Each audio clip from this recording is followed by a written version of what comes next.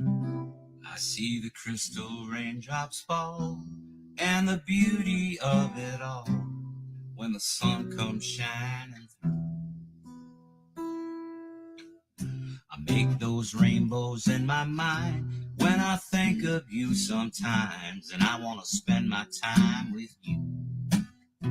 Just the two of us, we can make it if we try. Just the two of us, just the two of us, just the two of us, building castles in the sky. Just the two of us, you and I. We look for love, no time for tears. Wasted water's all that is, and it don't make no flowers grow. Good things might come to those who wait, but not for those who wait too late. We got to go for all we know.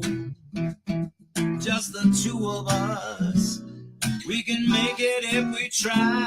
Just the two of us, just the two of us, just the two of us, building castles in the sky. Just the two of us, you and I.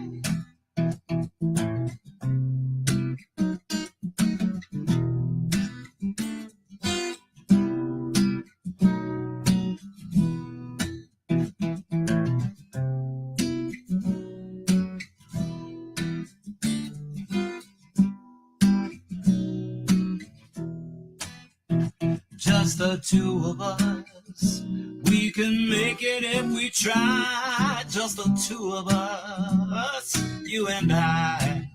Oh, just the two of us, building castles in the sky. Just the two of us, you and I.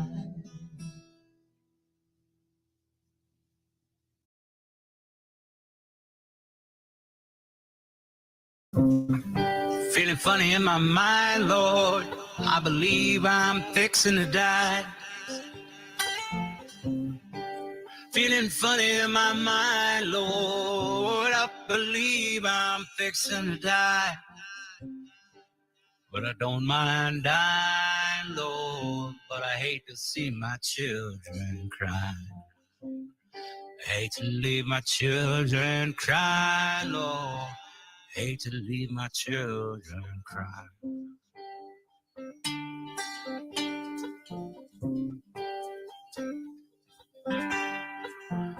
Well, look over yonder to that burying ground. Looking over yonder to that burying ground. It seems so lonesome, Lord, when the sun goes down. Hey, when the sun goes down. People funny in my eyes, Lord, feeling funny in my eyes, Lord. I believe I'm fixing to die.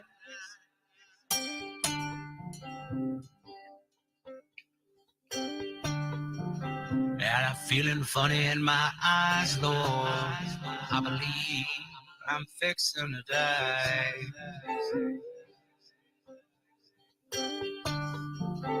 And I don't mind dying, Lord, but I hate to leave my children cry. Hate to leave my children. Hate to leave my children cry.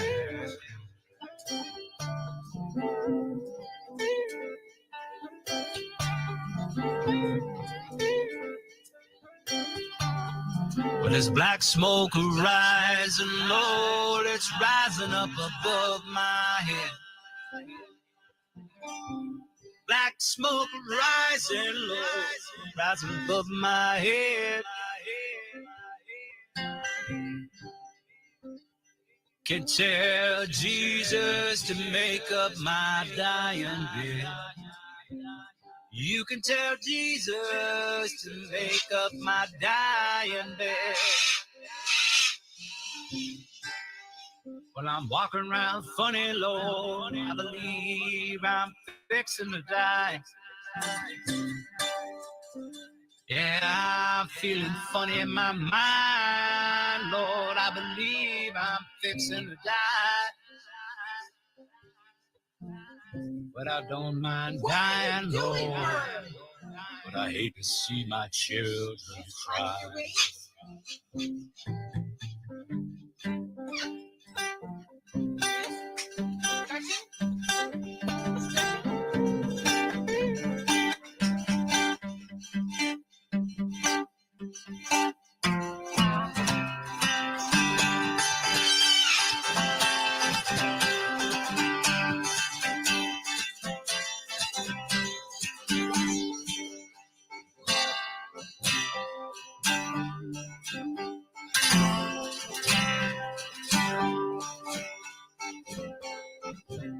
Yeah, feeling funny in my mind, Lord. I believe I'm fixing to die. Feeling funny in my mind, Lord. I believe I'm fixing to die. What are you doing? I wouldn't mind dying, boy, but I hate to see my family cry. I hate to leave my family crying, Lord. Hate to leave my family crying. Hate to leave my family crying, boy. Hate to leave my family crying. Hate to leave my family crying, boy. Hate to leave my family crying.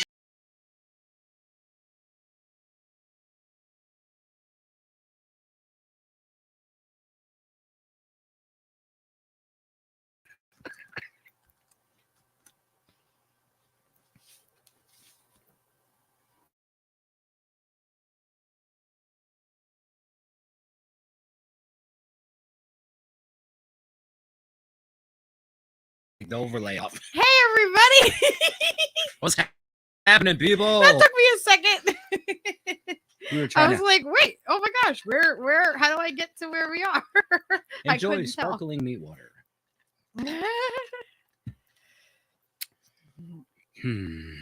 Well, you had the overlay on. I didn't know how you had set up everything. Yeah, it was just an overlay. I can always tell when it's you that put the names in. Good to see all you beautiful Burritonian beauties.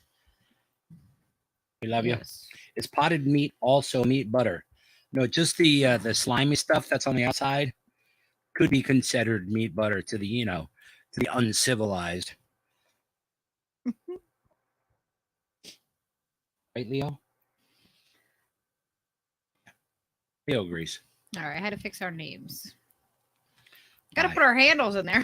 I thought that's what I did. No. Okay.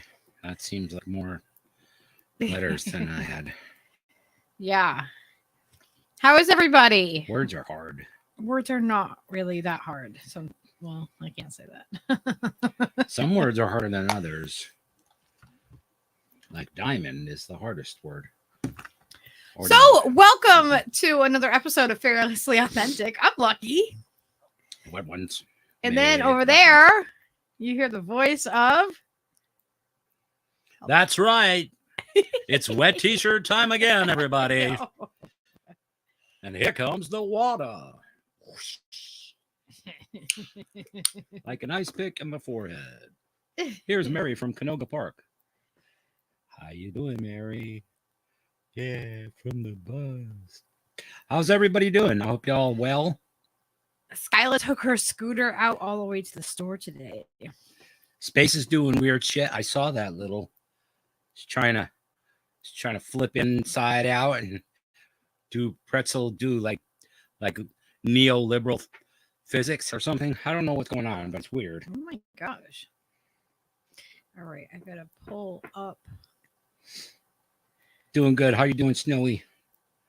I gotta pull up the email that I made for myself. Like, holy crap, it's a lot of links. Not really. Not that bad. I mean, it might be a lot. But... Can we check over it on Rumble and see how it's? See how we're working? See Are how we it's- rumbling? Are we rumbling? Does it rumble? Will it rumble? That's the question. I'm putting it up over here, And but my content. I'm looking for it. There it says there's 3 people watching right now nice. as we speak. As we're speaking, All right, I'm which is pulling it pretty up. good because it's got two thumbs up. So that's already we're winning. And also I wanted you guys to know that we started a channel over on Rumble. Yep. So apparently the way that works is that Rumble has like its main page where it, it's gonna like hold all of the content, I guess is how it works. Mhm. Yep. So anytime we stream to Rumble, it will go on that main page. And then there's also going to be channels. So Steve is going to start streaming to Rumble as well. Lady Alex, I see you on the Rumbles. But Snow Leopard's like, I'm on all 3. It's like, Snowy doesn't play. Like Snowy's not screwing around. No. Oops, I'm typing as you in Rumble. Damn it. Damn it. Why do you do that? I didn't mean to. It's just actually I have to un-you my and I guess like you get these little icons. The whale, because I looked it up for Drew earlier. The whale means that you've given money on Rumble. Like it's depending on how much money you've given. Means you as a whale. And then I don't know. I think the crown thing, it means I'm an admin. Whalers. Go Whalers. What? I'm a premium Rumble user, and that's why I have another thing there. Oh, fancy. And Bougie. the supporter is the whale. Yeah. And then we did want to make people aware of the fact that with this new channel, they have the thing where you have locals community. And like you could do membership on there in lieu of Patreon, and they actually give you 100% to the content creator, which is like unheard of, really unheard of in this whole round. No, 100% the content creator. That's insane. Like that's how it should be because the content creator's making the content. That's a good deal. Like, you know what I mean? And you do the same thing. It's the same thing as Patreon. Like we can have a bunch of free, good content, other content that not everybody can get. So yeah, we're gonna work on for $5 a month or whatever. Yeah, we're gonna work on doing content that is like, besides our regular content, we're gonna do content that is just for locals and like Patreon and behind like the paywall. Like it's just gonna be extra stuff that we do. Like more one-on-one, you know what I mean? Like kind of thing. Just because people do like to have an incentive to sign up for these different things. Yeah. And it really does help us out. It helps us cover our costs. We have to pay a monthly fee for StreamYard, stream to Rumble, for the internet, for all the things. So it costs us money to make the content and it's a lot of time. So it does help us out. So we want to reward the people that are helping in that way. Yeah. Last time we when we released the Ritter documentary, we offered it, a couple days in advance to those people. Yeah, the people on Patreon and stuff. Yeah.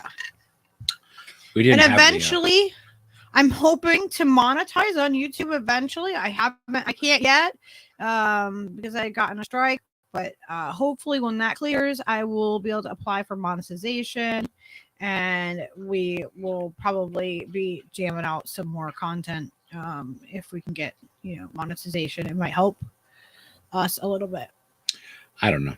I think we're probably better off with the Rumbles, but it's all. Yeah, I mean, I'll monetize if I can. You know what I mean? Like. Yeah, no, absolutely. And people, to be fair, they love to do the super chat, even though YouTube is robbing everybody blind. Lady Alex, we are on locals already. If you are on our Rumble, maybe if I pull it up. Yeah, she's in the Rumble right now. If you just click join, that's the thing. That's the gateway. Yeah, the join there on our Rumble is how you get to, like, that's how you do the locals. Here, I'm gonna pull it up so I can show everybody what we're talking about here. Is our internet being sucky? Because Whipple Dingle said he's getting a crackle in the stream. Thought it was YouTube, but it's here too. Oh, No, I don't know. It Is could be. something It could be. crackling? It could be this crackle right here. Unplug that. Let us know if that improves it at all, because a lot of times we get like weird fuzzies and crackles from that. You can be on whatever chat you want. I find that we're getting more views or over on Rumble now. That's what we're getting is more views over there. The only thing that sucks is that on Rumble I can't pull up the comments like I can on YouTube and put them up on screen. So that's the only thing that sucks. But if you look on the screen here and you look like right under me and Leo and it says join there, that's how you join our locals. Because if I go down, you can see under the like button over here on the left, you can see the locals thing, and then that join thing is for that. And I guess like I have to get over on the locals and check it out a little bit more. But it looks like it's interesting. And also, so there's going to be more than one channel.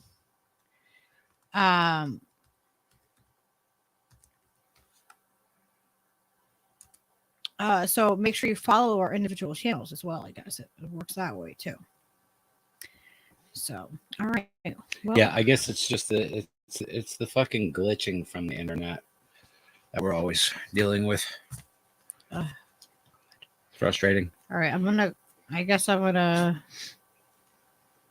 close Rumble over here. Yeah. I'll just, if you're gonna hang out in the Rumble chat, at least that way, you can let me know if there's anything going on.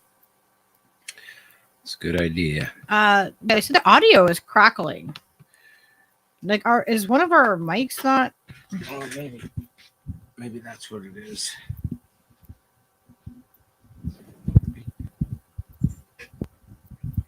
What is it plugged into?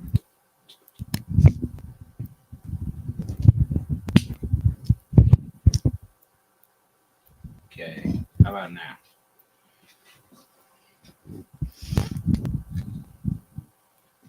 Is that making any difference? Is this better?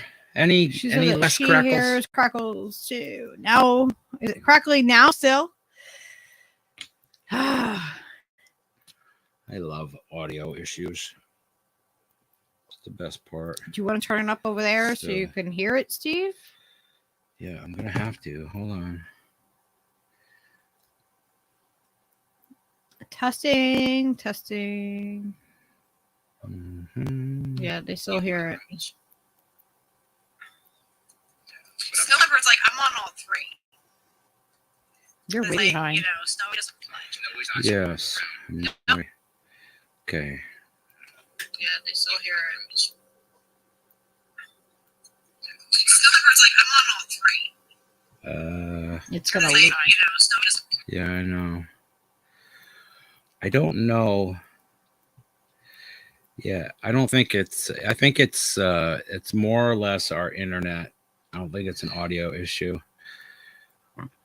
Because if it was an audio issue, They said it's not that bad. Let me see my headphones right there. I'll listen to it. Where are they?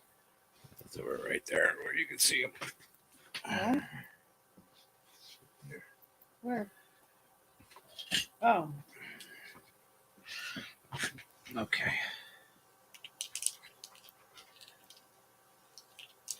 Well, you might as well get started. We'll sort it out. All right. Yeah, we're So tonight we're going to be talking about gender dysphoria, transgender versus transsexual. Wyoming sorority is suing. There's a Florida bathroom law that happened, and we are also going to talk about the church shooter a little bit. And so to start us out, I wanted to find out, like, where are the origins? You know, I like to do everything in a timeline. So all these links will be available to anybody. So I was like, where are the origins? Where did like where did transgender, transsexual, like gender dysphoria, where did this come from? Like, is there a doctor? So I did some research and I found out that Dr. John Money is the person that originally came up with these terms. And we're going to look a little bit into who Dr. John Money is.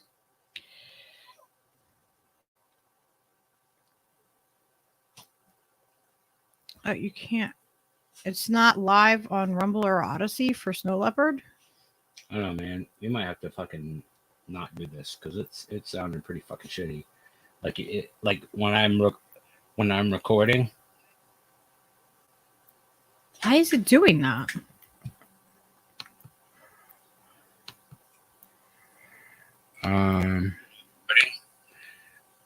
It's live on Rumble for me. It's live for Rumble on me, but it's like the internet packets being dropped. Like you'll say something for like 20 seconds, will be perfectly clear, and then it'll be all blah, blah, blah, blah, blah, and fucking garbled. What the hell is happening then?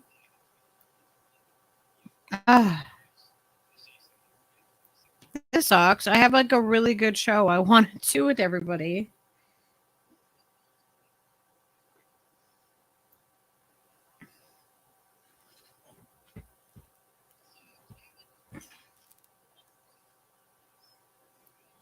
Yeah, that's a fucking drag.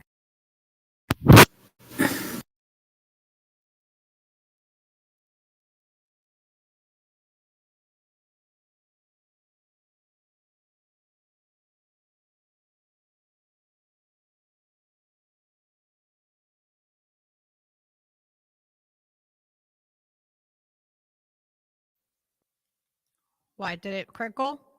It just went away. Like I don't hear anything. I just checked wires and stuff. Now it's just gone. Is it working? No, it's off. No, I unmuted. Okay, it was muted. Okay, that's fine. Now, is it coming back through? Yeah, all the wires are working perfectly fine. The connections are fine. Well, Little said it's not too bad here. It's just a little crackle, not garbled. We'll just do it then. Well, I don't want to do it if it's messed up.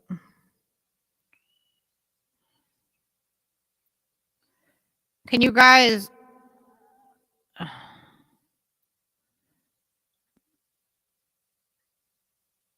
Oh, they can't find it because it's a different channel?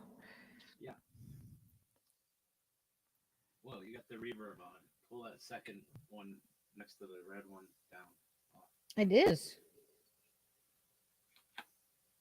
It's completely off. Really? Okay. That's weird.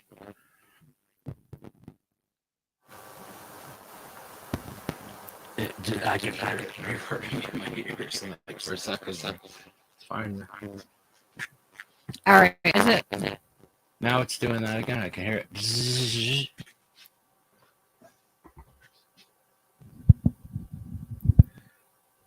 All right, let's do it.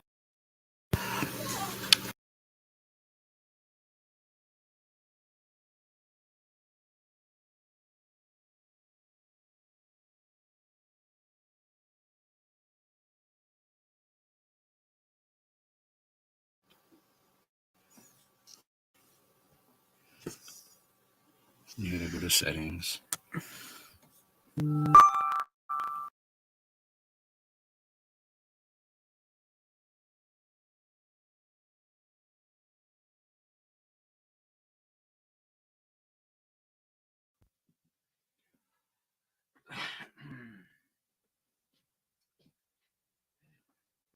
it muted now? No. Can you guys hear me? Testing, testing.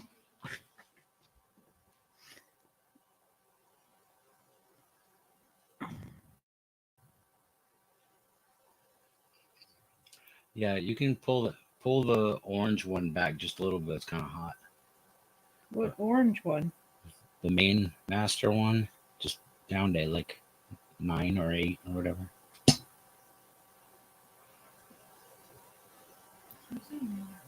Okay. That's perfect. Okay. All right. How is this now? We have like a half an hour of like nothing. It's a pain in the ass, you know. It's the same sound that the Space Bugs made in the Apollo 18 movie that Angela watched last night. But don't be alarmed. Yeah, go start that actually that press conference from was from like a year ago. It's just resurfacing. All right, how am I sounding now? Is it sounding any better? I mean, I think it's just going to sound like it sounds. It's going to be broken up and weird because that's what's happening right now. There's not a lot we can do about that. And I don't know if it's the internet or if it's the fucking, the computer not keeping up. One or the other. I hope it's okay. I have a really big show. I understand. All right, if you guys can tolerate it. It's says it sounds like some kind of frame dropping in the soundtrack. Maybe lower broadcast resolution. You can't. We don't have a way to adjust all of that. There's no. We there's don't. no controls. It's StreamYard. We're doing this through StreamYard. So StreamYard does all of the things. Believe me, if I could have optimized it, I would have done that already because I noticed this the other day. This is why we need a computer. And you're still wicked loud, so pull your mic back just a smidge too. Okay. Miguel said it sounds a bit worse. I don't know what to do. There's not a lot we can do about it. I don't have an answer. Yo, go out.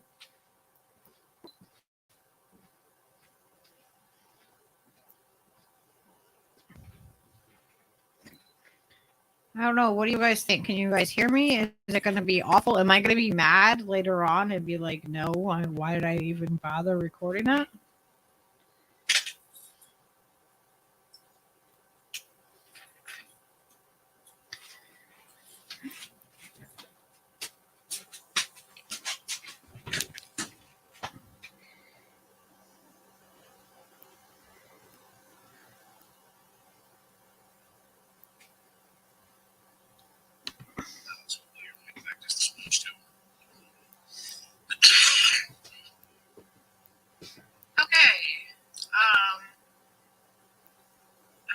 Miguel said it sounds a bit worse. I don't know what to do.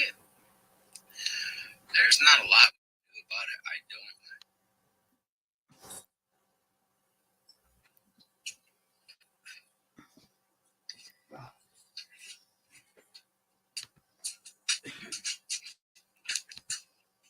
I really don't know what we're supposed to do about that. I don't know if it's the fucking StreamYard or if it's just the lack of internet.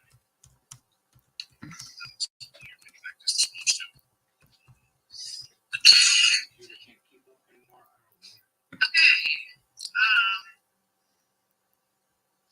Miguel said it sounds a bit worse. I don't know what to do.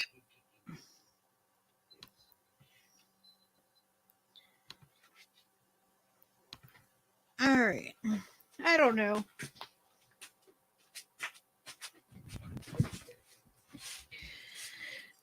So I guess we'll edit this first half an hour out of the show. I think we can do that afterwards. All right. I put the Rumble link in the YouTube chat. Technically it was Steve, but it was really me.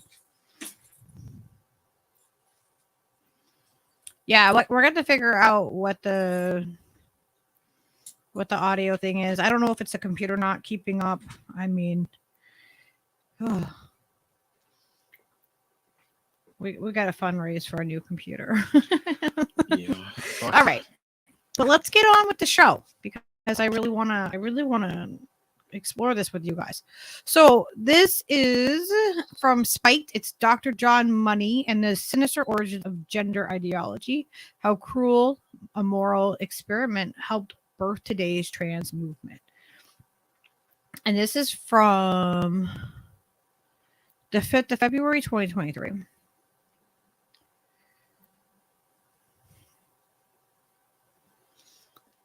So I want to preface all of this with the fact that we are not against trans folks in any way. I have a very close friends of mine that is trans, and we absolutely respect them for who they are. And I have had friends in the past also. So it's not about shitting on anybody. It's just about getting to the truth of what's happening, the origins and the history, and going from where it started to where we are now. So, and I hate that I have to say that, but I have to, because there has been so, and just because I'm reading an article doesn't mean I necessarily agree with everything that it's saying also. I have to say that because people like to jump the gun or whatever, and say reactionary things because I think that you're attacking a certain group of people, and I'm not.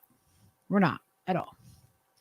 So I wanted to, when I saw all this happening with Trans Day of Vengeance and people talking about the transgender in general and the ideology around it, I was like, I need more information on this. I need to understand this better. So let's see where it started so we can kind of see where we are now.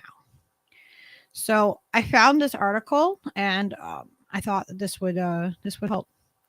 So we're all too familiar today with the basics of trans ideology. The biological sex does not determine one's gender identity. That someone born biologically male can become female.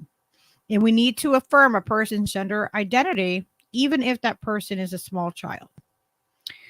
What few perhaps realize is that the intellectual origins of so much of trans ideology can be traced back to the work of one man, sexologist and psychologist Dr. John Money. Now, have you guys heard of him? Because before this, I hadn't heard his name. So he was born in 1921 and he died in 2006. He's a New Zealand born. Money was a pioneer in his field for sexuality and gender. In 1955, he was the first person to use the word gender as opposed to sex to draw a distinction between the biological attributes and the behavioral characteristics that differentiate males from females. He subsequently popularized terms like gender identity and even founded the world's first gender identity clinic at Johns Hopkins University in Baltimore in the U.S. in 1966, specializing in the psychological and medical treatment of transgender patients. Above all, Money pushed the view so central to today's trans movement that though we may be born with biologically determined sex characteristics, they do not determine whether we are male or female. Without Money, it's likely that trans ideology, especially the phenomenon of trans kids, would exist in the way it does. So how confusing can that be? Talking about this Dr. Money and talking about money in the trans community when you're talking about these things. It can get very confusing if you don't know that when people are saying it's due to money, that it could be talking about either or. So not everything Money believed about gender has been absorbed by the trans movement. He believed, for instance, that children were around 2 years old. They can pass through a gender identity gate, which locks in their gender for the rest of their lives. Few trans activists would make such claim today, but the central idea that Money first developed is still upheld by trans activists today, namely that being male or female is not biologically determined. This is the idea that drives trans ideology. And the notion of trans kids today, it means that someone can be both born with both male genitalia and they can still become female. I almost forgot.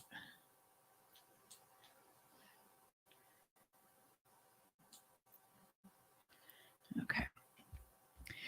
So why is money rarely mentioned by those promoting trans ideology today? I thought that too. I'm like, well, why is he not like, why is he not like put up on this like pedestal as like, if he came up with this ideology and, this is what people are, talking about a lot, like there's a lot of talk about trans. And we'll get to the statistics about how many people are actually trans in the United States and stuff, because I did pull those up and we have that a little bit later on. But I was like, why is it that, he's never part of the conversation? So you won't find him cited in the Stonewall education. You won't find him cited in the Stonewall education guides. You won't find him quoted in any mermaids documents. And you won't hear the hashtag Be Kind Brigade playing tribute to him. The reason is simple enough. John Money's work was creepy, cruel, and amoral, and left a trail of misery, pain, and suicide in its wake. So, we go into this part, and I want everyone to, if you're not comfortable with any of this conversation, you can always skip this show if it's not for you. So the tragedy of David Reimer. Money's vision on sex and gender were initially just developed through experimentation on intersex babies, infants born with neither definitively male nor female sex characteristics. And also, just as a side note, we did do an interview with Emma Dowd, who was born intersex. So if you want more information about that, I'll make sure that we put the link to that show, if you haven't seen it, in the description along with the rest of these links. So infants born with neither definitively male nor female sex characteristics, in Money's view, the best way to treat these babies was to use hormones and surgeries to stream them into one gender from an early age as possible. The sex organs the children were born with ultimately did not matter. The most important thing was that they were raised wholly and exclusively in that chosen gender.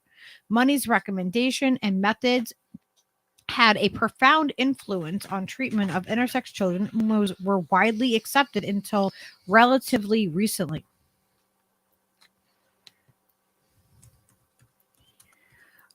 So according to an essay in Salon, however, intersex children were not Money's main concern. He was more interested in the gender identity development of children with normal sex characteristics. He wanted to apply his theory about the malleability of gender to all children. The problem, of course, was providing his hypothesis. It would be impossible for Money to test the theory of normal infants. What mother would allow her healthy baby to be streamed into an opposite gender, undergo countless surgeries, invasive therapy sessions, all for something that might not even work? But by then, in 1997, Rolling Stone's essay recounts David Reimer fell into his hands. And this is a picture of David Reimer. And this is Brenda, same person, at age 10. And this is him living as a male at 18. So how did that happen? We're going to get into some details. When he was born in 1965, David Reimer was perfectly healthy baby boy, known then as Bruce. He was one half of identical pair of twins born to Janet and Ron Reimer. a working class couple for Winnipeg, Canada. 8 months after his birth, however, he was a victim of a tragic incident that would set in motion one of the cruelest medical experiments in recent history. The Reimer twins were born with normal male genitalia, but when the twins were 7 months old, their mother noticed that both of them were having trouble urinating. A doctor diagnosed them with physmosis. Is that right? Physmosis, a relatively common condition that can be easily fixed by circumcision. It should have been a routine operation. So early one morning, while the twins were undergoing surgery, Janet and Ron received a phone call. Something had gone wrong. Either through malpractice or error, Reimer had suffered severe injuries to his penis. Doctors were unable to perform a reconstruction. And so, in the words of the psychiatrist counseling his parents at the time, Reimer would be unable to consummate marriage or have normal heterosexual relations.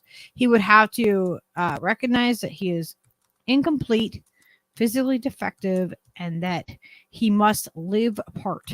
Like, can you imagine getting that? Like, first off, your child goes through something where the doctors mess up, and then they tell you that you have to recognize that your child's physically defective and must live apart. Like, that's your answer.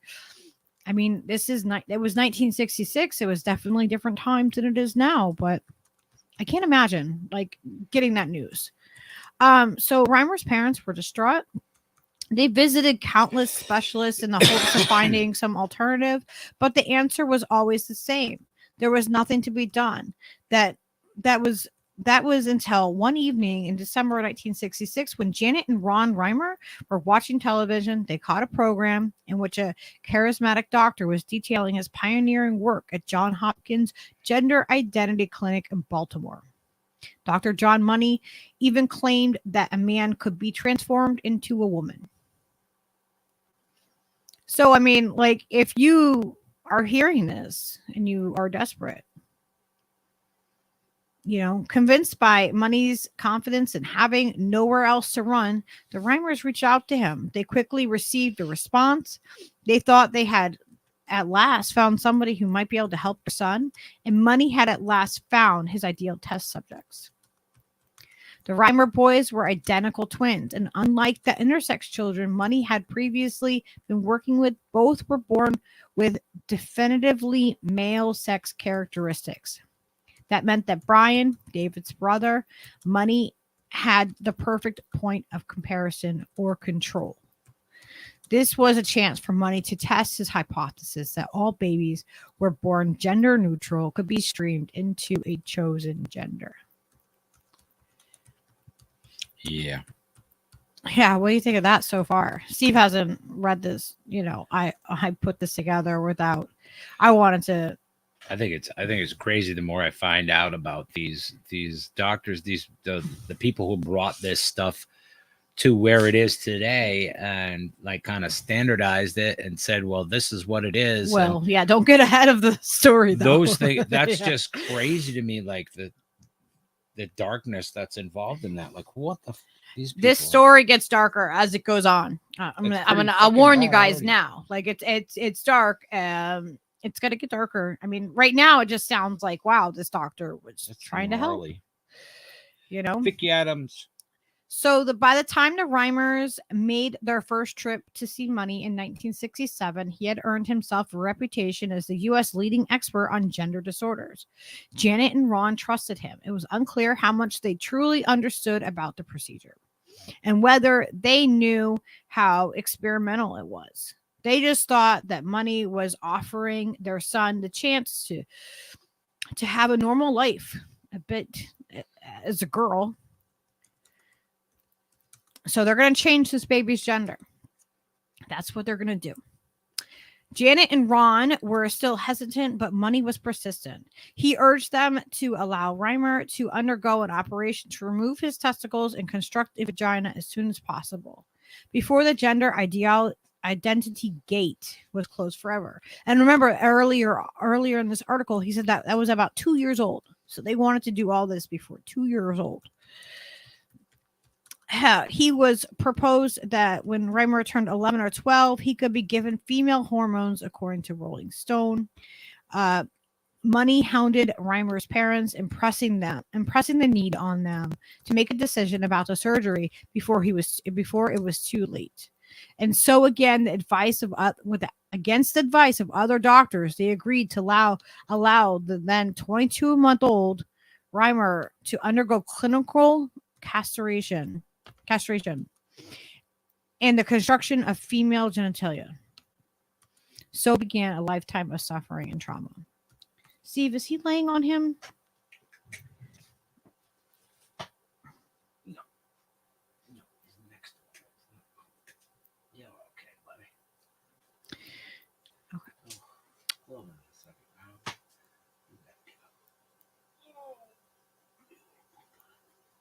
All right. So, as per Money's instructions, the Reimer parents raised him under the pretense that he had been born a girl, now renamed Brenda. Reimer was put in dressers and offered dollhouses and sewing machines to play with. No one outside of the immediate family knew about Reimer's complicated medical situation. Even his twin brother was led to believe that Reimer had been a little girl all along. So talk like what a big, huge manipulation. You're going to lie to your child's twin and your child, and you were just always born a girl, like erasing history, erasing the past, like erasing the truth. Despite his parents' best efforts, Reimer always felt that something was wrong. Speaking in interviews later in life, he explained how both he and his brother sensed there was something out of the ordinary about him. He rejected his mother's offers to put on makeup and with her and she tore at the lacy clothes she dressed him in. Around 11, he described to a psychologist that he had an intense fear that something had been done to his genital organs. Yes, Angela, I've heard that story about the Arquettes.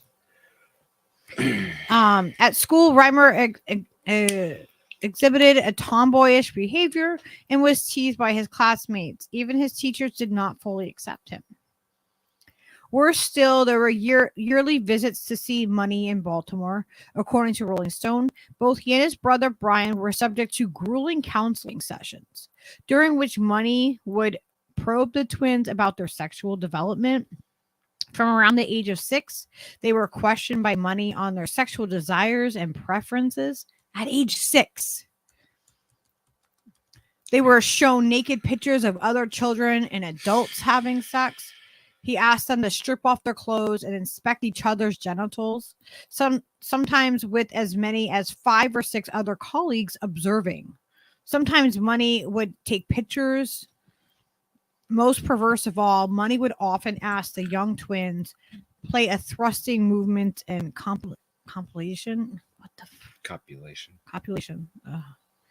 So gross. I know. It like, so this doctor like was like, yeah, I he was all about this. And this is like his life's work. This is what his work is. So pretending to have sex in various positions while he watched them, while the twins refused to do as he said, he would reportedly become irate and scream at them until they complied. What is happening in that? Steve, he's on him again. Leo keeps laying on him, Bonkers. Yes, he is. It's not. Bonkers is laying on him. Okay. See? So, as Reimer told one interviewer, both he and his brother grew to dread those annual visits, even more so as Reimer approached the age of 8. This is when Money began to broach the subject of further surgery in order to finish the internal construction of Reimer's vagina. Reimer's vagina? Yeah. Oh, boy. Yeah. And this isn't, what? We're not even up to the 70s probably at this point. Which at that time was was cosmetic. Like it's not going to be functional. For money, this was of the utmost importance. He did not believe that the psychological sex change would be complete without physically changing the appearance of the genitals. For Reiner, this was what he had begun to dread most of all. His aversion to surgery became painful, partially from the intense fear of hospitals and needles, but he also from the sense that this would trap him into a gender which he felt increasingly alien. In 1972, when Ramier was 7, Money published his first findings from the so-called twins case. It was portrayed as a resounding success. A man and woman, boy and girl, Money and his co-author, Dr. Inkel Earnhardt. I don't know. Is that how's Urquhart? I'm so not good with these names. Yeah. Earhart. Oh my God, don't mess with me. Described how remarkably feminine Rainier had turned out, illustrating their success with cherry-picked anecdotes from Rainier's exasperated but always hopeful parents. They said that Rainier enjoyed playing with dolls and dollhouses, especially in contrast to his brother's love of cars and tools. Oh, man. The media were soon championing Money's work. In 1973, the New York Times book described Man and Woman, Boy and Girl, the most important volume in the social sciences to appear since the Kinsey reports. We're gonna get to Kinsey. We will. We're gonna get to him too, and billed it as having finally solved the age-old question of nature versus nurture, landing firmly on the side of nurture. For Money, the case became the foundation upon which many of his future writings were based. It helped to legitimize the practice of sex reassignment surgery for children across the world. The twins themselves were considerably, I know this is long, but this is like a really big foundation piece to where we're getting at with this tonight. The twins themselves were considerably less happy as Rainier grew older and began to approach puberty. His intense alienation from his own body only became more unbearable. According to Money himself, the mere mention of undergoing hormone treatments or surgery to David was enough to result in a panic so intense that it's impossible to approach any conversation on such matters without the child fleeing the room screaming. But for Money, there was no going back. The onset of puberty made it necessary to give Rainier female hormones as soon as possible. Yeah, I think that's when I remember hearing the first time about transgender or somebody having a sex change operation was Billy Crystal playing the role of a gay man having a sex change operation in like 1977 or something, like Soap, the series Soap that was on TV. So it was on TV. Yeah. That's where, like we have to remember where the propaganda usually comes from and where they usually put the things there first. Yep.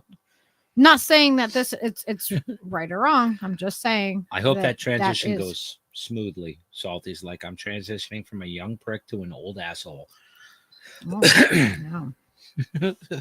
Rainier's doctor, psychologist. Need a parade, he said. What? He said he needs a parade. Oh, to celebrate. There should be fireworks or some kind of revealing something. I don't know. Some sort of asshole reveal. I don't know. Oh my God. Dennis Leary comes out and sings the song for you or whatever. That'll be a whole thing. So Rainier's doctors, psychologists, and parents all managed to coax him into taking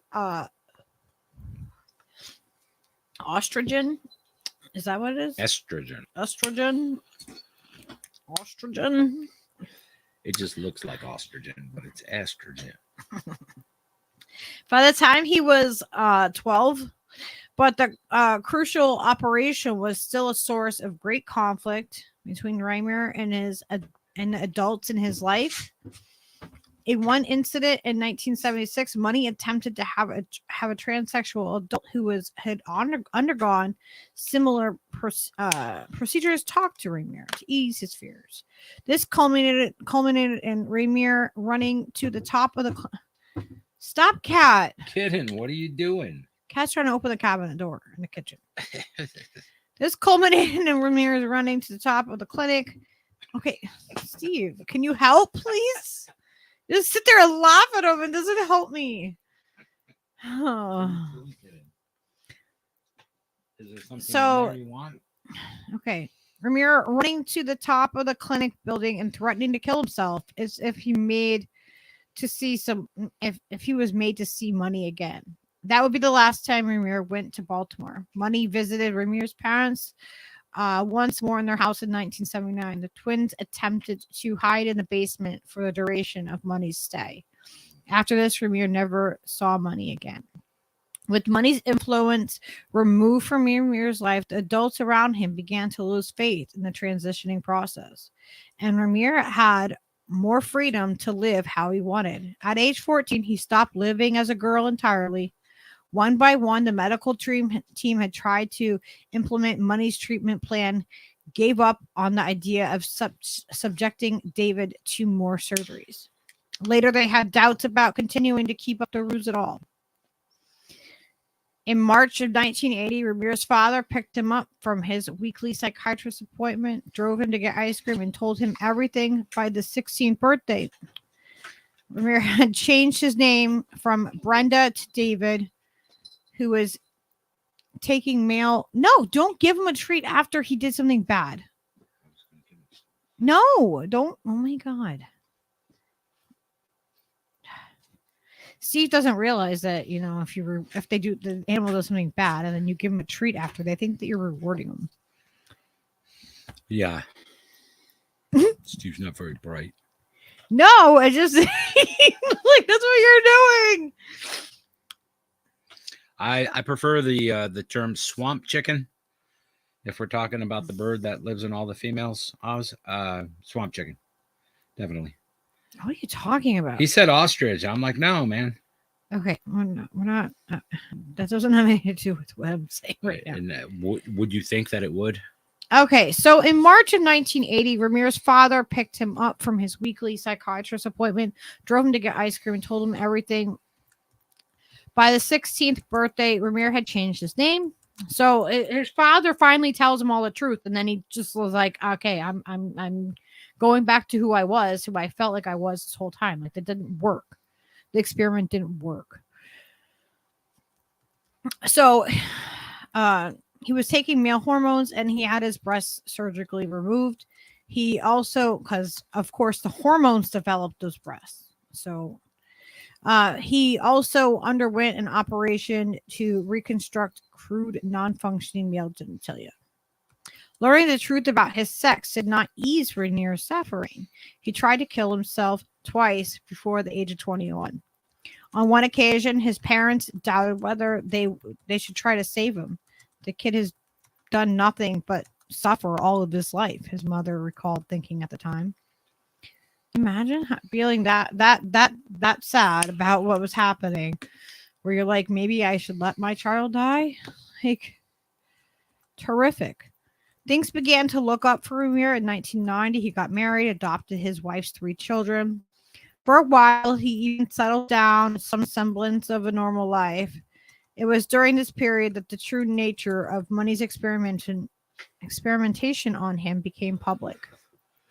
Milton Diamond, a fellow sexologist and an academic rival of Money, had long believed that the experiment on Ramirez was fundamentally flawed. He managed to track down Keith Sigmundson.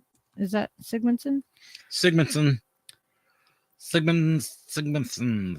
Who had previously overseen Ramirez's psychiatric treatment. And together, the two of them decided to set the record straight about Money's findings.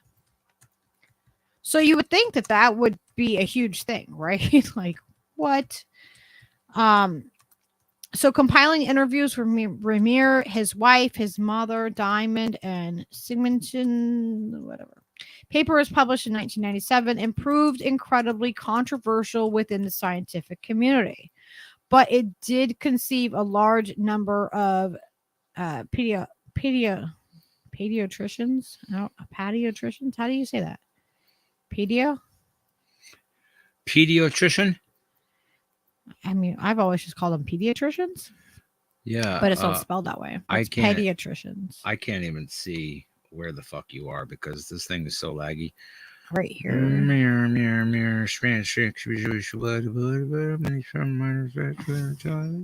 Yeah, no, I have no idea where you are.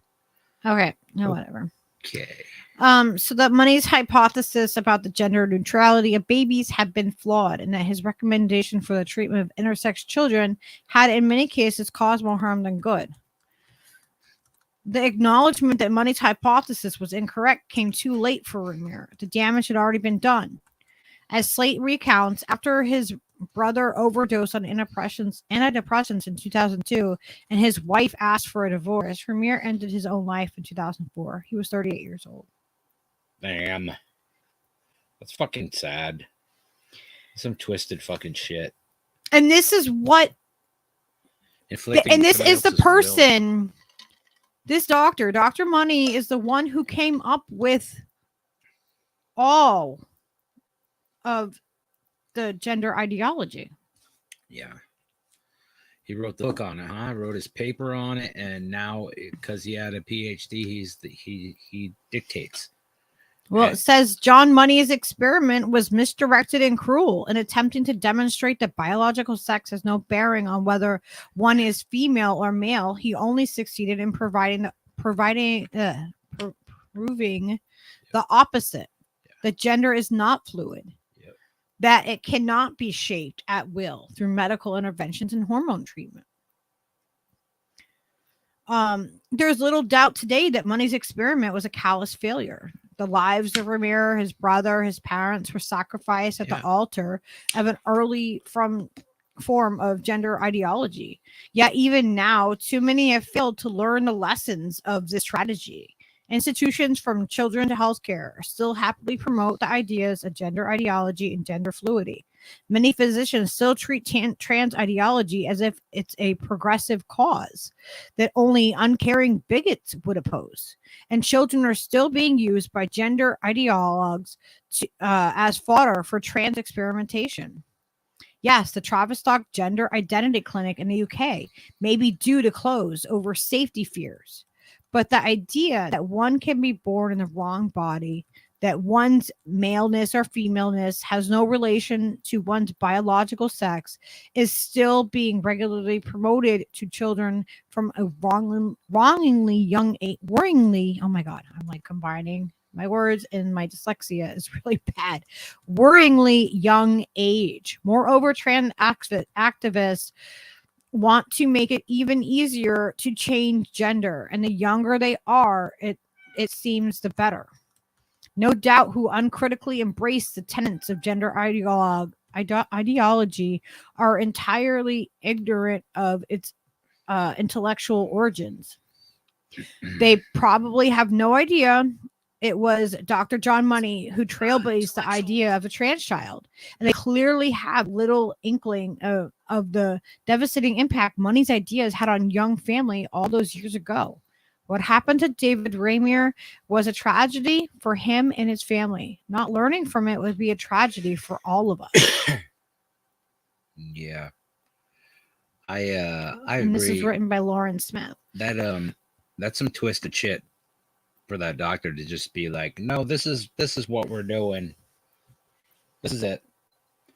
It's like he was just like a predator waiting for his opportunity to, try out his theories and put them into effect, and ultimately he kills himself. Like, that's just fucking horrible, man.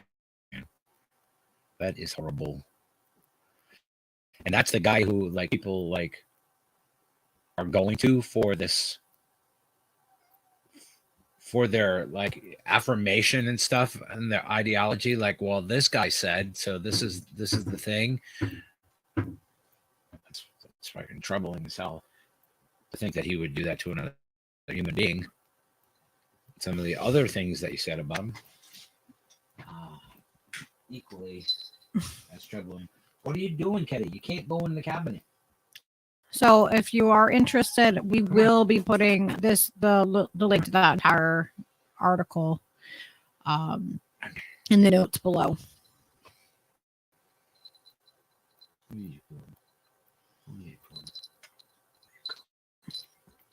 I just thought, like, that's crazy. Like, this is where it came from. This is where it started.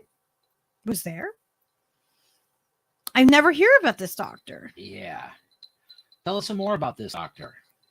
Oh, I have more about this doctor. Yeah, tell us about him. Because he seems like a really nice guy. You know, just judging from this one editorial piece about him. Well, here's another one from December 7th of 2020. Dr. John Money, father of gender theory, was a pedophile apologist. Oh, that's nice.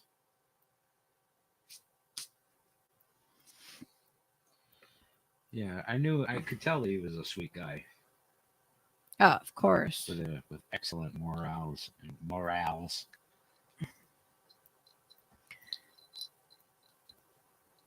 It's just crazy. It's just absolutely crazy. Applejack. Never leave a Tesla outside. What? It says he puts him in the garage. You know, don't leave it outside. Oh, Thing costs $80,000. Probably more than that, actually. Applejack. We're not even gonna. Okay, we're gonna tell you exactly what's wrong with apologizing for pedophiles. Okay. We can let him figure it out. Okay. You don't have to just, doesn't have to be completely on the nose, does it? Oh, Karen. So, You're being so sweet. would it surprise you to know that the normalization of gender fluidity is rooted in the same ideology of critical race theory? You wouldn't be surprised once you understood the whole story. So I know this is a lot of background to give you guys, but like really, I was blown away by, that these were the doctors that. Well, this right here. Money is the first doctor, and then we're going to go into the second doctor that helped develop all of the things that we base so much of our knowledge on. These two doctors. So would it surprise you to know the normalization of gender fluidity is rooted in the same way? Oh yeah, I read that. Ellen Page, or Elliot Page, as he is known as today, recently came out as a transgender man. While transgenderism is a new phenomenon, numerous adults have undergone the transition to a different gender throughout history. What is new is the growing normalization of transgenderism among children in American society. Yeah, the numbers are growing, and it's happening faster than I think most people realize. And we'll get into those numbers, some of them. Instinctively, okay.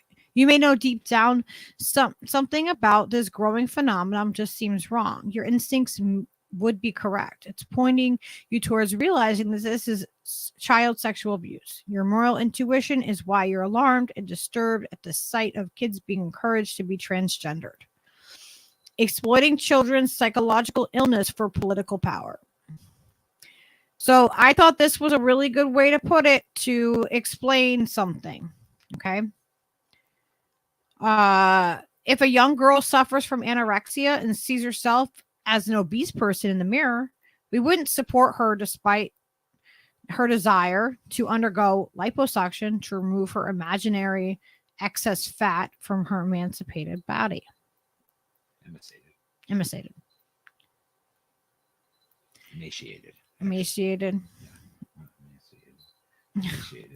Words.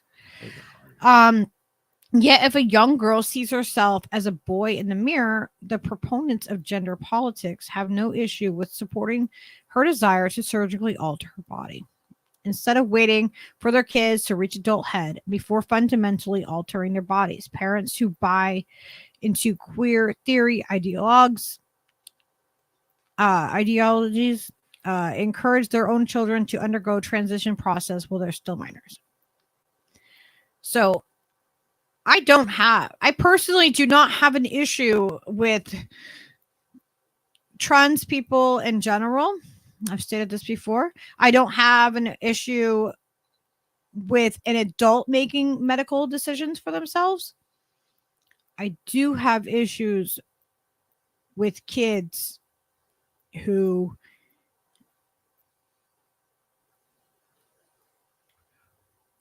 are left to make those decisions. Yeah. There is just, we saw what could happen, right? In this last story. What can happen when everybody just goes along with it, thinking that that's their only option. And I'm not saying that, that I have all of the answers, but I think that we need to look at what's happening. Yeah. I think there's too many kids that are detransitioning. And the side effects of a lot of the things that these kids are put onto these kids. And we'll get into some of that too. And the puberty blockers and all of that. So, parents don't support their child's anorexia. So why would they support gender surgery? And then that can seem like a little extreme. Are you paying attention to the chat? Because I am not, Steve. I was petting the cat. I know. Trying to keep him out of the damn thing.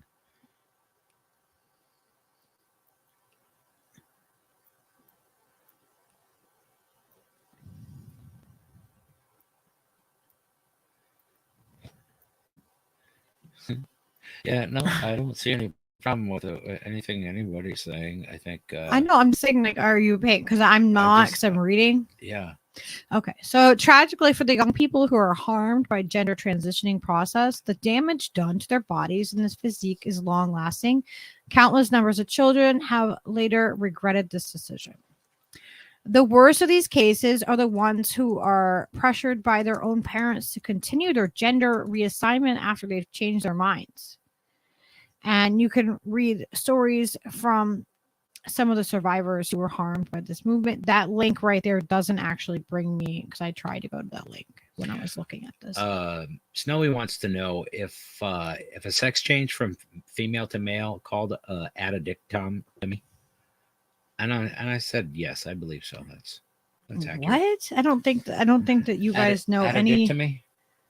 Yeah, that's not a correct. Not that is not a correct term. I thought that sounded medical. No. Sounded like. No, it sounds like you guys are making shit up. So the history of transgender research by John Money, the long dark secret of academia, is John Money, who has an intellectual. See, that's the thing. The guys that are like the really smart doctors and stuff, like they can come up with some crazy ass shit. And people think because you're a doctor that you're automatically to believe. People believe authority, right? We've seen this in the last few years. We've seen how people just believe authority. Oh, yeah. And they think, oh, well, someone of authority or someone of more knowledge of this is telling me this. So mandate me harder, daddy. So I don't use my critical thinking skills and I'm just going to listen because they know better than me, right? That's what we're told. Yeah. And I don't go for that. I'm like, no, we need to do our own research. We need to look into it. I'm not asking anybody to replace the article's opinion, my opinion, Steve's opinion with their own. I'm just saying, question things, look at things. Let's look at all of the things. Let's look at both sides of it. Let's look at the history of it. Let's figure out where this is all coming from. Because otherwise, what is our opinion based on? If we have an opinion about this and we don't really like dig into it, do we really hold an opinion? Opinions are like assholes, they say. Everybody's got one. Everybody got one. But let's have educated Let's- opinions let's have an based on informed- truth. An informed Right? opinion. Yeah. And I'm not saying that these articles are completely not swayed in any way or anything like that. I'm saying this is where this is what I found, and this is what I thought was interesting and wanted to bring to everybody's attention. So the history of transgender research by John Money, a dark secret of academia. Dr. John Money was an influential intellectual who pioneered the gender theories and are currently cited as the basis for identity politics. One example of Dr. Money's research is the story of a child who was raised as a girl, even though he was born a male. And we went over that story. Under his instruction, Dr. Money theorized that gender is just a social construct, and the boy's parents raised him as a girl. And he would grow up to be a normal mentally healthy girl. The story didn't end well for the child. The boy always thought he was a boy, even when he wore a dress, and his parents brought him until he finally, decades of abuse caught up, and he committed suicide. Before identity politics took off in the culture, cross-dressing was traditionally known as a sexual fetish. So just imagine an innocent child made to cross-dress under the direction of an expert. Of the normalization of child sexual abuse is perhaps one of the best kept open secrets in the halls of academia. And see here, you see the Kinsey Institute right here in Indiana. We're gonna be talking about Dr. Kinsey. Let's go to Indiana. Well, we're not gonna go there. Well, all right. Yeah. We could probably get Applejack to meet us. He's right in Ohio there. So a quick search of Dr. John Money will bring you to the Kinsey Institute. This is where he is still celebrated and is an important figure in advancing the study of sex and sexuality. The Kinsey Institute, named after Alfred Kinsey, produced papers and research was fundamental in bringing forward the sexual revolution of the 60s and 70s. Makes it sound great, right? Whereas the traditional sexual norms were topped and replaced by the era of free love. Wow, they framed that to be so well. We'll get into that, doctor, in a minute. So academia's long history of promoting sexual abuse under the guise of science. The sexual revolution, which removed all sexual restraints, referred to Alfred Kinsey's so-called research on human sexuality as a scientific guiding manual. In order to break all sexual taboos, Kinsey collected data from numerous pedophiles under the guise of scientific research. It was said that Dr. Kinsey, like if you've ever heard of the Kinsey scale, that comes from this doctor. Continually encouraged these pedophiles to keep sexually abusing children for the sake of scientific research on human sexuality, which involves child sexuality. This is what the article is saying, not me. For example, scientists tracked and recorded the average stimulation time before climax of children as young as 5 months in Kinsey's sexual behavior in the human male. So this is how these doctors came up with these books and how things are. This is what everything is based on. One of those pedophiles Kinsey corresponded with was a Nazi officer, Dr. Fritz von Balsick, who raped and documented his victim's reaction in order to help with the research. There's some stuff in here that I might just have to jump over and stuff because it gets this grossness factor. Yeah.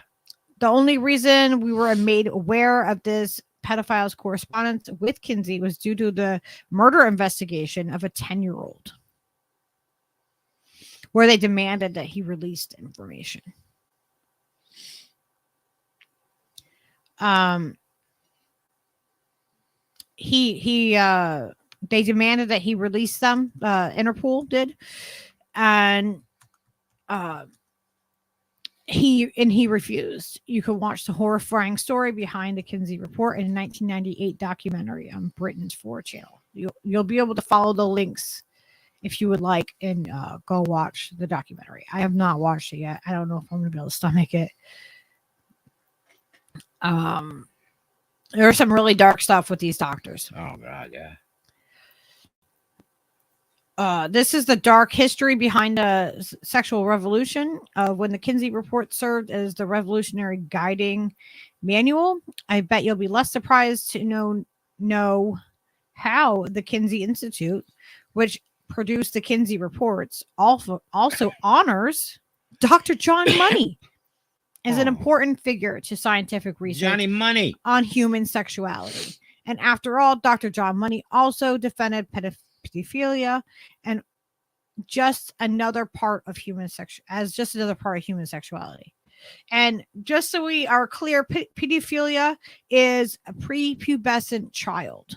That is what pedophilia is defined as, or pedophilia. They have different names for the different stages of that attraction, or I don't even know what to call it.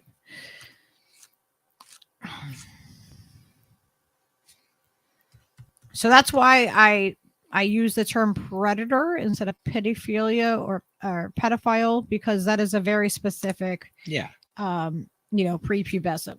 So I tend to not use that term unless I know it's specifically that. So how does the normalization of pedophilia through sexual revolution relate to critical race theory? You can trace the roots to sexual revolution to the French philosopher. And I guess, his ideas set the stage for CRT craze. But this isn't about that. That wasn't like the whole point of what. So where was it? I want to make sure that I'm not getting into anything that I'm not supposed to here, or that I didn't want to. Just give me 1 second. How is everybody doing in the chat? This is a heavy subject.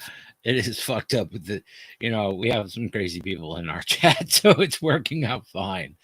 Everybody's just like, Oz is talking about, gay friends and having, fended off gay rape scenarios at least 3 times. And jeez. And, and he's like, he's he whittled it down to, gay people are just another slice of humanity. It's just another thing, right? So it's nothing. Yeah, they just have a different sexual orientation. That doesn't make them like more or less of anything. The funny part was Salty says, well, what did you do to deserve it, Oz Whistles, you sweet piece of ass, you?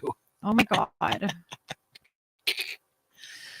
I fucking love these people. Yeah, Grey Walker, I'm starting to like as I dive more into this, and like I'm treading lightly as possible as I'm saying all this, because I'm not trying to be offensive or pass judgment on anybody and on how they feel. And I respect, one of my best friends is trans, and I say this, and we talk about things very openly, so I refer to them as the pronouns that they prefer, and we talk openly about it and everything else. So it's not, but I also am trying to be sensitive to people that do feel this way, and also be sensitive to the history of it, be aware of the history of it, because it came from somewhere. But yeah, there is definitely an agenda behind what's happening. Yeah, I would agree. It seems like that is part of the thing, and without going into details because of the YouTubes. Yeah, absolutely, it seems like that, and basically just turns everybody into a piggy bank for the the industry. Yeah, isn't it crazy that the doctor's name is Dr. Money? Right. That was fucking right on the nose. Like, how ironic is that? Like, little knew that all of this was going to happen when they made Snuffleupagus visible to everyone. Oh, bird. Snuffleupagus was my favorite. Mm-hmm. What did they do to Snuffleupagus? I don't know. I think Snuffleupagus he was a combination. He had some problems. He wasn't 100%. You know, for a while there, only Big Bird could see him. Yeah. Then everybody could see him. I don't know. He was kind of like the C word. He was like a Rona elephant. Like some people could see him. Other people saw through him. Oh, all right. Yeah. Well, Baby. let's get back into this. So, Derek Jensen is a radical environmentalist who hates capitalism. He's perhaps as far left as they come yet. When Jensen made a statement that men are men and women are women due to the fact that biological sex exists, that gender activists set out to attack and destroy his career. Just like how they set out to destroy the careers of those on the right who dare to speak up against the pro-transgender movement. And see, I don't sit on either side of the political spear. I'm nonpartisan. So I try to look at things from just like taking a step back and not looking at it through a political lens. You know, not looking at it as it's a far right or it's a far left or it's this or it's that. Like just taking a step back and looking at the whole picture of it. Like that's what I try to do. And I try to be fair about how I present things and how I look at them and how I research them too. So in fact, public figures like J.K. Rowling, who had voiced her concern against the denial of biological sex, are viciously attacked and labeled as hateful, trans exclusionary, radical feminist bigot, or it's called a TERF. I've been called one once. I was like, wow, that's crazy. I'm definitely not a TERF. I feel like, you know, adults do adult things and you know, like we protect the children, and that's what it comes down to. Just always what it comes down to. Protecting the innocent, the vulnerable, the ones who can't fight for themselves. That's who we protect. That's what we do as a society. That's what we do. We think 7 generations down, not just right now. Yeah. That's my, you know, that's how I feel, but not everybody does. So one of these so-called TERF professors, Sheila Jeffries, mentioned something really poignant about the truth behind the pro-trans movement that more of us should consider. She said it's really a sexual fetish masquerading as a rights movement. And I don't know that that's the truth or not. Like, I can't say that myself. I don't think everybody falls into the same category. I don't think that I can make a blanket statement about any group of people. And I think that that's where a lot of people do, is they make blanket statements like, oh, all trans people are this, or all queer people are this, or all so-and-so people are this. And these blanket statements don't work for everybody. We don't have little boxes that we all fit in. Little boxes on the hillside. Little boxes. Yeah. Sorry, I just triggered my. It's crazy button. to think that we've reached a point in society today where if you protest against the imposition of sexual fetishes on children, you'll be painted as hateful, intolerant bigot. From full cult to Kinsey to money, if you rally against robbing the innocence of children, these pro-pedophilia individuals will declare that there's nothing but a repressive conservative prude who's afraid of exploring the vastness of human sexuality. Mm-hmm. And then their Okay. closing thoughts on this was, well, I don't know about you, but yes, I am indeed afraid of exploring the vastness of human sexuality if it also means exploring child sexuality. And not only am I afraid, but I'm also appalled, revolted, and absolutely condemn the idea that children having sexual relations with adults is a thought that's even worth exploring. I can say that I agree with them. So this link will be available if you want to check out this Evie right here. There's more. There's a bunch of like articles that they have together.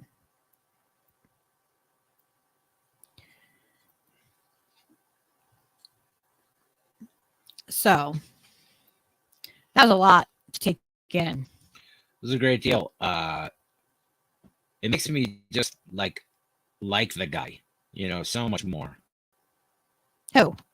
The people that you were discussing, Oh, you Dr. like them more? Kinsey and Dr. Monies, all the fancy doctors, Well, here's Dr. Kinsey. super good guys. He's got, the Kinsey Institute. Right.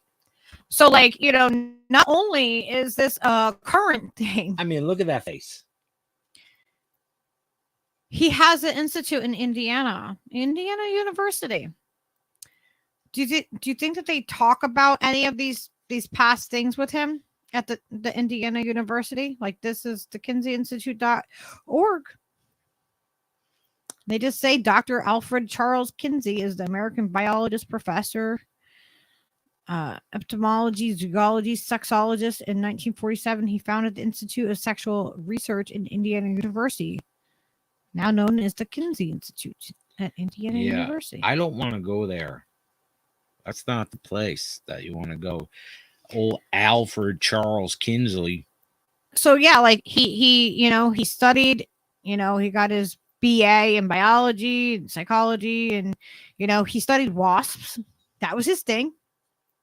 He should have stuck with the bugs, I think. He studied wasps, and then all of a sudden he switched. Like wasps, like blue blood aristocrat. Gall wasps. Oh, like bugs. Okay. Yeah, actual biology. I see. Gall wasps. Yeah. Dr. Kinsey developed many of the techniques around recording and organizing data that would come into play in his later research into human sexuality. He took dozens of minute measurements on each tiny wasp and recorded the data in sheets of notes, later developing his own coding system for the information. Precursors to the detailed sex history questionnaires and recording codes he developed to use in his sex research team. So then, 1938. The Association of Women's Students petitioned Indiana University to offer a course on marriage for students who were married or contemplating marriage. Part of a nationwide demand for similar courses, Dr. Kinsey, popular with the students, was invited to coordinate the new course. Marriage and Family, restricted to senior and married IU students.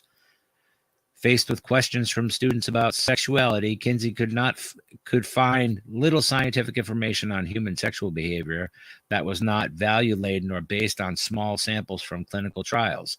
His interest in the topic was piqued by a gap in our knowledge, his words, and he began collecting sex histories, first from his students and then from groups of individuals in Bloomington and throughout Indiana. Yeah, how weird is that? That's a little creepy, like your teacher wants your sex history and tell stuff? me how you fuck. Just break it down for me. 1940, President Wells gave Kinsey a choice to continue either with the marriage course or with his sexuality research project. Kinsey chose to concentrate on his sex research, again, crisscrossing the United States, this time to conduct sexual behavior interviews. Over the next few years, Dr. Kinsey sought out funding for his research expenses and began gathering a research team. In 1947, Dr. Kinsey became the founding director of the New Institute for Sex Research, the ISR, which published Sexual Behavior in the Human Male in 1948, and the complementary work Sexual Behavior in the Human Female in 1953. The two books were wildly popular, and Dr. Kinsey became an American celebrity mentioned in cartoons, novels, and popular music.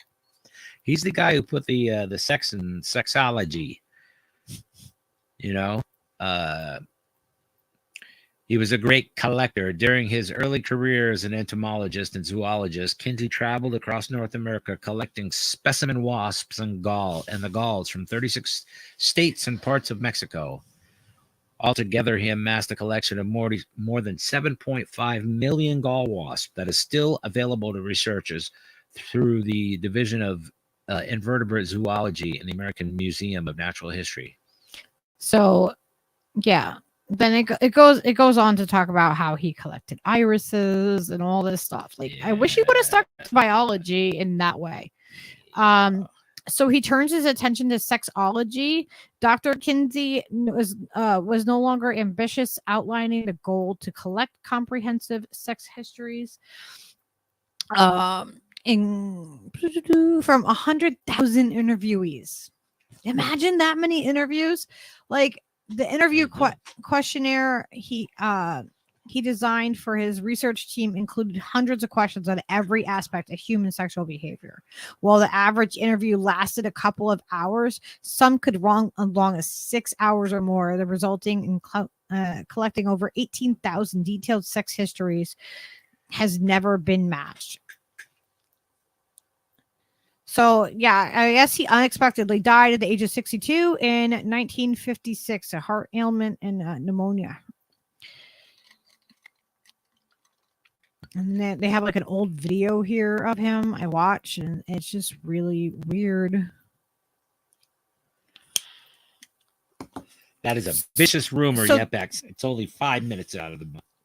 So this is what, this is how they frame this doctor. I mean, it just seems like, he's fine.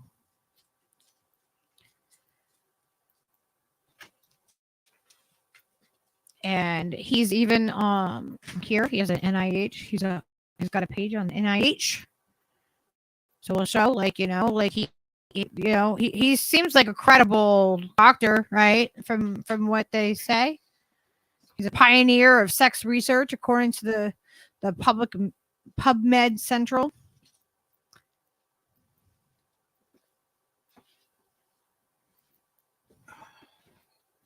One of the most influential doctors, Oh, yeah. Did it show up? No, it's not on the stream. I forgot to add it to the StreamYard, guys. Sorry. Let me scroll up there for you so you guys can see this. So this is the NIH, National Library of Medicine. And Alfred Kinsey right here, pioneer of sex research.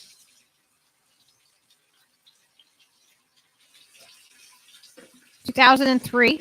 So, he's been up there for a while.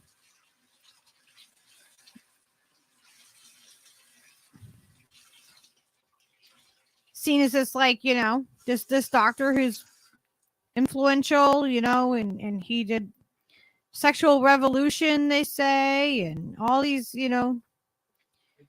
he's a good guy. He's a father, and religious and intimidating man, apparently. But so that he's really framed as this really nice guy. Let's see. What did I find about this nice guy?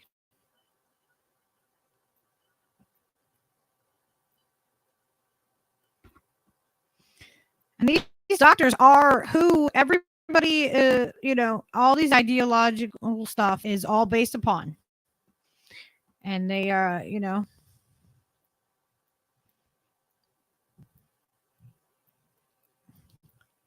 so this is who we're putting so many things in the hands of these doctors. They're both dead.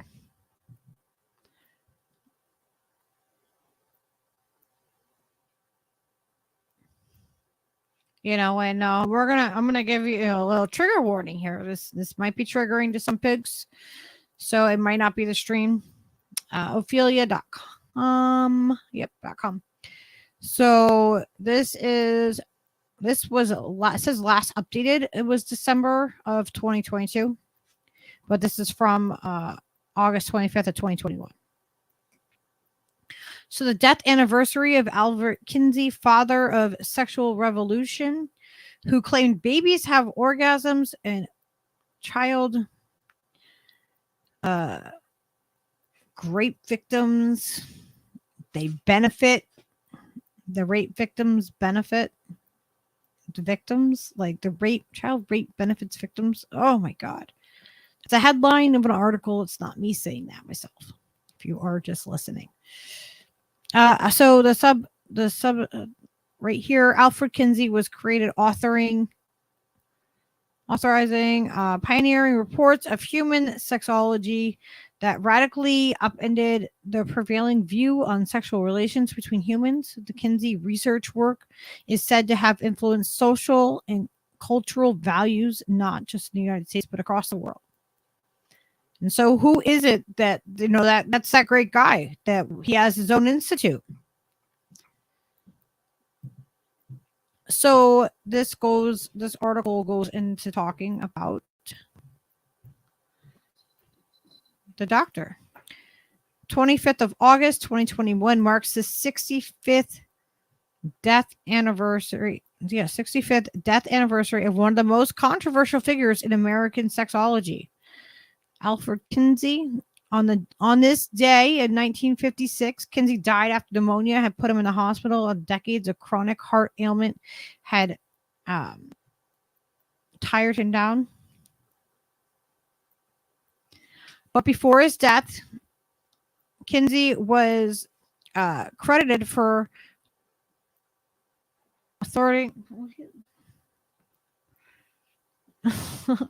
pioneering reports on human sexology and the radically upended the prevailing view on sexual relations between humans. It said that to have influenced societal and cultural values, not just in the United States, but across the world. He was dubbed by the New York Times as a father of the sexual revolution. So this goes into his history a little bit. Oh, where is it?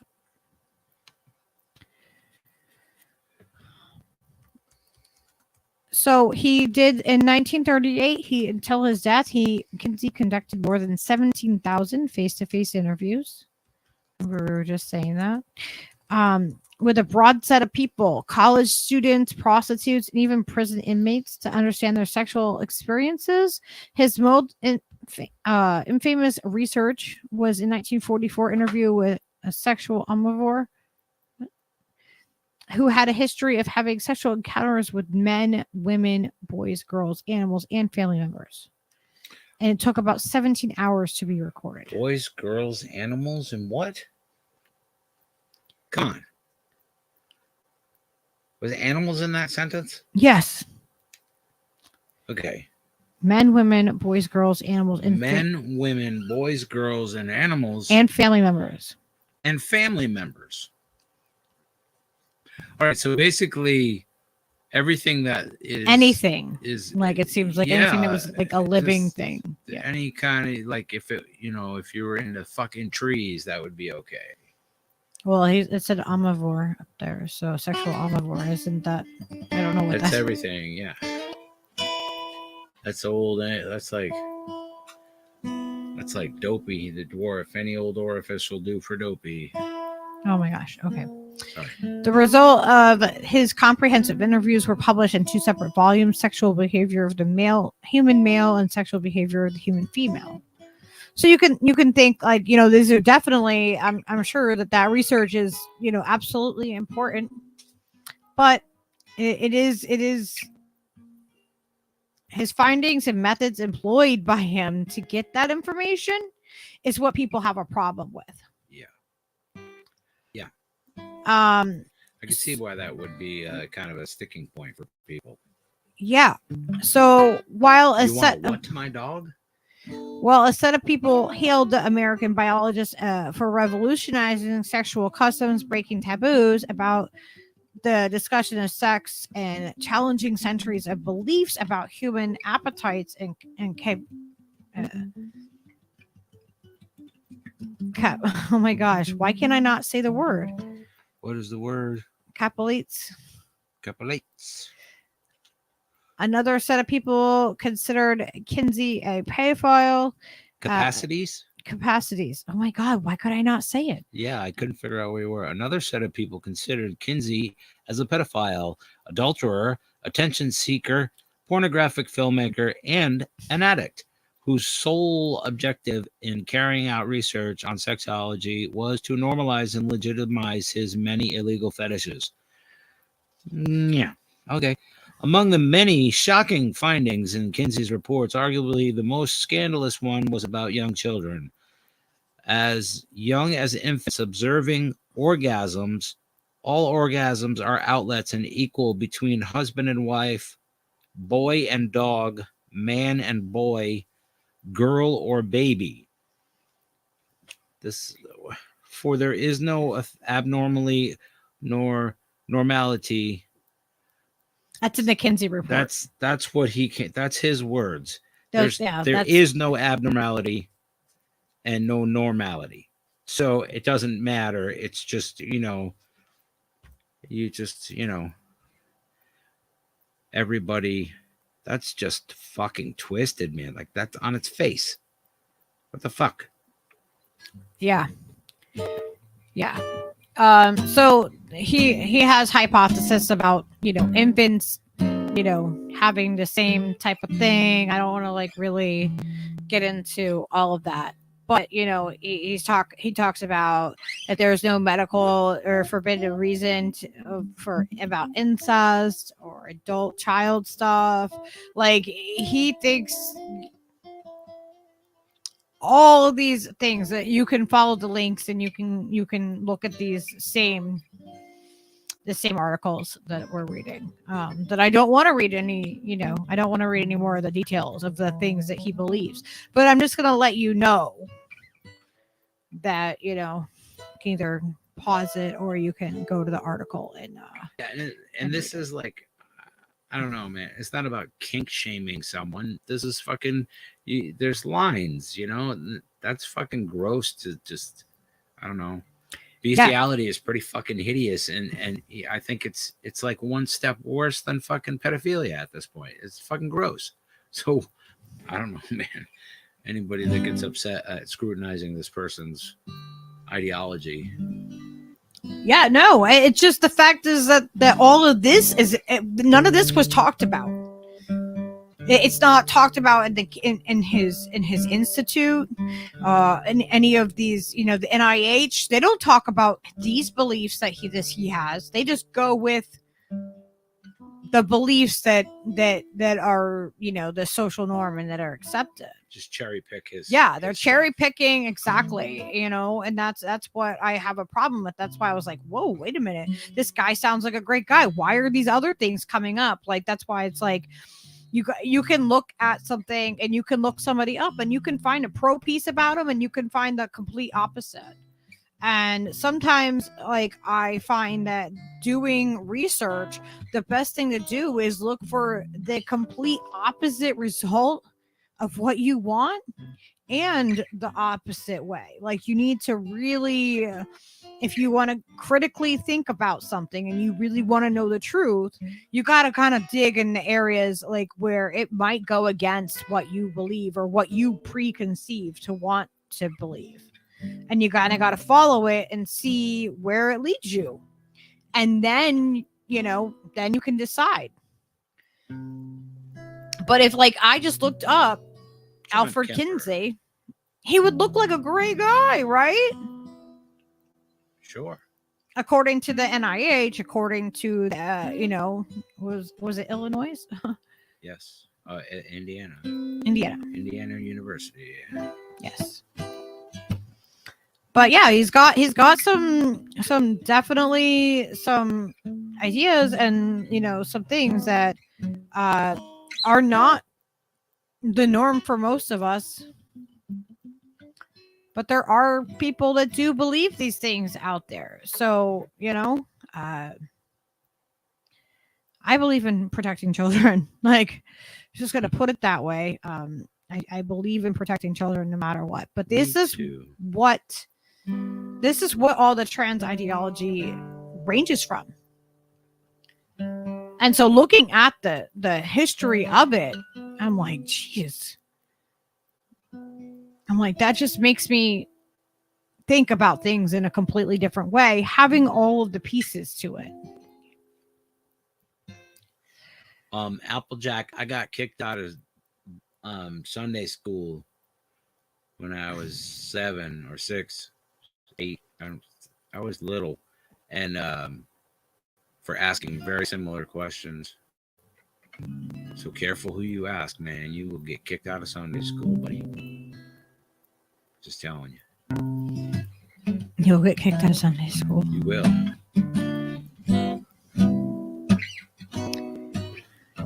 So I have a little thing from PBS Wisconsin, and so I wanted to,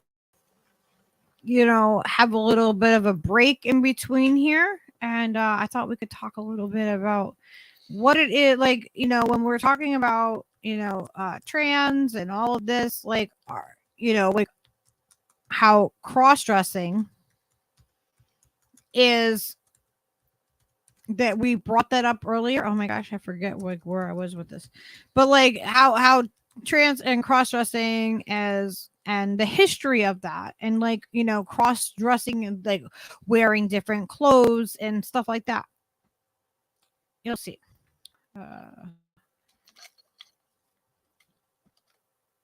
That stuff, just like that, sharing that other stuff is just bothersome to me.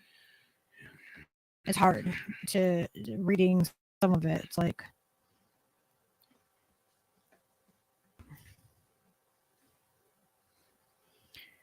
so I wanted to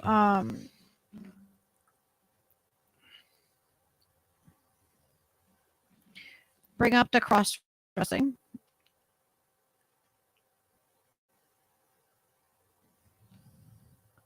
And have a little bit of a break as we go into another part of this. There we go. I'm going to mute this up and play this.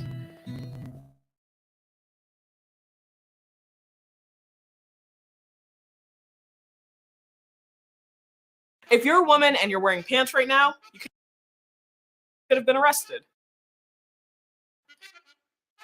Walking down the street today, most of us wouldn't bat an eye at a woman wearing pants or a man in a pink and flowery shirt. But believe it or not, there were laws in many countries that forbade a person from appearing publicly in clothes that didn't align with their biological sex. Oh, did I say recently? Yeah, sorry, that was a typo. I meant today. There are laws that exist to this day that prevent people around the world from cross-dressing. And before we get all revved up writing comments about it's 2018, which it is, and how this seems a little bit retrograde, because it is, we should stop to ask ourselves, when did these laws originate? And why did they persist on the books for centuries around the world? Because despite these regulations, there's a long history of folks bucking the gender divide and dressing any way they please, from Joan of Arc to Pachuca fashion in Los Angeles to RuPaul's Drag Race. And if there's one thing you've learned on Origin of Everything, it's that rules and unnecessary laws are often made to be broken. So to start off this week's episode, we first have to ask, when did governments start regulating people's clothing, and why? Well, before the US was caught up in anti-cross-dressing laws in the mid-19th to mid-20th century, and long before there were similar laws on the books around the world, governments were concerned with the style and dress of its citizens. That's because of the so-called sumptuary laws across Europe that looked to making dressing, well, less sumptuous. That's because clothing has often been used as a marker of class, wealth, and distinction. Sumptuary laws aim to limit spendy-looking fashions because, first, they were considered a sign of sinful indulgence, so scandalous, and second, as more and more people got access to greater wealth and flashier clothing, European regulatory bodies wanted to make sure that people didn't dress fancier than they actually were. According to Professor Sarah Bond, as early as ancient Athens and Sparta in the 4th century BCE, magisterial bodies were tasked with figuring out what wear that. It look too fancy. There is a. Oh, it's like glitching up and shit. I hope it's not like playing really super shitty for everybody. Well, you can't wear that. You're way too fancy. And see, that's the thing is that like I wanted to present this part of it because I wanted to like remind everybody that, you know, clothing is something like I'm always cross-dressing. I'm always wearing men's clothes and stuff all the time, and women get away with that. Fine. But the minute men do, suddenly it's an issue. Yeah. So I feel like, you know, it's this crazy like, you know, thing that we're in where people just can't wear the clothes that they want to wear. Like, I don't care what clothes somebody wears. And I think that, oh my God.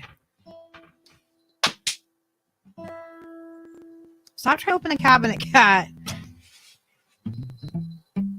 Now he runs away. But I don't see the issue in that. I don't see the issue in men wearing and women wearing pants and just like women wearing dresses or a man wearing a dress or whatever. I think that we need to be more free about that, and it shouldn't matter as much.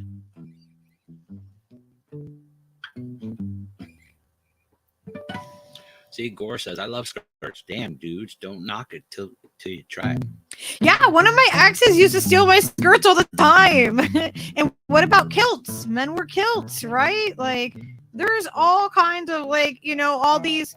See, and that's the thing. I think that, you know, we are very stuck into these like norms that like we have to wear this or we have to wear this. And maybe if you like to wear like females clothing, traditionally females clothing, that, you know, you are a different, you know, like you want to be a female, but maybe you just like the clothes.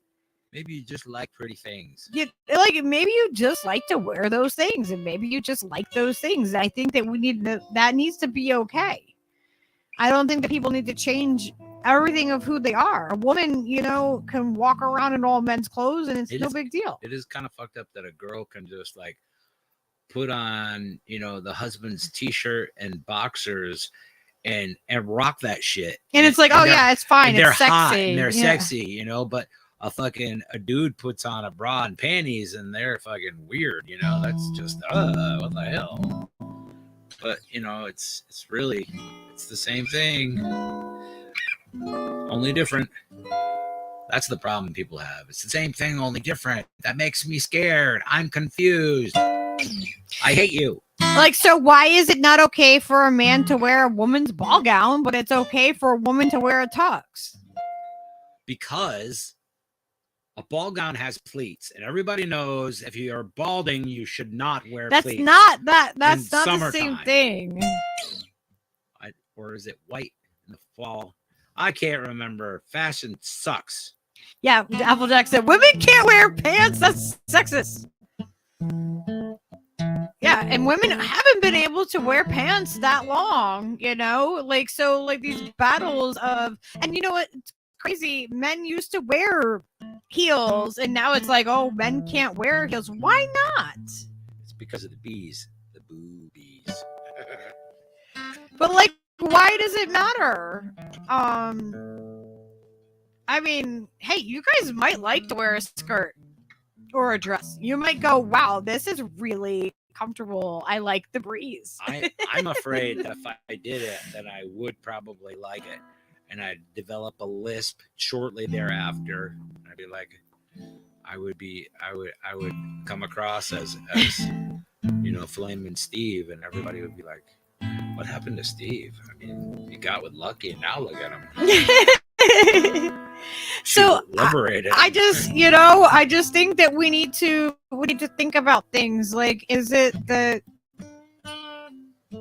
people just need to be able to be free to be, you know, within their, you know, be comfortable in their bodies of who they are, embrace who they are if they can. But I think that there is also people who do have gender dysphoria. I All right, I'm gonna go back into this video for a little bit more, and then we're gonna go into the psychiatry, the definitions of the different things, because there's a difference between transgender and transsexual. Yeah. There's all these different like There's labels. a lot of variables. Salty says that now women wear pants to hide their dicks. You know, that's fair. That tracks. I mean, as I can tell. Okay.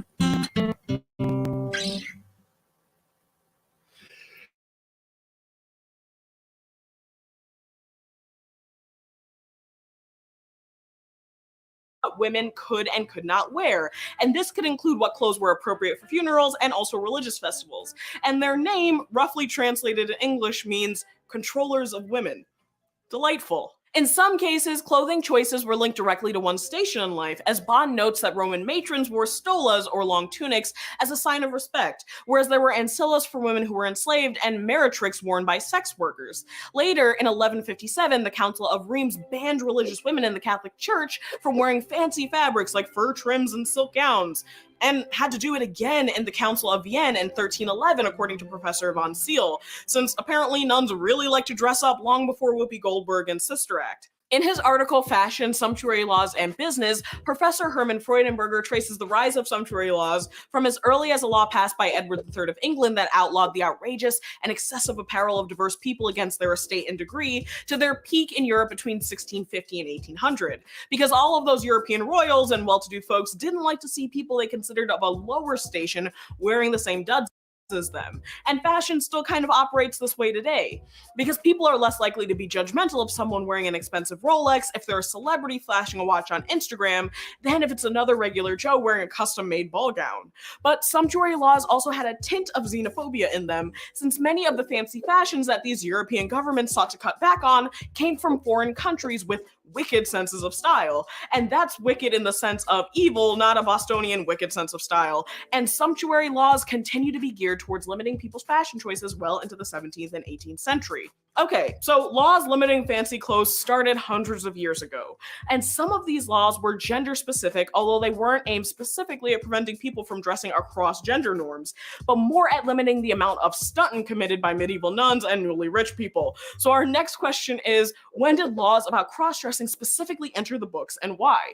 Sociologist Claire Sears' book Arresting Dress, Cross-Dressing Law and Fascination in 19th Century San Francisco traces the rise of these laws in the US back to the mid-19th century. The first of the cross-dressing laws she found dates back to an 1863 law passed by the San Francisco Board of Supervisors that made it illegal for a person to appear in public in a dress not belonging to his or her sex. And this was part of a larger wave of public decency laws that continued to sweep the nation until around World War I.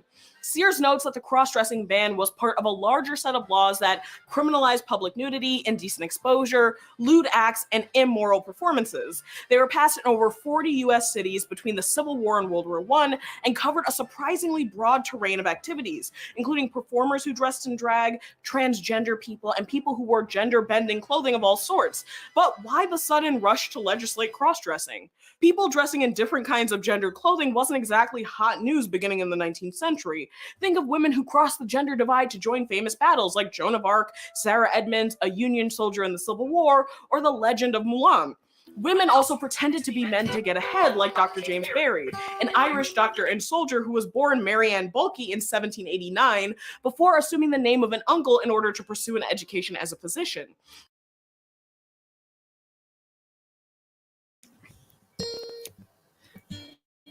Oh, I have to add me back in there. So this clip just like really showcases the history, right, of this. Like, there's been many laws, there's been a lot of like controversy about back and forth about whether, you know what I mean, you should be able to wear the clothes of the opposite gender in public. It's been going on for a long time.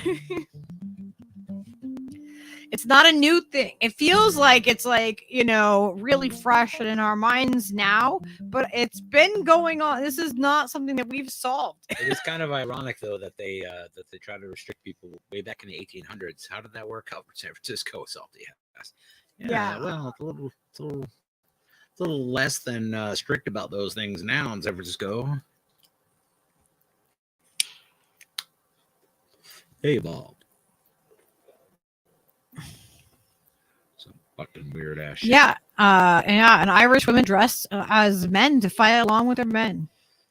Only if your But master in the tells tent, you. nah, they got their rocks off as wide as they could. Oh my god. Yep, X. If your master tells you, that's fine.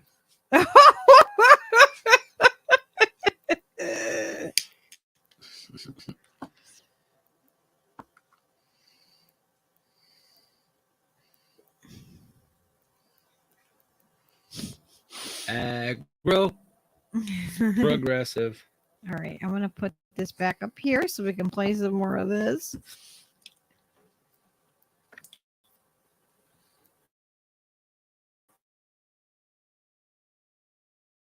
And Ellen Craft emancipated herself and her husband William by dressing as a white man, pretending William was her servant, and traveling north out of slavery in first-rate trains and hotels. But these 19th century laws were geared towards eliminating people who didn't dress according to gendered expectations from public life by criminalizing different forms of dress.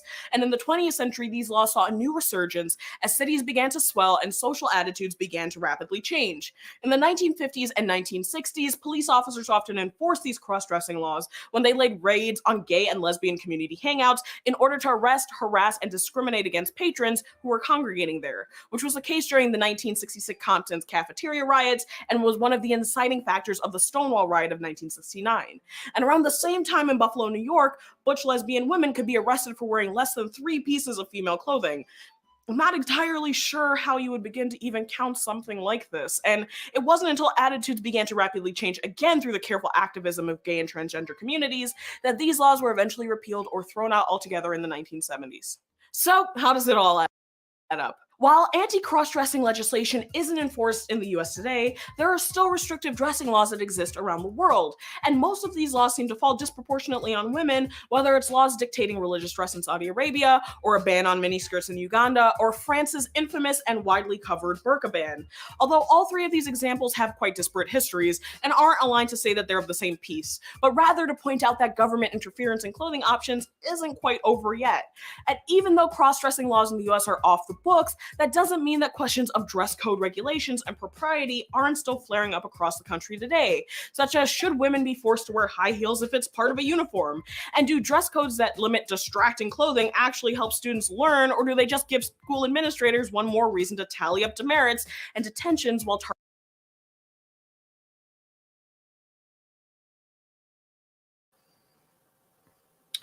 So that's something that drives me crazy is that girls are told that they can't wear a certain like spaghetti top, like a tank top, because they might distract the boys at school. That is absolutely ridiculous. The boys need to learn how to control themselves. And if a shoulder being exposed is that, like, you know, then they need to learn how to control themselves, or they're not going to be able to control themselves as adults in society. Like, that's just wrong. Girls shouldn't, like, you know, obviously you should wear something that's appropriate, but like, really, you can't wear a tank top in school because a boy might be distracted because they need to learn how to control themselves. Like, what do boys do in the tribes that live in the wilderness where the women don't wear a tank top at all? They're not in the titties. What?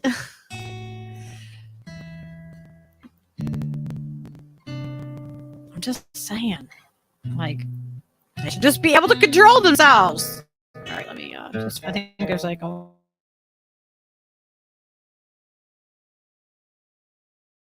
targeting students based on their own biases about what's appropriate.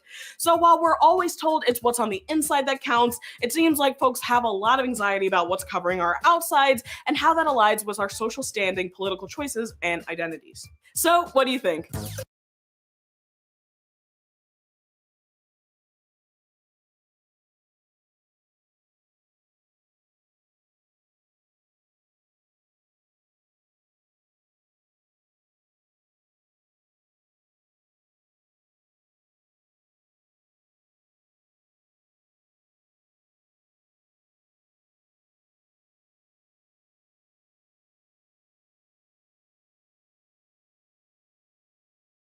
good. All right, now I should be unmuted. So I wanted to give a little bit of history and background and make sure that we have the appropriate terminology when we are talking about these things. Because when we're talking about trans, we're talking about let me see. Hang on. Let me pull this up for you. Gender dysphoria, which is actually this is a medical condition that people have.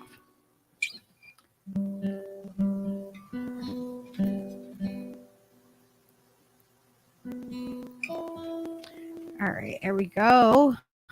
And this is psychiatry.org.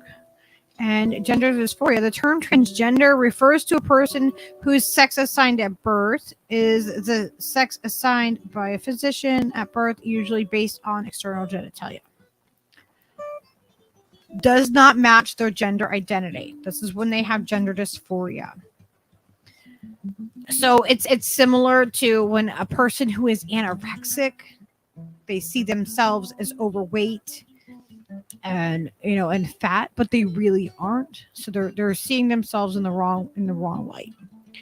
They feel like their body doesn't match who they are. And some people who are transgender will experience gender dysphoria, which refers to a psychological distress that results from an incongruence between one's assigned at birth and one's gender identity.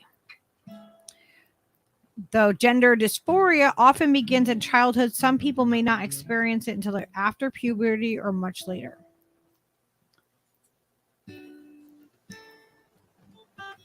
So people who are transgender may pursue multiple domains or of gender affirmation, including social affirmation, and that means like changing their name, their pronouns, legal affirmation, changing their gender markers on one's government issued documents, medical affirmation, which is like pubertal suppression or gender affirming hormones, and or surgical affirmation.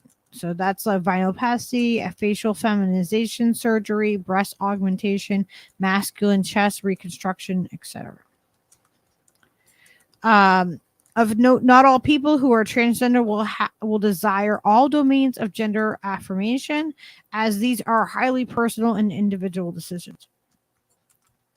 So I wanted to bring this up because I thought that this was good, how they have expert Q&A here about gender dysphoria. And they go into the fact that transgender is a non-medical term that has been used increasingly since the 90s as an umbrella term describing individuals whose gender identity, their inner sense of gender, or gender expression, the outward performance of gender, differs from the sex or gender to which they were assigned at birth. Uh-oh, what is Applejack asking? He's asking one more fucking time, and somebody better answer him. Uh-oh. God damn it, you fuckers are going to stop ignoring me, and I need confirmation. I don't know what he's trying to confirm. I keep scrolling back and back and back. Okay. So has anyone ever heard of gay and lesbians within the LGBTQ plus community trying to kick trans community out of the clique? Yes. Yes. Yes. I was listening to someone tell me some shit like that. I can speak firsthand on that. I am actually part of that community. I have been part of that community for a long time. I'm not active within that community as much as I used to be. But yes, that is something that has been going on for a long time, actually. The lesbian, gay, and bi community wants to separate from the TQ plus community. And the reason why is because of the extremes that the community is doing with gender reassignment surgeries and going as far as they are with the pronouns. I mean, because they're coming up with new pronouns all the time where you can identify as fae and moons and the people identifying as like animals Cats and and dogs.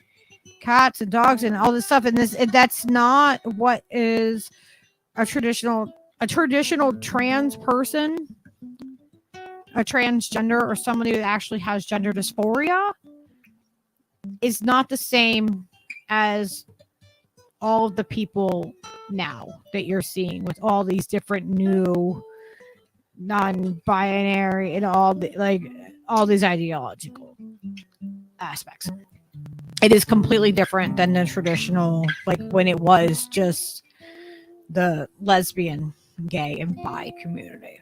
I'll tell you that was a very traditional community, and I remember before trans became part of that community because that they allowed them into that community as part of it, and they changed the flag from just a rainbow to having the triangle that comes in, and they want that triangle erased from like a lot that. And this is not something that's new. This is something that I remember talking about in like 2008, 2009. That's like I was heavily into the community then.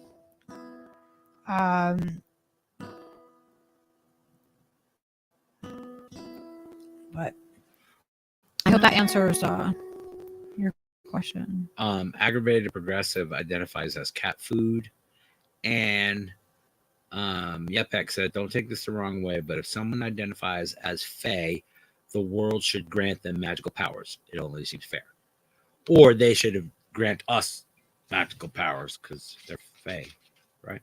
I don't know what they all mean. There's so many names now. There is so many. It's like I'm a squirrel and you identify as a squirrel chicken. I'm a swamp chicken from the squirrel zone, and I don't wear men's clothes anymore because I only wear sandals and a small string. I've never fit into like one nipple. like category. Like I've always been kind of like the I don't have dysphoria at all. Well, I have an amazingly bushy tail because I'm a squirrel now. Okay.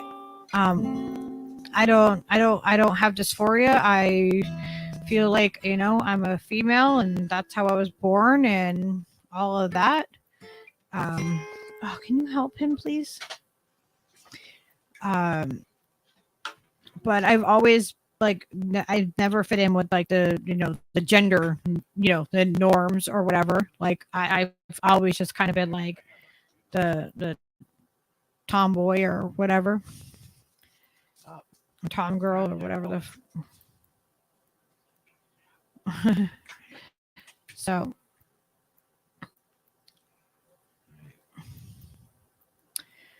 All right. So some people who use this term do not consider themselves as matching a binary gender category or either strictly male or female. In addition, some terms such as gender non-conforming, gender queer, all this, there's all kinds of new. Like it's hard to keep up because there is so many different like pronouns that people are using and ways that people are using stuff, and they're changing the language is what I think a lot of people are having a problem with. Is that it's a whole new thing for so many. Yeah, because you're changing the language in even not so much like each person naming their thing, whatever it is, and now this, I want you to call me this. Okay, fine. How about if I just call you by your name, and then they get offended that you don't know what their other pronoun was? Like, how about we just, I'm Steve, and you can be, what your name is, and I'll call you that, and then we won't have to worry about gender at all. But people are like so far beyond that, they're just like offended immediately if you don't ask, or if you don't have the knowledge, prior to meeting them, like, oh, they like to be called this or whatever. Like, come on, man, we're just fucking people. We used to just grunt at each other and we knew what each other meant. What the fuck? That's still quite effective. Yeah. Just saying.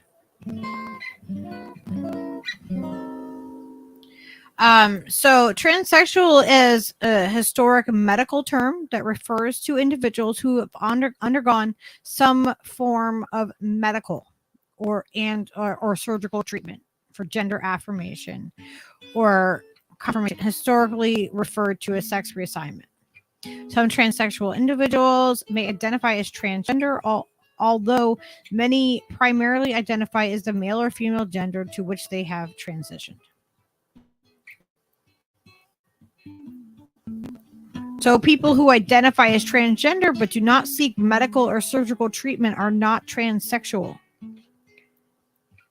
So that is a difference. So transgender, and I wanted to. That's why I wanted to look at this. It's because I wanted to make sure that we were saying things in the most informed way possible, right?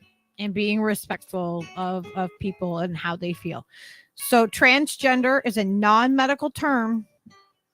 Transsexual is a medical term, and it's for people who identify as transgender. Oh, okay. But who do not seek medical or surgical treatment are not transsexual. So transsexual means that they have undergone some kind of medical, surgery or affirmation care. So that means like they've had hormones, they've done something medically in that way, and that makes them transsexual. And then transgender is a non-medical term. So I thought that was interesting because I wasn't really aware that, like them. Transgender and then transsexual, because I hear the word transgender all the time, but I don't really hear the word transsexual all the time. Right.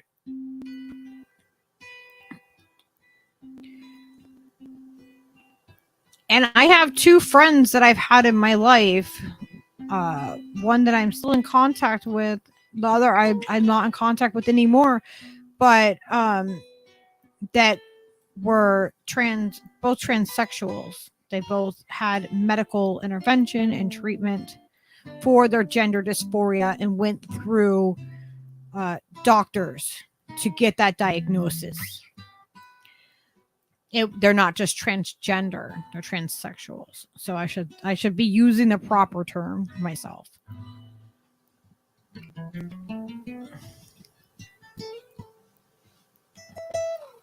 Yeah, you got to use the right words, man. That's what makes it so hard to get it right and understand each little variation and each pronoun for what it means. And people calling regular heterosexual people cis. Men are cis, and like, okay, but why? You don't have to call me that. You just call me Steve again. That works fine. Good Jesus. I don't know. It's a lot.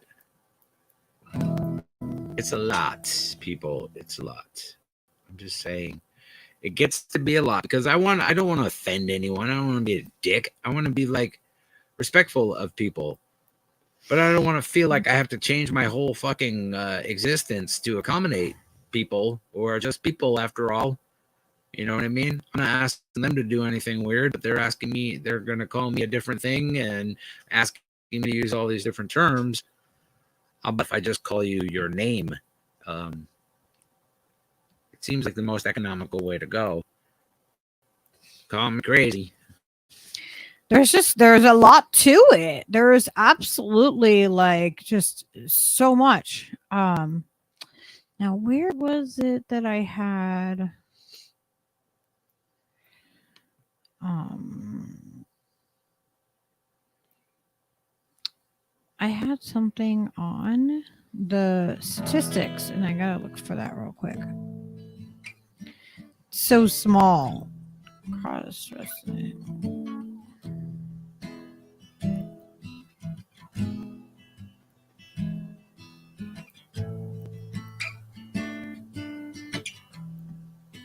Where did I put it?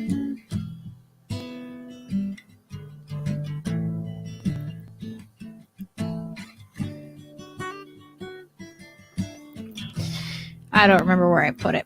But there, so now that we have like history, honey, I know that took up a huge chunk of the beginning of the show. Like, holy my gosh, I might have to split this into a couple different shows. But I'm gonna have links to all of this information. I have links about like puberty blockers and what the effects that they have, and they're talking about the bone density and how if they're doing puberty blockers with trans kids, that they can make it where they can never, like, when they're not able to function as an adult. There's just a lot that's happening, and I feel like we need to take a step back as a society and help the people and not rush the people, and don't let the doctors like Dr. Money and Dr. Kinsey be the huge influence that they are without examining with current up-to-date data about what's happening. I just think we need to take a look at these things, because something is happening. The numbers are going through the roof. There's kids that are detransitioning. There's people that are detransitioning after they've transitioned, and they're not being heard. Their voices are being squashed. And I want to better understand what is happening, and the way that I understand better what's happening is by looking into things and looking at all sides of it, and trying to come to some kind of answer as to what is happening, and where where do we go from here. So I have a video clip of somebody that from Twitter, and they're speaking out about their detransition and how it went for them. And I've heard a lot of these detransition stories just in doing research, and it's pretty heartbreaking to hear people say that they feel like they get the support when they want to transition, but when it's time to detransition because it wasn't right, they're not given that support. That entire community, the trans community, turns their back on them.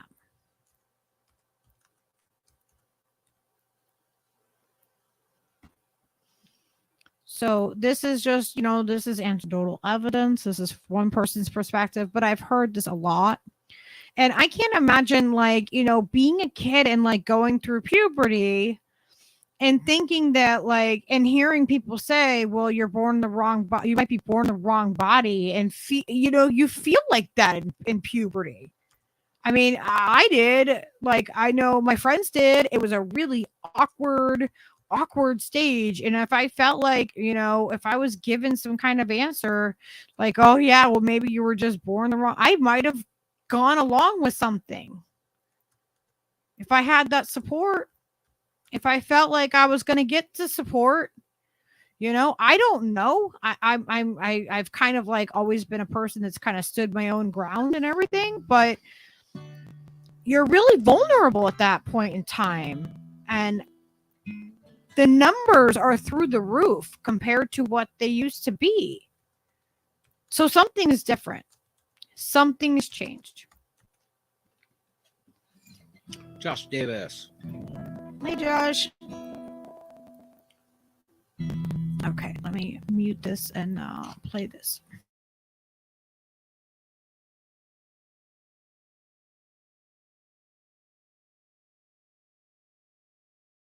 Mentally ill teenager who had been and sexually exploited online to the point of authorities getting a mentally ill teenager who had been groomed and preyed upon and sexually exploited online to the point of authorities getting involved. I spiraled into a hatred of myself and my body and was told that it was just because I was a boy born in the wrong body and that this would fix me. I was affirmed down a path where I wasn't given any other choice as to what would help me. The very first medical intervention I ever had was a double mastectomy at 16. And then a few months later, I was put on testosterone. I'm now 21, and I will live with the impacts of that so-called care for the rest of my life. In the past 4 or 5 months, I have watched as my body has fallen apart in front of me, my joints constantly hurting, my vocal cords aching, watching as parts of me atrophy away before my very eyes. And yet at 16, they looked me in the eyes and they told me this was care. They told me it would save me. Despite the fact I was never suicidal, my parents were baited with the idea of, would you rather have a dead daughter or a living son? Bullied into going along with it. Their biggest crime being trusting those who they thought took an oath to do no harm. It's not about hate, detransitioning. It never has been. It's about keeping kids whole. I've worked with children. I've seen them explore the world, and I've seen that magic that they have. And doing something like transitioning them takes that away. How can you look me in the eyes and tell me that a child can consent to being changed to an experimental medical industry before they're even old enough to drive or understand the impacts of what that means in the first place? Kids deserve to be kids. They deserve to get to explore the world as a safe and loving place.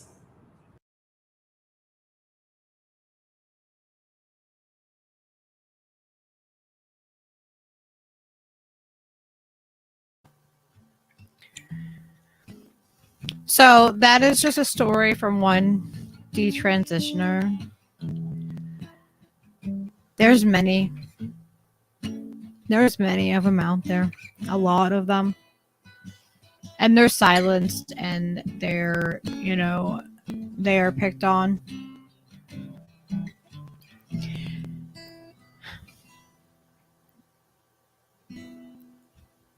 It's really sad because they were once part of the community. And then they don't feel that way anymore, and then all of a sudden they're kicked out, and that's not okay with the split between the LGB, which is the lesbian, gay, and bi community, compared to the TQIA, I think it is because of this extreme of medically transitioning children. There is very traditional transsexual people who will tell you that yes, they are trans. They will be honest with you and tell you that they are a trans woman or a trans man, and that they will never tell you that a trans woman is a woman, because you can't do that. You can't change biology 100%. It just really cannot happen. There's no amount of medical procedures right now that can do that can change who you are and your experiences. But they're working on it. They have something in the meta for everybody, so don't worry. It'll be fine.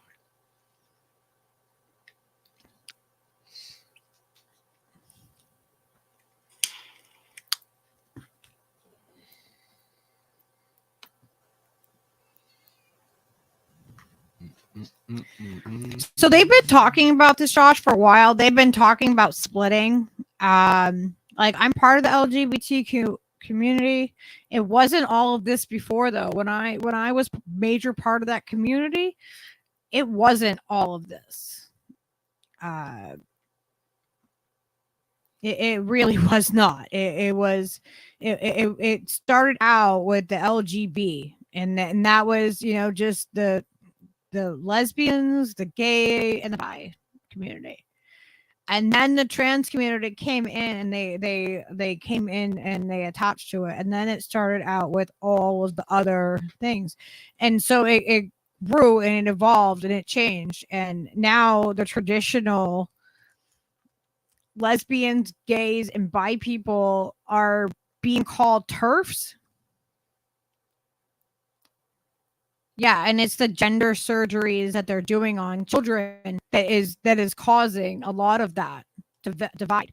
But there's also very traditional trans people that will tell you that a trans woman, that they were biologically born a male, and they will tell you, yes, I've transitioned and this is the gender that I live in, but they're honest about it.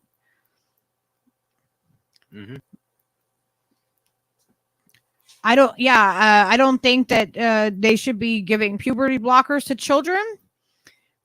They've found that there's bone density issues, there's brain development issues, there's all these like long-term effects that are happening, and they're closing. They stopped doing it in other countries. Like they stopped, like Tavistock, they're closing it. Like there's some crazy stuff there. I have links to the Tavistock, and in the, I'll have them in the show notes and everything like that. And I have information about the blockers in there. It's really crazy what's happening. Like they're losing bone density. It's causing spinal issues. Puberty blockers are making it where children can never, they can't have any, like even once they stop taking puberty blockers, like they can have a whole mess of issues. It is making them lifelong patients. Yep. If you start, you can't just like start this stuff and then you're not supposed to just stop, right? Make it and permanent. So they are making permanent medical patients out of these children. Yep. I mean, there is so much stuff about this stuff that I've been looking into this for a long time. I've been following it, but I haven't really covered a lot of it on the show, just because I just wanted to make sure that I was covering it in a way where I wasn't being disrespectful to the community, because I do respect people for where they are. And it's a really tough place to be at. And I feel like a lot of people are avoiding this topic, and it does affect only a very small percentage of people as well. But it's definitely a big issue for a very small amount of people that are, that are being affected by it. Right. When's the Ministry of Gender come out? They're gonna have my God, a czar of penis and a czar of artificial penis. I don't know exactly how that works with politics and all, but I'm pretty sure that should already exist. Oh my gosh, probably. So I looked up, I wanted to see how many, as I'm looking into this, I'm like, all right, well, how many people and in what states are there more, transgender or transsexual people? Because like we covered, there are two different, one is medical, the other one is not. That's the thing. So this is transgender. So transgender, you don't have to have any medical procedure. Anybody can say that they're transgender. It's not a medical. This is ideology. So that's like, it's a mindset more than it is. Yeah, a condition. it is. It is. That's what the definitions are covered under the official definitions. Because that kind of vague sort of thing is just what everybody wants with their gender fluidity. It's very non-specific, fits in beautifully with the transhumanist agenda. You don't have to commit to any one specific gender. Look at this transgender. So transgender, this is non-surgical. This is anybody can identify this way. Population per 100K. Look at the DC number here. Damn. See, DC is full of 2,032 people. How do they all concentrate for there? DC My gosh, alone? I wonder. Do you think there's some kind of sort of what do you call it? Some sort of thing going on there with all the trans queer agenda people thing in one specific kind of mid-sized city in America having that much of a concentration? That doesn't seem weird at all. It seems like a really high percentage. Nah, it's just fine. So I went down after that and looked and I'm like, all right, so what's the percentage of the population is transgender in 2023? So it's a term used to describe people whose gender or sense of personal identity does not match the sex they were born in. In other words, a transgender person can be born as male but identifies as female or vice versa. Transgender people are part of the LGBTQ plus community. According to the Williams Institute, 1.4 million adults identify as transgender in the United States, and about 0.5 of adults are 18 to 24 identify as transgender, and 0.3 of adults 65 and older identify as transgender. So anybody that wants to can just identify as transgender. Mm-hmm. Like it's just like you literally can be like, yeah, I just don't, it's not a medical condition. That's a fair question. Salty. What's up? Or Agro actually said, when are they going to come out with the operation for a dick enlargement? What's the hold up? I don't know. I think they already have that. Oh my gosh. Okay. I'm not sure. So laws protecting transgender people. So I just said, anybody can identify as transgender, and then there's laws protecting these people that anybody can self-identify as. So if you want a law protecting you, you can just identify as transgender. Yeah. Does that not seem like something is wrong with what I just said? It just seems a little funky to me. Because we looked at the definitions, and transgender is literally an ideal. Like if you believe that, then you can be that. You can claim that. Yeah, and I don't care what anybody else wants to claim to be or declare. Well, that's how males are being put in female prisons, because they're like, I'm transgender. Mm-hmm. I feel like I'm a female, and so they're being put in a female prison as a male. Mm-hmm. It's happening. We have a story coming up later on in the show about how at a sorority house the females at the sorority house are suing. So I want to get through this real quick so we can get to that story. So the United States was made significant strides over the years. Several states have protections for transgender people, including employment, public accommodations, housing, credit, and schools. Unfortunately, many states do not have these protections in place. So the 13 states prohibit discrimination against transgender people in employment. This is California, Colorado, District of Columbia, all these states. Where was it where it talks about, the population by state. Okay. So approximately 1.9% of the adult population identifies as transgender, according to the data from 2020. But this is what was interesting to me. When breaking down the transgender population by state, the District of Columbia has the highest percentage at 2.77.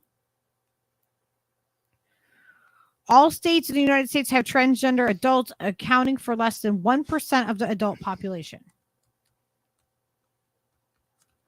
all states in the United States have a transgender adult accounting for less than 1% of the adult population. But in DC alone, it's 2.77. Yeah, that seems a little. It seems inordinate. Like so much so that I would remark on it. It's a statistical anomaly. It's got to be. I mean, I'm not a statistical analysis, analyst or whatever. But if you look at this number, look at the number on the. I'm just reading the chat because it's hilarious. Because like everybody's like Ghost starts like I fuck around just so I could find out. Applejack's like I live on the corner of fuck around and find out. Oh my god, you guys are so funny. So I just thought that was crazy, and if you're interested in the statistics, so I will definitely put this in the notes. I mean, or if you're just into trans people and you're looking for a date, I mean, I would try Tinder in DC. I guess I know you might hook right up, get some bootay. I would have thought I wouldn't have picked DC. Sort of, I thought that was interesting. You're into or parts. I don't know.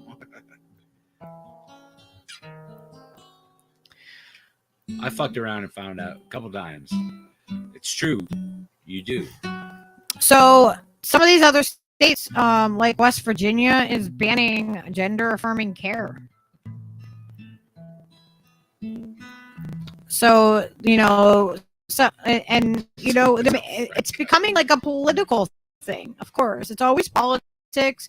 It's always like, the right versus the left, or the conservative versus the non-conservatives. But yeah, West Virginia, the governor signs a ban on gender affirming care, and this is from the 29th of March. What do you think? Yeah, Bex. Have you ever angered Lucky? Like when I interrupt her when she's reading an article? No, never.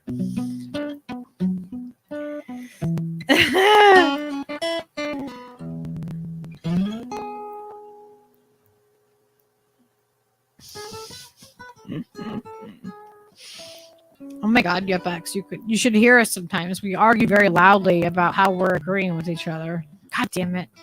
Happens. It's true.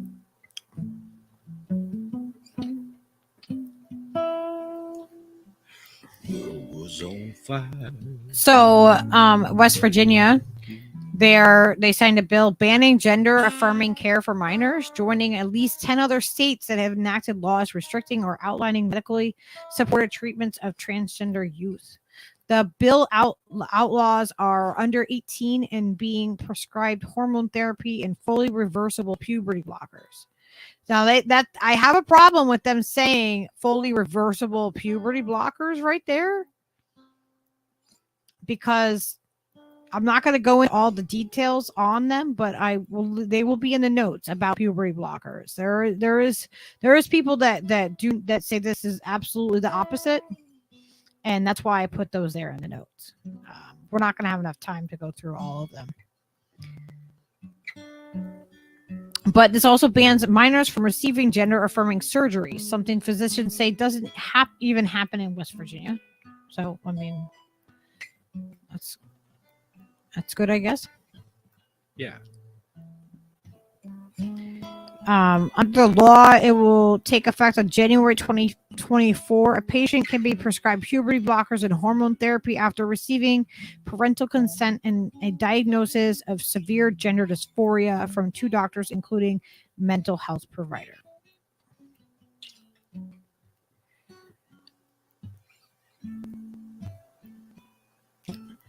But if you've been here since the beginning of the show, you know what these are all based on. These are based on doctors that believe a lot of other sick things. Dr. John Money and Kinsey, they believe some things that are out there about children already. So, Yeah. In Florida, what's happening is they're having a transgender bathroom bill passed as a committee. I just wanted to briefly touch on this because I'm like, well, what are people supposed to do? People who have already transitioned, they're supposed to they're supposed to use a bathroom. Like, it would be more alarming to me if somebody comes in a bathroom that is, completely like the opposite. If I'm a mom with a young child and like somebody presenting outwardly as a stereotypical male comes in, I'm going to be like, oh, thrown back by it. Oh, well, so, because they're saying that you have to use the bathroom of your, that you were assigned at birth. And some people have transitioned completely. So what about those people? Because I know at least in Connecticut, you can get your ID changed. Even if you don't have a full surgery of everything, you can have your IDs and everything changed to reflect who you're living as, who you identify as. And I don't think it's okay for them to come in and then tell people like, you present like a male, but you have to go in the female bathroom. That's going to set people up for, for being harassed and possibly injured and put into danger, because not everybody is accepting. So I think as a society as a whole, we need to figure this shit out, because we're just passing, certain states are passing bills doing this thing or doing the other thing. And, like, are we going to have a third bathroom space for people? Something's going to have to happen. I mean, that's really the thing, is the fact that the numbers of people who need to be accommodated with a third bathroom option is very small. It's a very small percent of the population. Really tiny percent of the population, like 1% or less. Yeah. And so that in itself, unless you're in DC, then it's almost 3%. Right. Unless you're in DC and, you happen to be, I don't know what the deal is with that, but the fact is that until there are enough numbers of people who need that other bathroom, the bathroom ain't going to happen. And we're going to run into this issue of, Mr. Sister in the girls' bathroom. And that's just the way it is. And I mean, but there's people who have fully transitioned though. And then they're like, what they're saying here is that people can be fined. Like, who's going to be checking this? And can we just like bathroom police? I know there'll be a commandant outside the like a dude who looks like Schultz from Hogan's Heroes. I see nothing. He lets the guy in. I think the terminology that we should embrace is not cis or whatever, he, she, or them. They should just be sister, mister, or Mr. Sister. End of story. I mean, I've used the men's bathrooms. I'm going to thank Salty for that, and Agro Progressive. Men's bathrooms are actually also like cleaner than the women's bathroom. You wouldn't think that would be the case, but not always. Not always. Certainly not. Not always, but some of the times. So I mean, like, I guess. Are we, what do we do as a society? How do we move forward? We're going to fine people if they don't use the bathroom that they were assigned at their birth, or that doesn't match their government ID. And who's going to be checking this? You know what I mean? Like, bathroom police. Is that a Cheap Trick song? I know. It feels like really freaking crazy.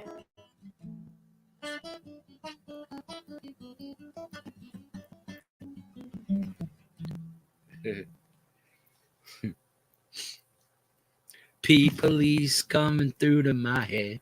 The people. I mean, it's insane. Like, who's gonna be checking? And who are you to determine? Like, there are some people that are really like androgynous. Like, you just can't tell, right?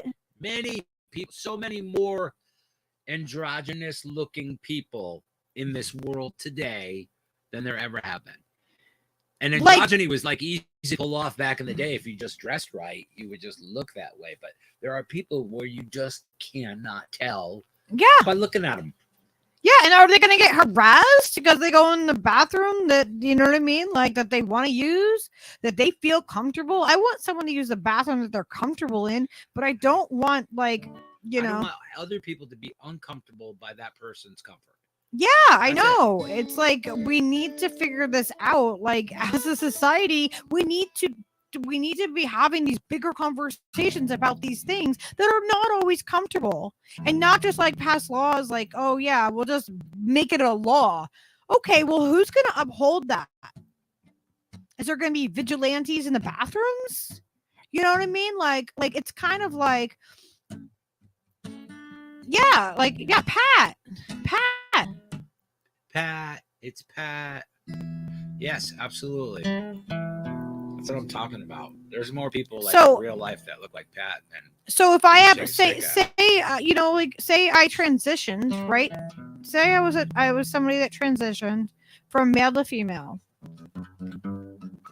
but I didn't get all of the surgery.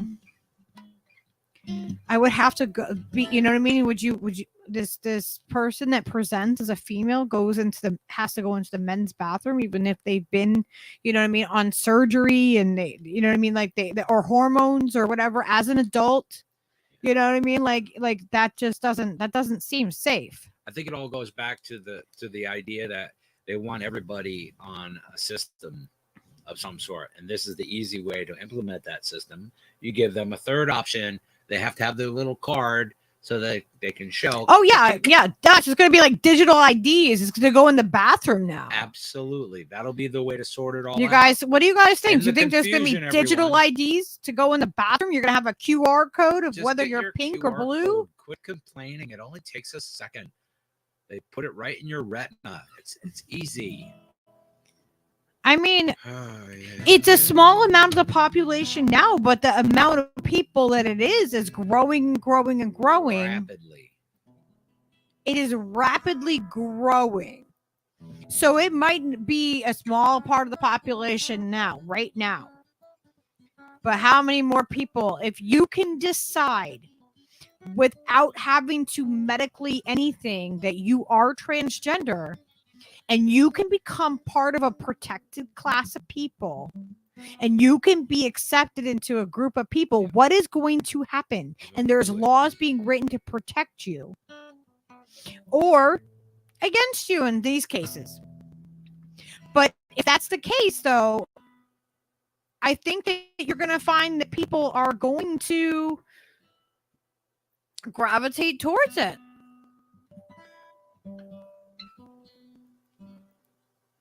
Absolutely.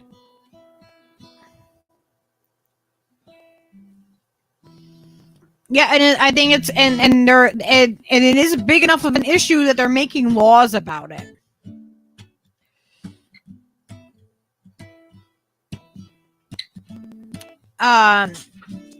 Why does it have to be a protected? It doesn't have to be a protected class, but I'll tell you. I'll show you what I mean by that.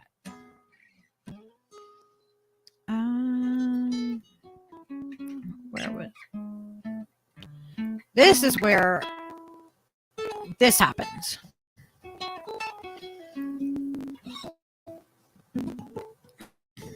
You know what video this is, Steve. Which one's it? Jeffrey Marsh. Marsh. Yeah. Yep. So Jeffrey Marsh is social. He's on social media. He's been around for quite some time.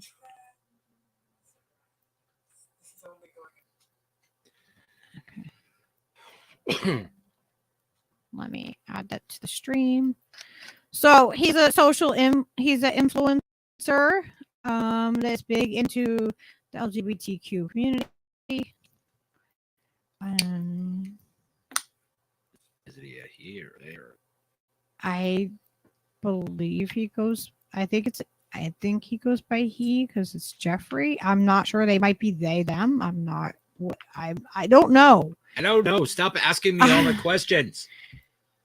I'm not sure. But this is why I say protected class, because That's exactly who it is, Gray Walker. You should play that clip I clipped from last night.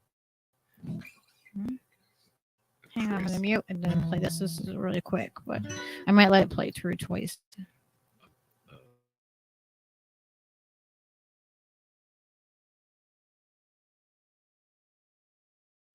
Let me tell you something about LGBTQ rights, about trans rights. This is only going in one direction. You will respect us. You can be upset. You can be angry. You can think it's unfair. You can feel like we're stealing something from you. But it's still only going in one direction. You will respect us. Let me tell you something about LGBTQ rights, about trans rights. This is only going in one direction. You will respect us. You can be upset. You can be angry. You can think it's unfair. You can feel like we're stealing something from you. But it's still only going in one direction. You will respect us.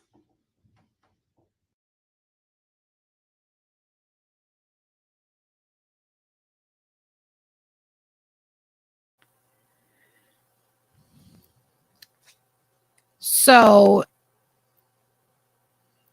it's Yeah. not a mutual respect. It's not a back and forth. We're going to respect each other. No. One way. It's a one-way street. You're going to respect us. We've decided something, and I think it's funny that it's just like marginally white dudes pretending to be the victim and the boss at the same time. yeah. Okay.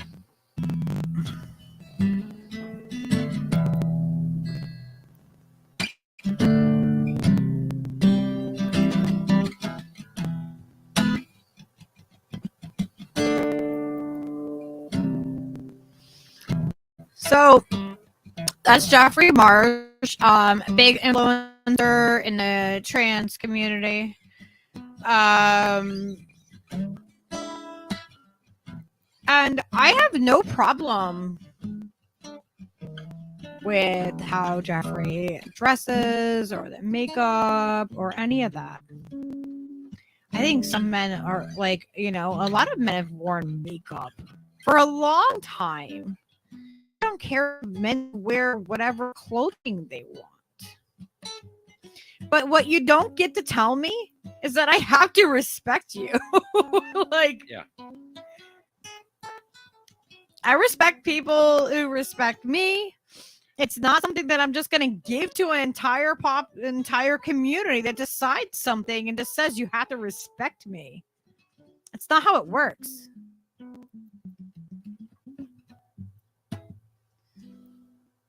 It is not how it works. Like that Dylan Mulvaney person. Yeah, oh my God, I have to do a whole thing on Dylan Mulvaney. Dylan Mulvaney is so offensive to me. As a woman, Dylan Mulvaney is offensive. He's just insipid, man. It just Ugh. such a whore. He's like, just anybody who'll give me money. You put my face on your beer can, whatever. Oh my God. Yeah, gross. Dylan Mulvaney has Bud Light put Dylan Mulvaney on the beer can. Ugh. I have a song for Dylan. Okay. And after that song, we'll go into the sorority house and how they're suing over a transgender person being brought into their sorority. It's kind of an old song, but it seems like apropos for tonight. Well, I met her in a club down in Soho way. Drink champagne, tastes just like cherry cola. C-O-L-A cola. Well, she walked up to me and she asked me to dance. I asked her name, and in a dark brown voice she said Lola. L-O-L-A, Lola. Lola, Lola.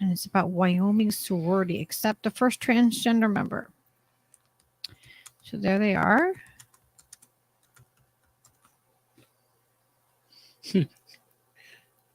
Applejack, is that Lola on the screen?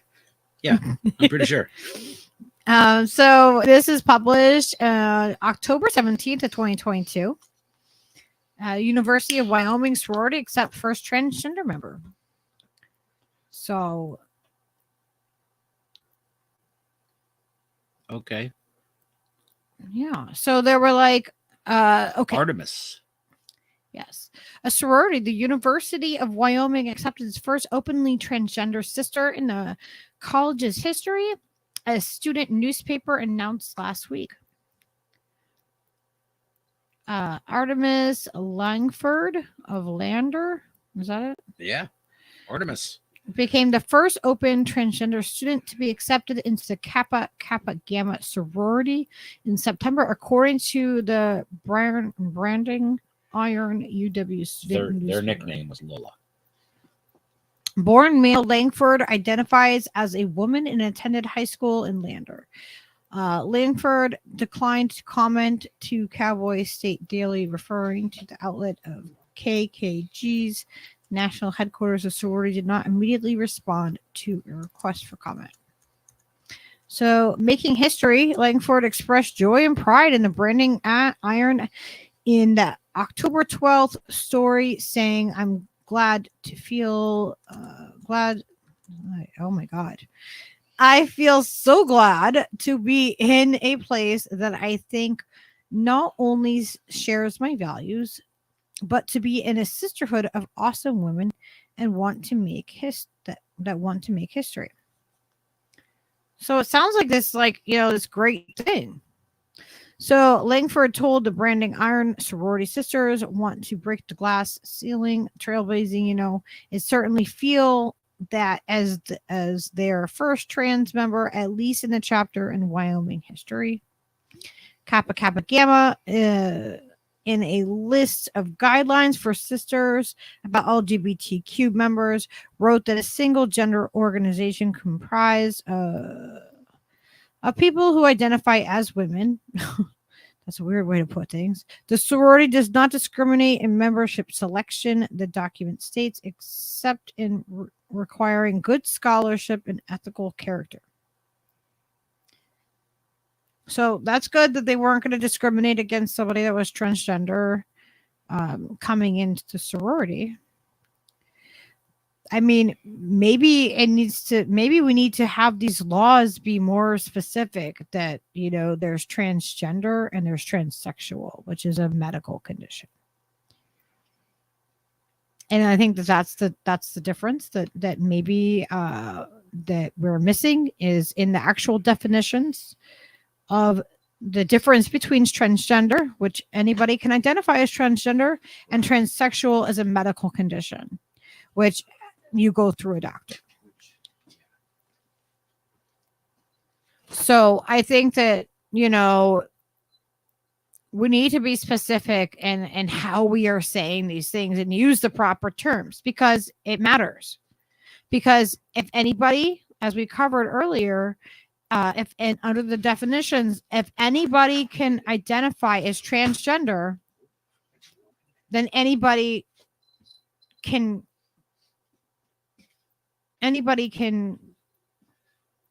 be accepted because they are of that, because everybody's looking to be the inclusive, right? The inclusive, we're not, we need to have, diversity hires. We need to have, a wide range of people. We don't want to look like we're bigots. We have to do these things to fit into society to make sure, right? I mean, we know that there is a certain number of, students that will be allotted of a certain ethnicity for schools.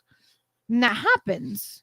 They have these certain slots that they have to meet these requirements of these certain ethnicities and different backgrounds of students.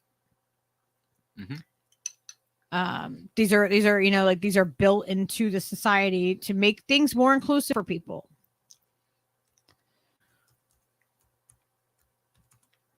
Apparently, sex and gender are entirely different things. Salty, nobody told you. Come on, keep up, man. So Langford told a branding iron that there may be complications to being the first, and that there are bound to be detractors, but those detractors say that I understand where you're coming from, but at the end of the day, that I wish they would see me as I am, said Langford. There have been detractors. Multiple community members reached out to Cowboy State daily with concerns about living situations and facilities usage of the sorority home. However, those people declined to be interviewed or comment publicly out of fear of social repercussions. And see, that's the thing right there. People aren't talking about these things that are happening. Even though it's a small amount of people, it affects the rest of a larger population, right? One person can go into somewhere and affect a large amount of people, even though they are a small amount of the population. They are affecting a large amount of the population, right? Like when they cast, when you know, when it's one person can go in and be part of something, and it can affect the large net of people that are all involved with that's what makes this a larger issue, and where it is a societal issue that people should be paying attention to. Because if a small amount of the population can cause a ripple effect where everybody is affected in a large amount of numbers, like associated with a sorority or a school or, you know, whatever the situation may be, or a workplace. If one person can cause that ripple effect. Almost dropped the guitar. God damn it. Then we need to pay attention to that. Especially when that small amount of the population is growing. And anybody can self-identify as part of that population that can have effect on a larger part of the population, even though they are a smaller one individual or a smaller amount of individuals.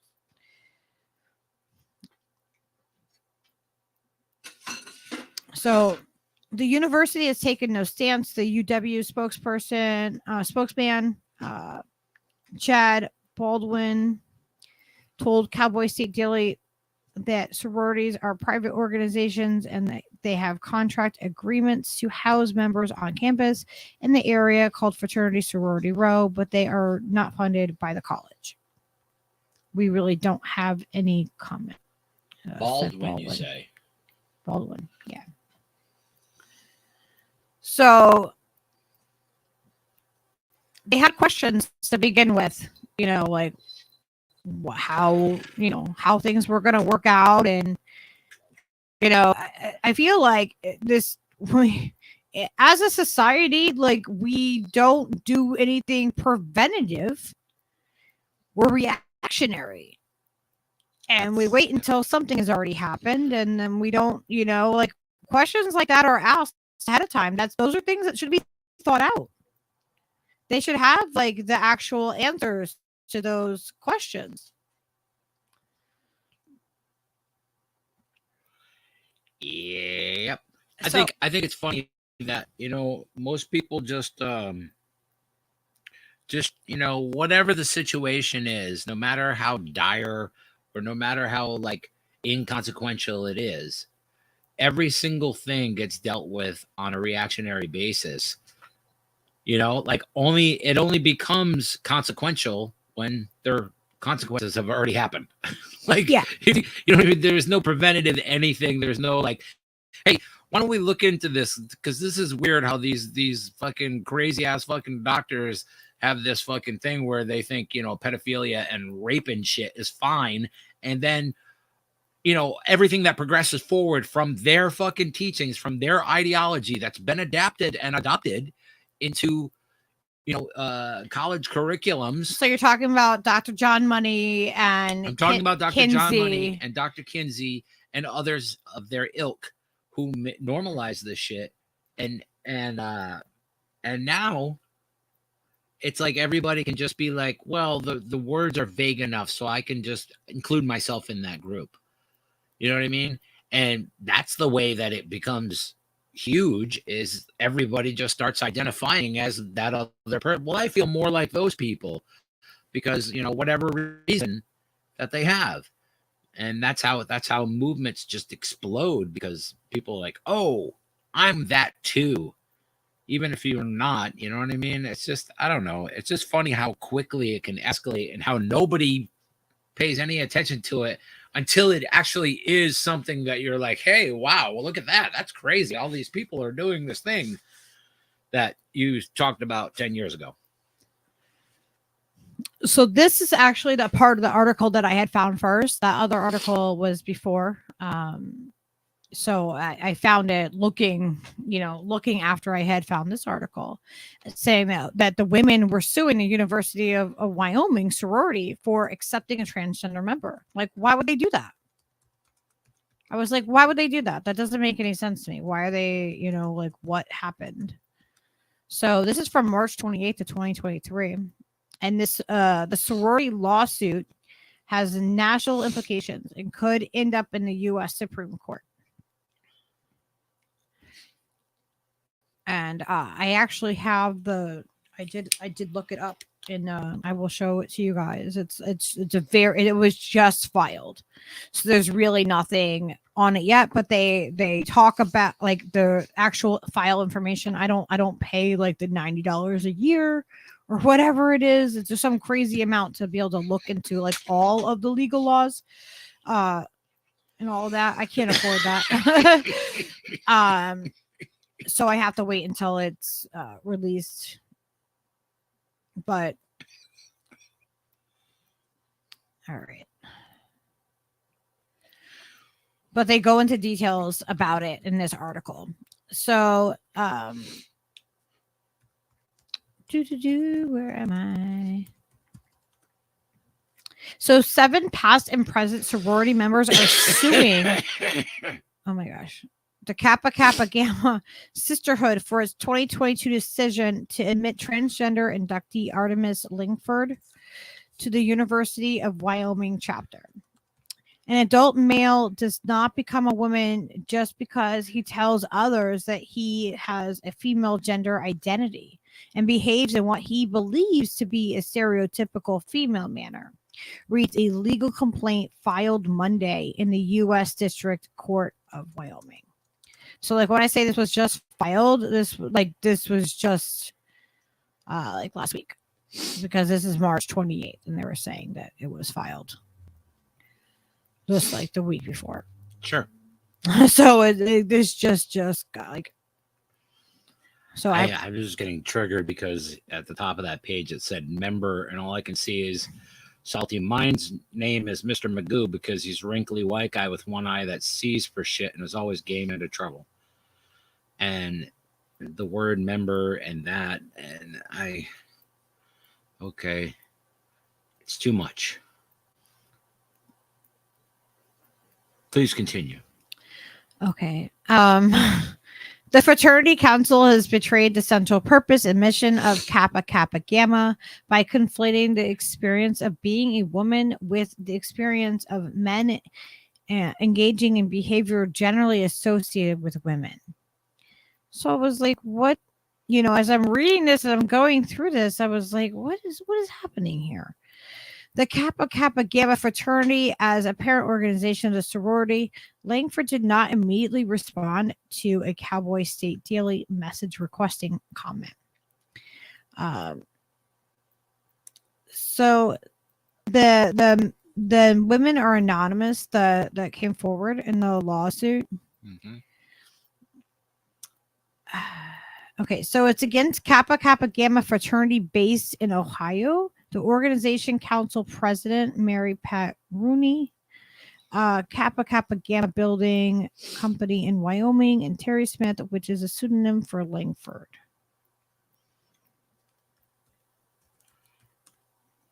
So the attorneys wrote in the legal complaint that they have chosen to refer to the defendant as the pseudonym Terry Smith, just as they have chosen to refer to all the female plaintiffs as Jane Doe. However, Langford's membership in the sorority has been verified and reported by multiple news outlets, including the UW student newspaper, Branding Iron Story, in which Langford was quoted. The plaintiffs aren't seeking damages from Langford, but are seeking for the court to void Langford's membership in the sorority. He and him. That's what they state. I'm not making my opinion on that.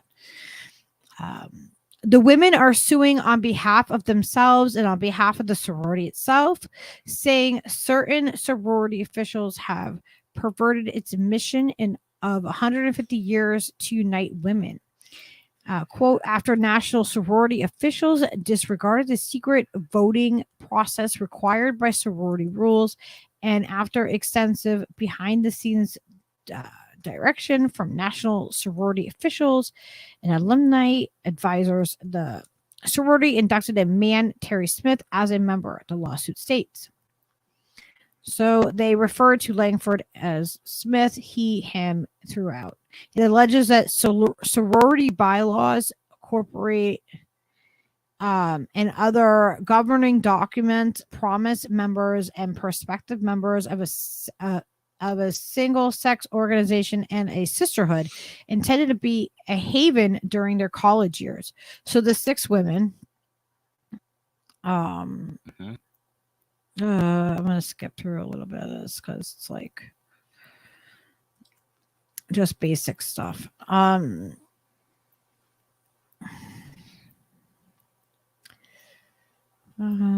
So they're like, now Mr. Smith, a man who claims to be a woman because he thinks he knows how women should behave, has brought into the plaintiff's sorority house. So they go on down here to talk about what this person was doing. This is what I wanted to get at.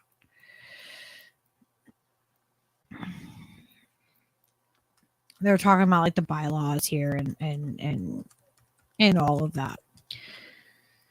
The complaint later clarifies that Smith lives outside the sorority house, so that shouldn't be an issue, right? No, they don't live there. I'm just going to refer to them as they. They don't live there at the house. Now fulfilling a housing contract elsewhere, but is slated to move into the sorority in the coming year, and often stays there for meals and other secret sorority rituals and events. The drawers of the sorority house communal bathrooms do not lock, the lawsuit continues, and the primary bathroom on the second floor does not have a private area to disrobe before showering. So I guess maybe they're uncomfortable because they present as a male body, I guess. Plaintiffs and other sorority members describe the second floor as a private, safe space where young women can interact without concern that they will be on display for men, the lawsuit says. Though Langford Smith doesn't live in the house, Langford offered will sit on the couch on the second floor common area, not studying, and watches the women, the lawsuit alleges. One sorority member walked down the hall to take a shower wearing only a towel, the document says. She felt unsettling presence, turned and saw Mr. Smith watching her silently. Oh, that's creepy. That's creepy. You know, if someone's just like standing there like watching you, like, yeah, that would be creepy. Smith, who's 21-year-old, is 6'2" and weighs 260 pounds. The document says, adding the other members of Kappa Kappa Gamma has comparable. No other member of the sorority has comparable size or strength. Langford is sexually interested in women, the lawsuit alleges, adding that Langford has a profile on Tinder which he seeks to meet women. Mr. Smith, while watching members into the sorority house, had an erection visible through his leggings. The suit says other times he has had a pillow and on his lap. Boing. In his lap. Oh boy. What the hell? Bro, put that away, man. There's girls in the hallway. Wait, you're a guy. You're a girl, bro. Cut it out. What the? I don't know how to feel. It's got to be very confusing for people.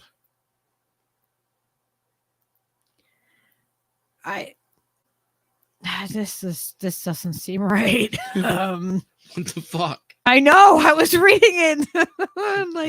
I read ahead. I'm like, what the fuck are you reading right now? The complaint says that Langford has not undergone treatment to create a more feminine appearance. Oh.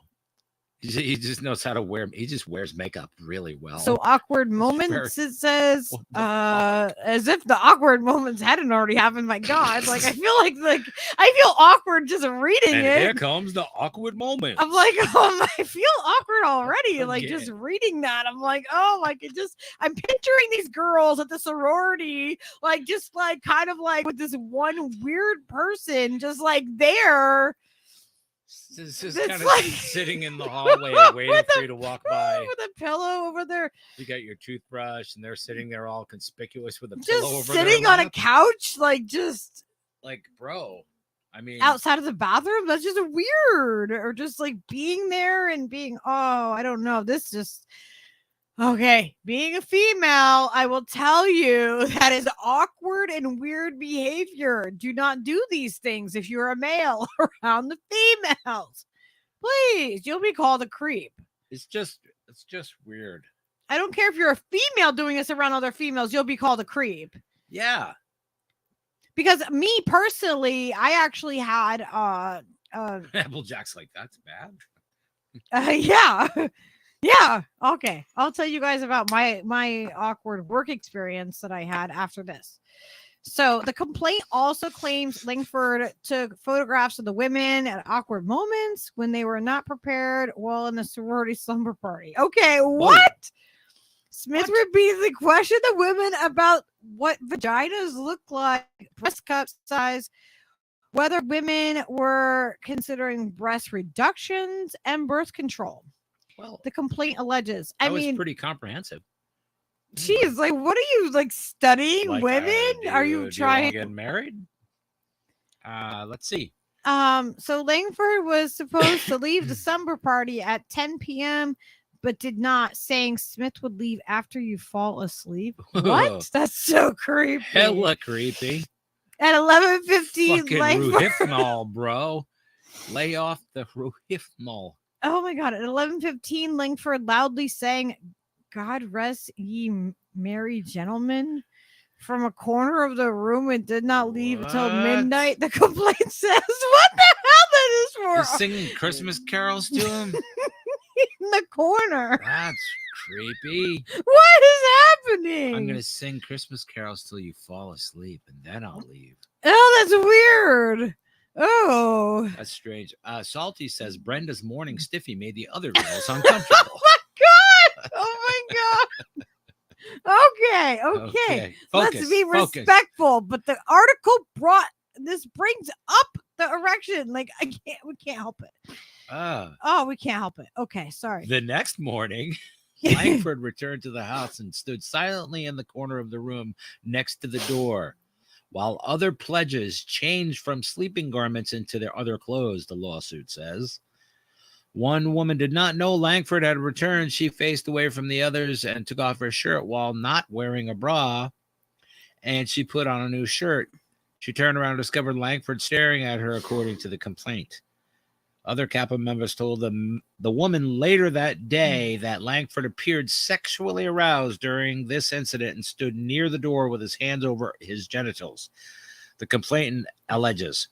Since the event, Mr. Smith has repeatedly asked the women about her romantic attachments. Langford also sat in the back of the sorority yoga class for an hour in December and watched the assembled young women flex their bodies, the suit said.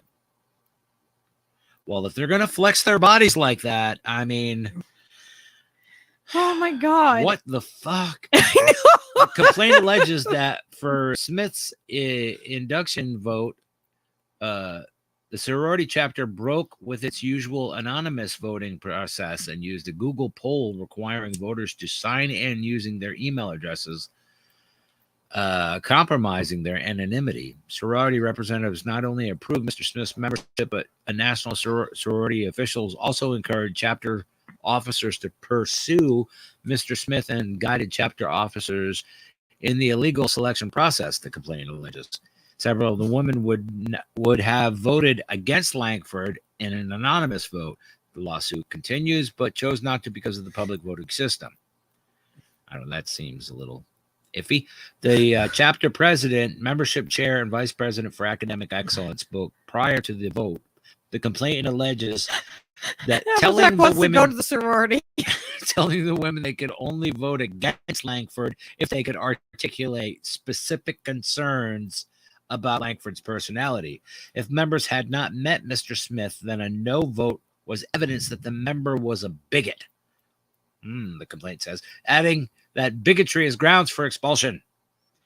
National alumni supervisors were pressuring the UW chapter to induct its first transgender member to raise the chapter's prominence and garner the national sorority leaders' favors, the suit said.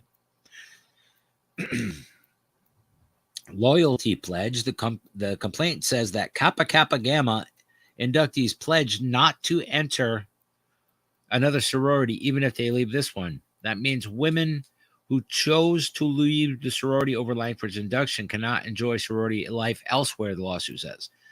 The complaint also says that Langford had a 1.9 cumulative grade point average in the autumn of 2022, which is below the required 2.0 or 2.7 GPA for sorority applicants.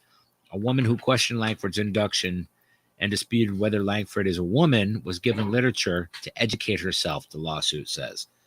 Besides asking the court to void Langford's membership in the sorority and declare that men cannot be in the sorority under its existing government documents, plaintiffs also are asking the court to declare that the defendants have violated their obligation to the sorority. They're asking for mandatory damages for the defendants allegedly violating the sorority house contract for monetary damages to compensate for defendants' wrongful acts and for the defendants to reimburse their attorney fees. Well, bunch of bigots. What? It's crazy, all the things that, like, in this story, I was like, what is happening? What? I was like, this is happening for like this one, That's one nuts. Like, one person. Like, bro. So this is what I mean by this is a bigger issue for society because Things like this when will one happen. person can go in and cause and wreak havoc on an entire area, an entire establishment, whatever it is. Sorority, anyway. Yeah. And the idea that that's possible means that people should pay attention. And the fact is that how easy was it for that person to do that? Like, what the fuck, man? How are there no fucking like guidelines for that? If you look like a woman, then you can just sign up for a women's sorority in school. You know what I mean? Like, it's kind of wow. Kind of wow, man. So here's a picture. Yeah, wow, man. Did it show on the screen? Here's a picture of them all together. They're called Sam Squanches. Sam Squanches, Norman. Ask aggravated progressive. Taco about mental health. Talk about? Taco. Taco about. Taco about Taco mental health. About. I'm taco. It's a taco. I am taco about. For the women. And I think that that's funny that it's a taco. I don't think that person has a taco. You just berating me. I don't think they have.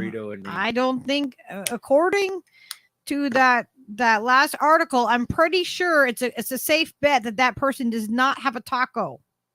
There is someone without a taco up there, but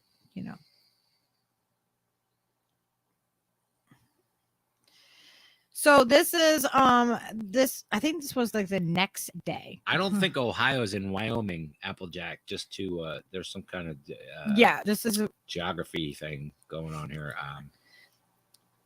So this is the floodgates are open with a lawsuit challenging UW sorority over transgender member. No, they are they're the Kappa Gamma was it was headquartered or something in Ohio. Oh, That's where Ohio came into it. Yeah. So their headquarters, Part of the lawsuit was against the Kappa Gamma, and it was like an Ohio, like that's where their headquarters was for that sorority faculty. The head of the sorority people. Yeah. Top tier. So no, there was an Ohio. Like Ohio didn't come out of just nowhere. That's right, Steve. Okay. Applejack was paying attention. All right, fine. You weren't, maybe. Well, probably. Okay. Just assume that I was not. Because that's a safe bet. A lawsuit several women are waging against the university sorority. The church's first transgender member has national implications, says a constitutional expert. So what was it that I wanted to put in this? But yeah, they're like the floodgates are open now. Yeah. Did Applejack find out where the Kappa Gabba? No, it's Kappa Gamma. Kappa Gamma Chapter in Ohio. Pajama Grandma in Ohio. If he found out where that office was, because he said he was going to Google it. I don't know. Have you heard of that? Googling things? Is that a thing? I don't use Google. Yeah, I don't. Never heard of it. Women's Tactical Alert Team. So this is they're telling her they're sympathetic. Wyoming Rep Clark Stith, is it Stith Art of Rock Springs? Stith. He looked a little stiff. Oh my god. Who an attorney experience in civil law told Cowboy State Daily he's not sure if the women have chosen the right forum. They filed their lawsuit in the U.S. District Court for Wyoming, a federal court, but they have invoked state laws, not federal laws, in their filing, he said. I'm sympathetic to plaintiffs wanting to be able to go to an all-female sorority, and now they can't. Said still. So I'm sympathetic to that goal. I just don't know they're gonna win. So he's like, yeah. The case can still go forward in federal court, and plaintiffs can show that the defendants are from different states and contested amount of money is more than 75. Was it 75,000? Or why is there an extra comma there? It seems like an extra comma. Have a stiff lip. Stiff lip.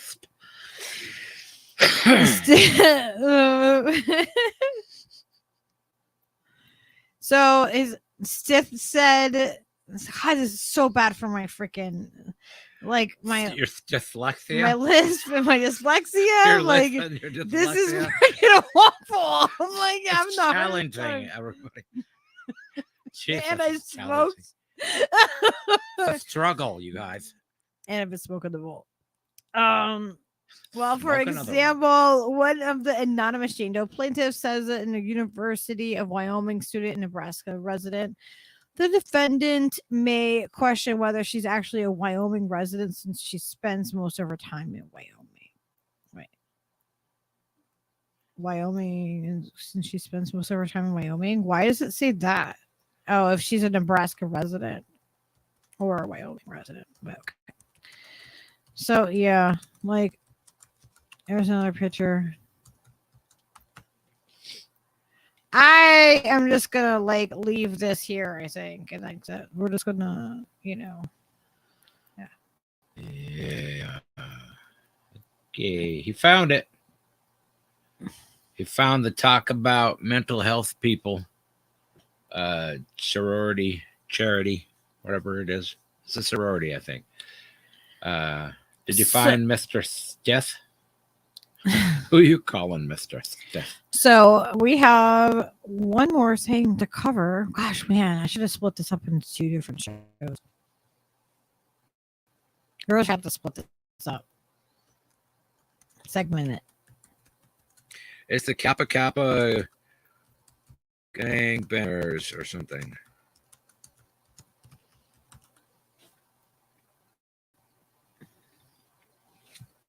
Whoa.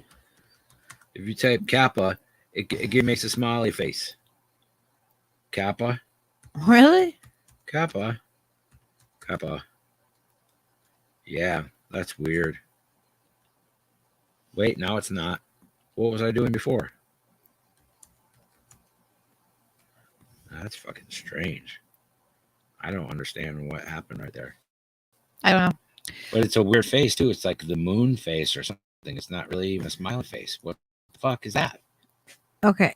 It just keeps saying Kappa Kappa on here. What are you just doing? Yeah, because you can't see the things. The emojis.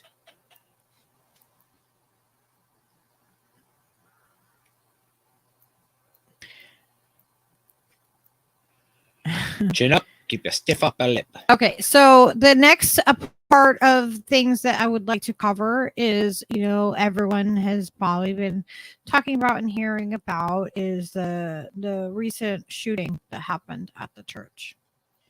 And people are very, very focused on the fact that the person identifies as transgender. Really hyper focused on that. And I think that there's a lot of, stuff around it that is, super suspect. And I have a couple of those things I'm going to pull up. But I think we need to remember also, these are the people that lost their lives that day.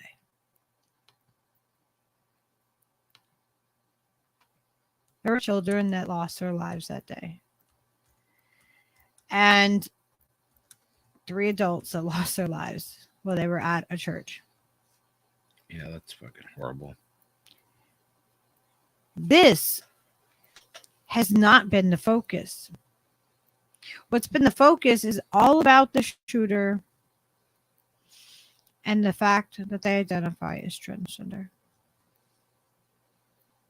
It has been absolutely outrageous. That's all I keep hearing is the trans shooter, the trans shooter.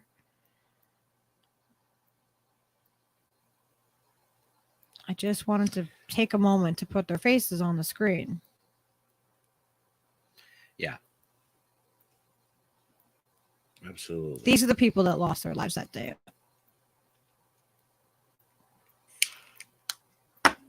Because of somebody who has a mental health illness.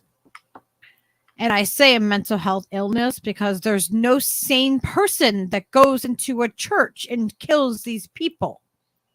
So that right there defines that they have some sort of mental health illness to go and do this. This wasn't the shooter with that crazy backstory of potential abuse or something with the. No, yeah, I'm getting there. Okay. Like,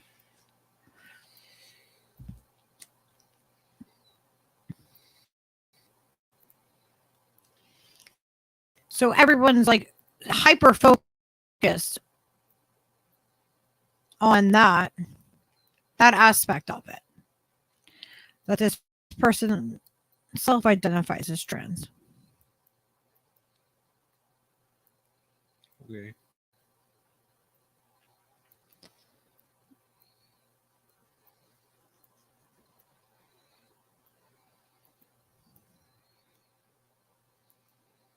And they do their LinkedIn profile has he, him, and they go up the other name.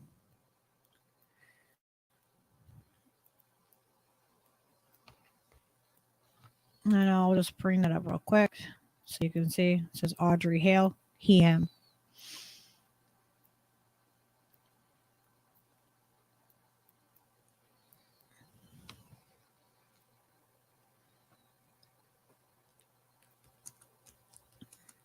So I wanted to show the reaction that the president had to this shooter at the church.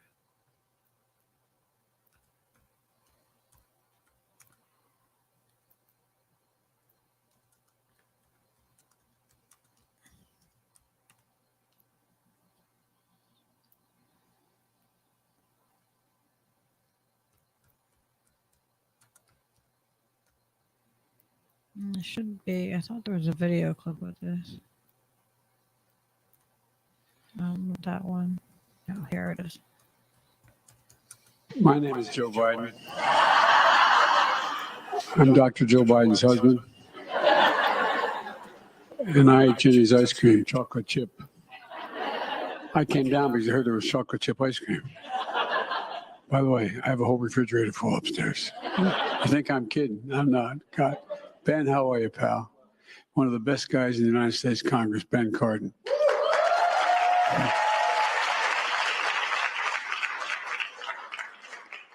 Folks, welcome to the White House. It's a delight to have you all here. And who are those good-looking kids back there? They're your kids, all four of them? Well, stand up, guys.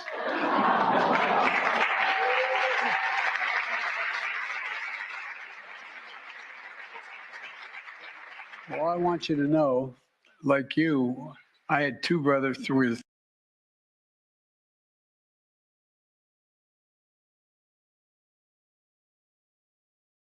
I think Joe Hang on. is. There you go. I think Joe is among the creepiest of the creepy dudes in the universe. Like, you know what I mean? It's like he's like next level smarmy and arrogant and just like completely misplaced pomposity, if you will. You know? Yeah, with That's dementia. what it seems like. With dementia mixed in there. Dementia is mixed in there with his like grandiose fucking idea of what he's doing and who he is, and all his yes men are fucking just, oh yes, Joe, you're the boss, and fucking he's just the boss, and you know, all his minions run around doing the things as he fucking babbles about fucking ice cream and fucking shit in his pants. I don't understand how this man is our president.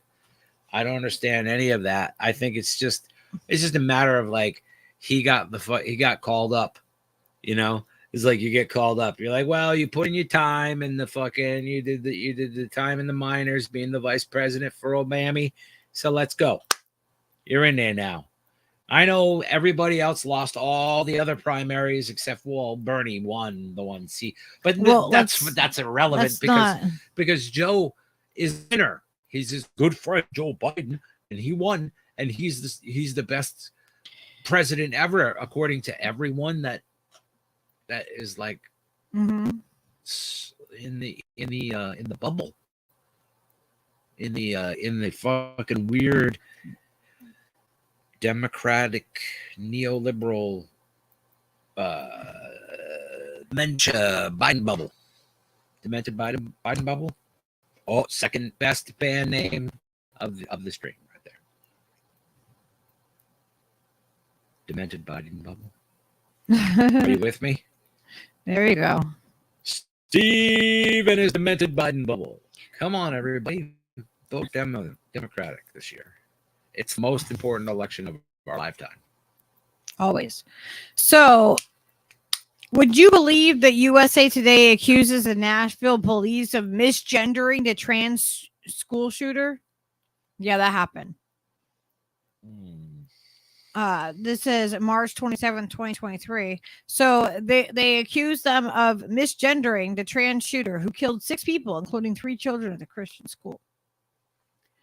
Misgendered.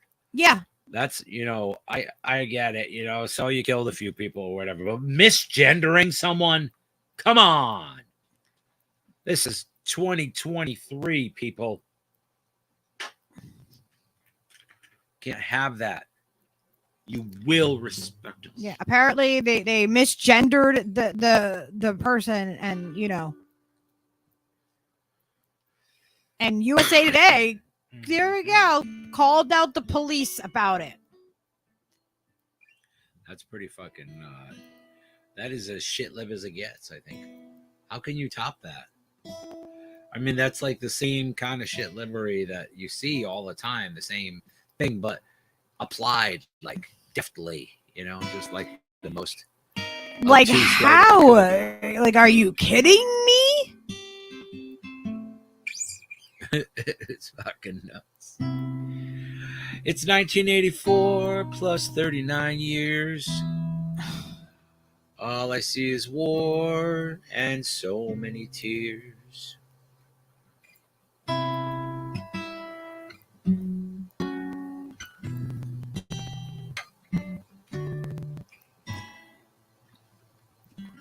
So there's been some other information that has come out about like how apparently their family did not accept them for who they were, and that's unfortunate that that's happening to people, that people are being rejected by their family. That has got to be devastating. It is not a reason that you suddenly go and you kill people, though.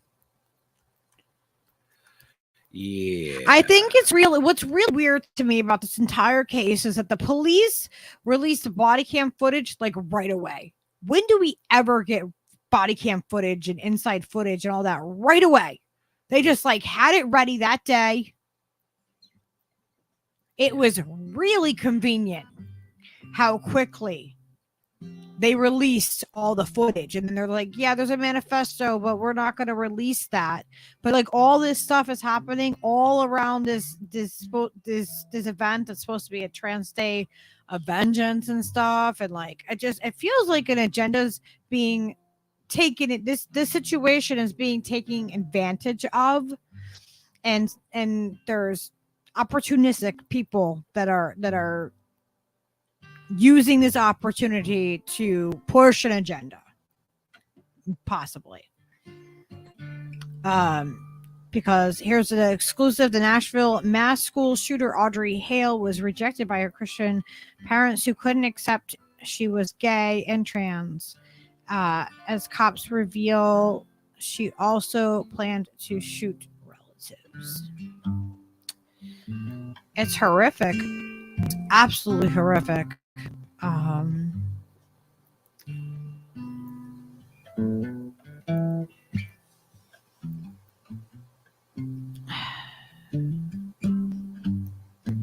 So they refuse to adopt the name Aiden and use he/him pronouns, or dress as a man in their home.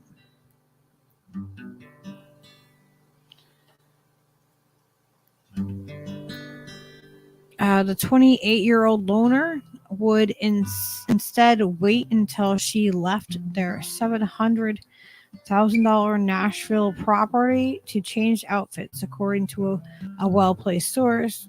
You can only see what you want to see. Their religion does not allow them to accept homosexuality, a source told the Daily Mail.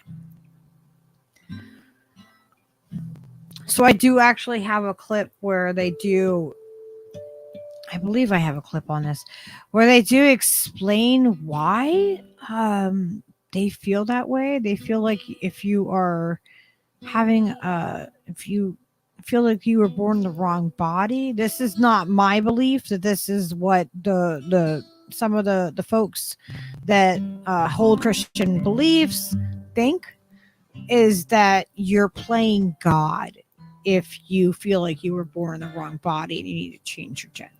So that's the belief system that they're referring to as to why they say they can't accept them for who they are, and they can't accept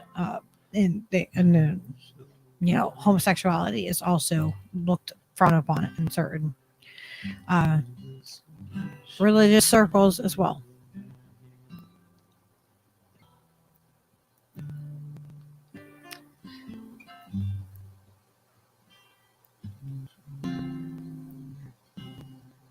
So this is, I guess, her parents.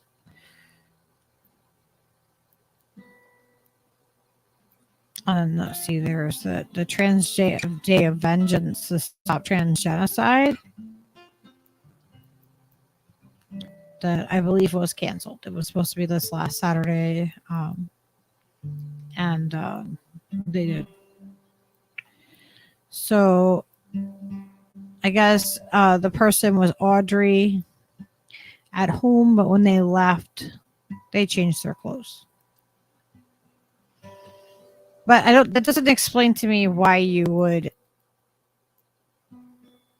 you would go to that church to just harm people.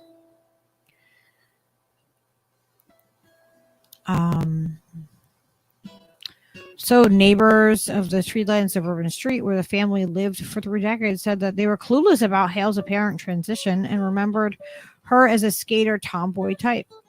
She introduced herself about a year and a half ago as Audrey, said one. I treated her like a female. She didn't correct me. She seemed artistic, quiet, and well-mannered. Police now say Hale planned to carry out more attacks, including against her own family. We talked to her mother, or her father and mother, and we searched the home and found 2 more weapons. And there were some more maps pertaining to thinking about some other incidents. We strongly believed we were going to be on some other targets, including family members and one of the malls here in Nashville, and it just did not happen.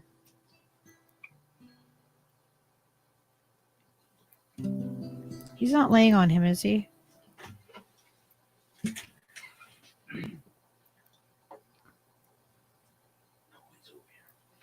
All right.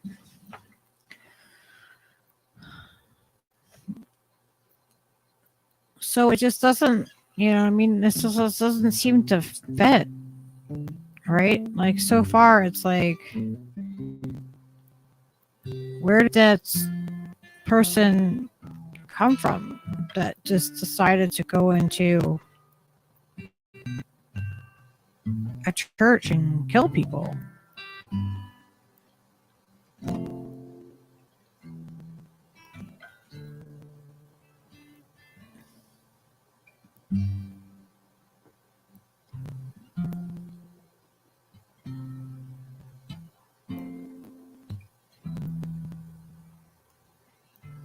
So, like, according to, what the reports have said is that, she was 28. She lived at home with her parents still. So they still supported her, obviously, in some way. And she still lived there. Yeah.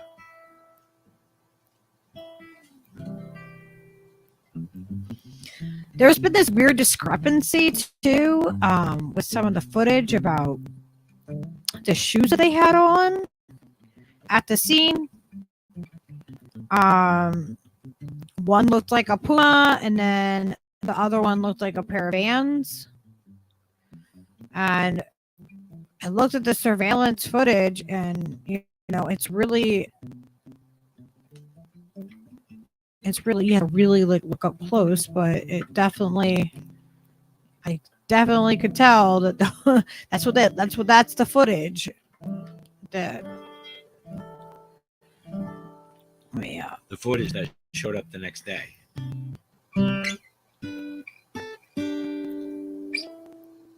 Or hours later. Yeah, like it was like right away.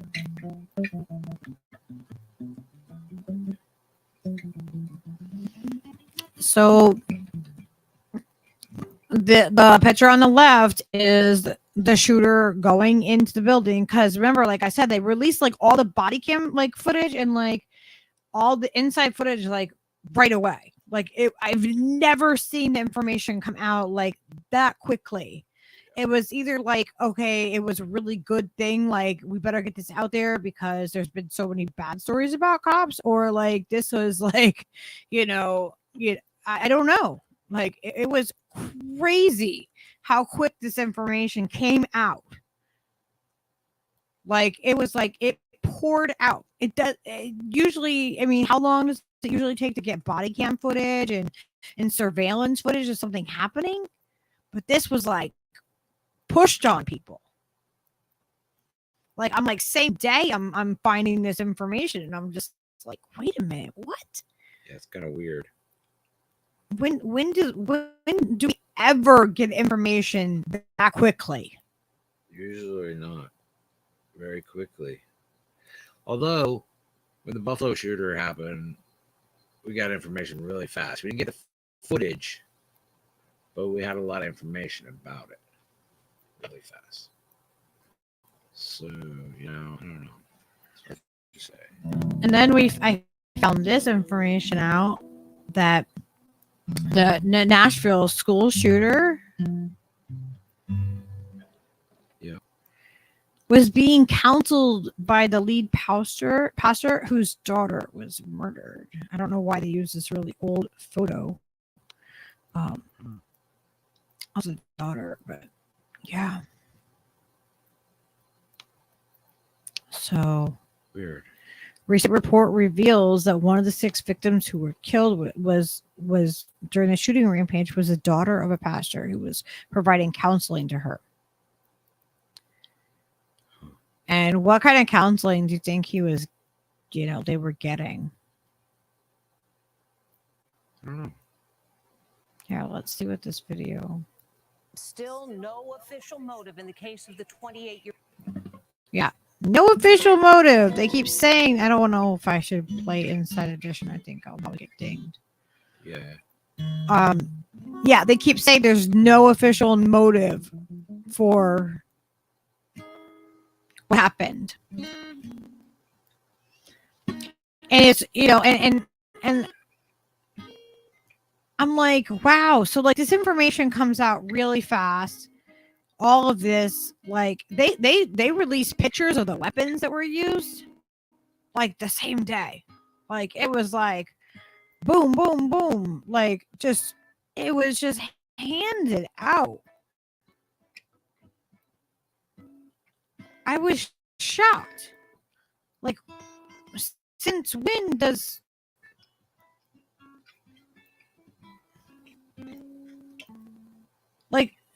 since when does did the police release all this information?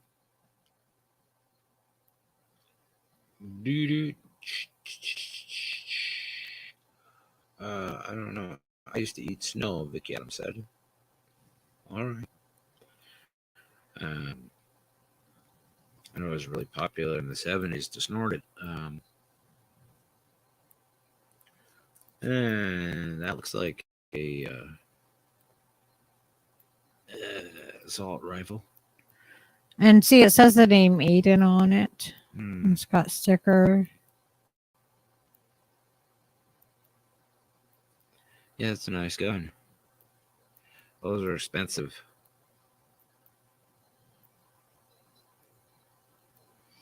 Those aren't so expensive, but also nice. So the police are releasing like all of this information. They're even asking about it in Congress. Yeah, it seemed like a narrative being fed to us fully. I've just never seen such a coordination of like, where and I have all like the different clips of the different security footage. I've watched it all. And it was weird because you see the person like lying on after they got shot, and there was no blood. It was really weird to me. Yeah, that is weird.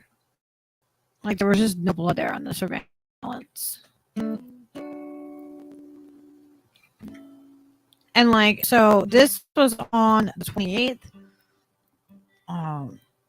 They're already like asking questions, like in Congress about the motives behind it. Like what? All right, let me mute us real quick.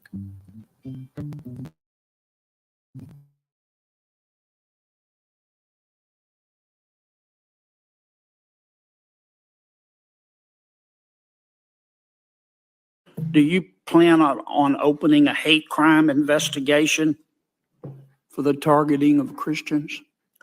The FBI and ATF are both on the scene working with the local police.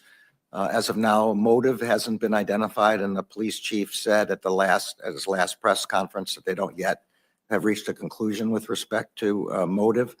We are certainly working full time with them to try and determine what the motive is, and of course, motive is what determines whether it's a hate crime or not. Do you plan on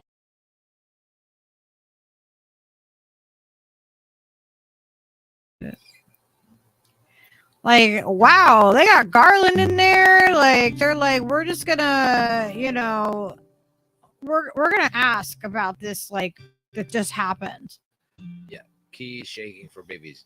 It's they're just like, you got any motive for you think there's any kind of hate involved there down there? And went in there and shot the place up. You think it was hateful? Well, we're investigating. We almost do it. We're not really sure, but we're going to look into that. There's a possibility that potentially there could have been some sort of hate-related something or other, vague chatter and words that lawyers say. Thank you. I yield my time.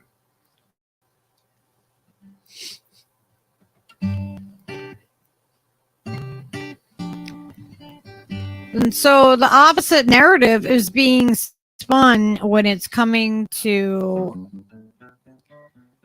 what Fox is saying and what these people, from this perspective.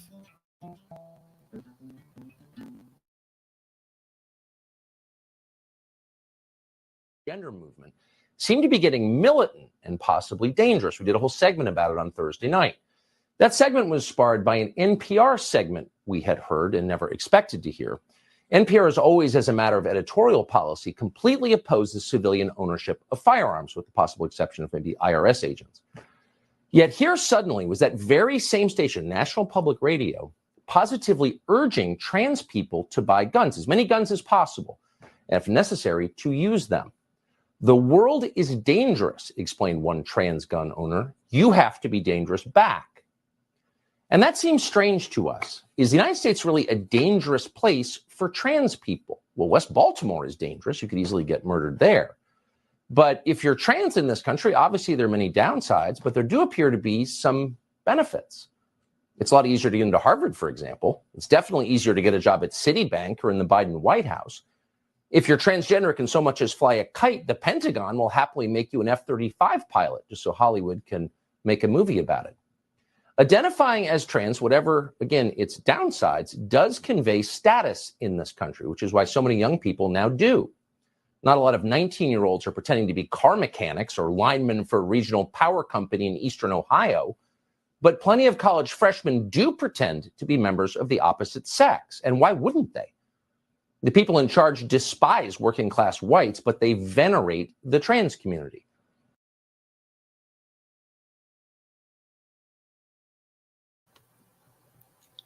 So they're taking the same exact thing and they're going to spin it on feed to be red meat.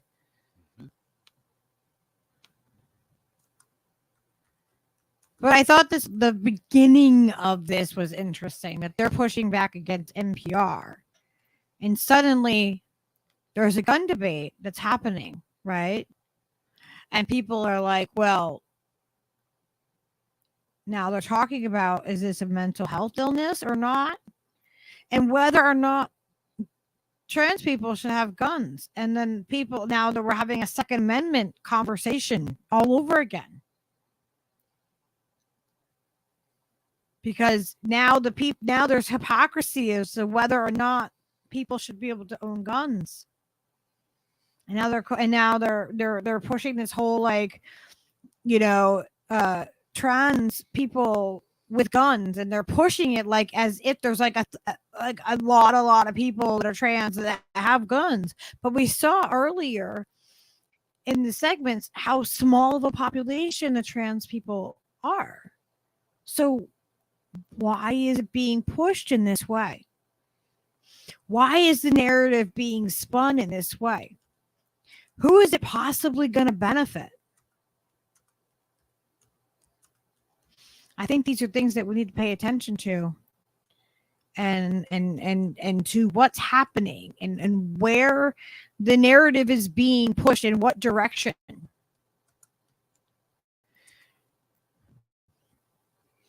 I just saw like a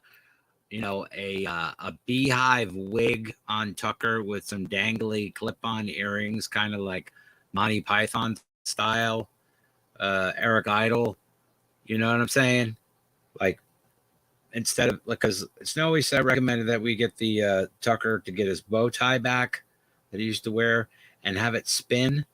And I'm like, yeah, or he could be like Annette Funicello look-alike with the beehive and the dangly earrings and some eyeshadow and the whole thing. So what was crazy is that, like, what I didn't hear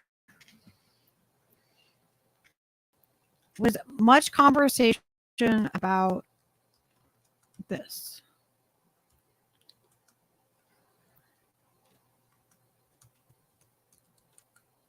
There is a lawsuit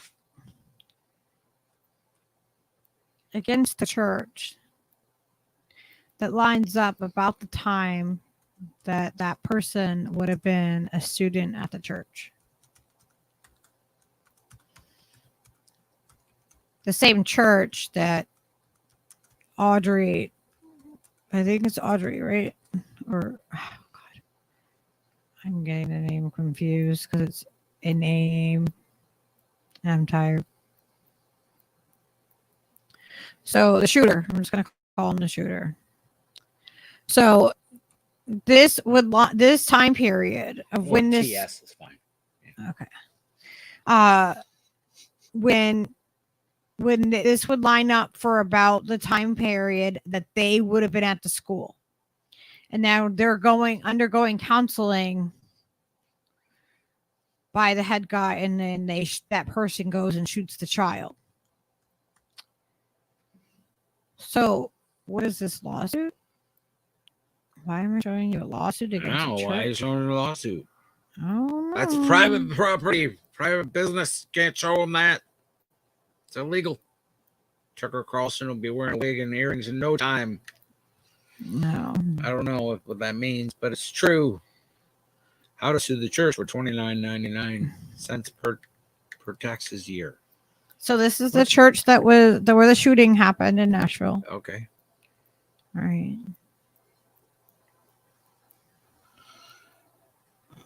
And the Davis family is suing the members of the Covenant Presbyterian Church of Nashville.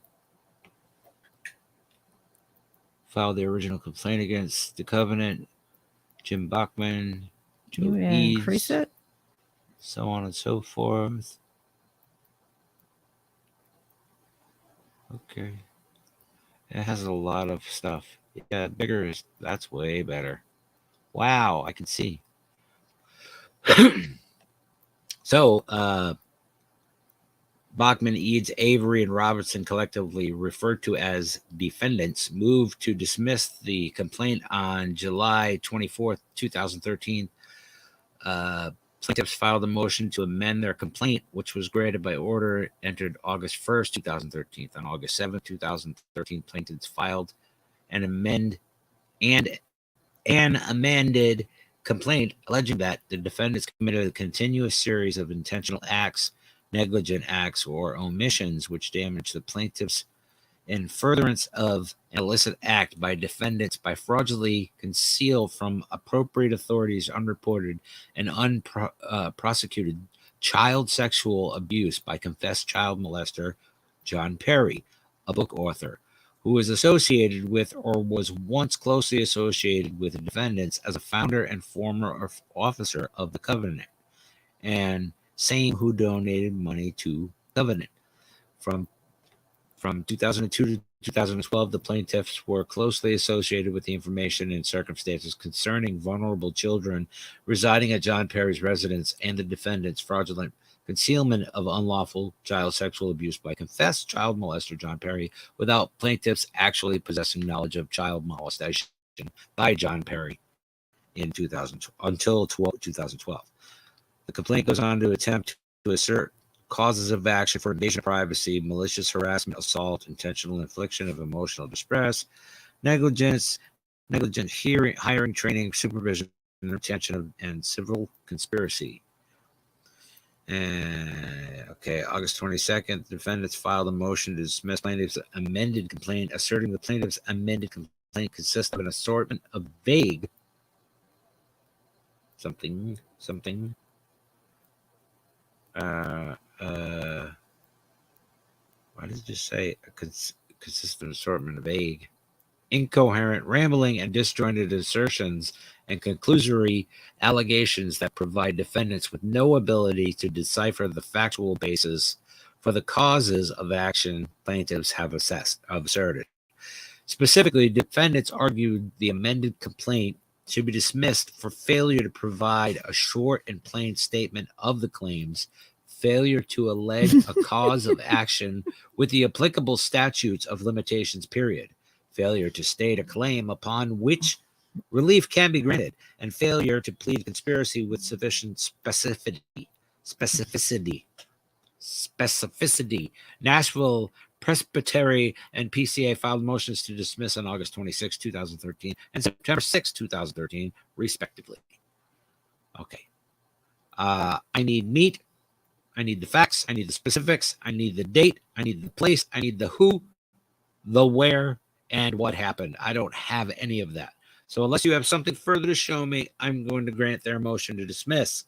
The statute of limitation is definitely a question, but we can't even get that far because you don't have enough specificity pursuant to Rule 8 to state a claim of action. All right.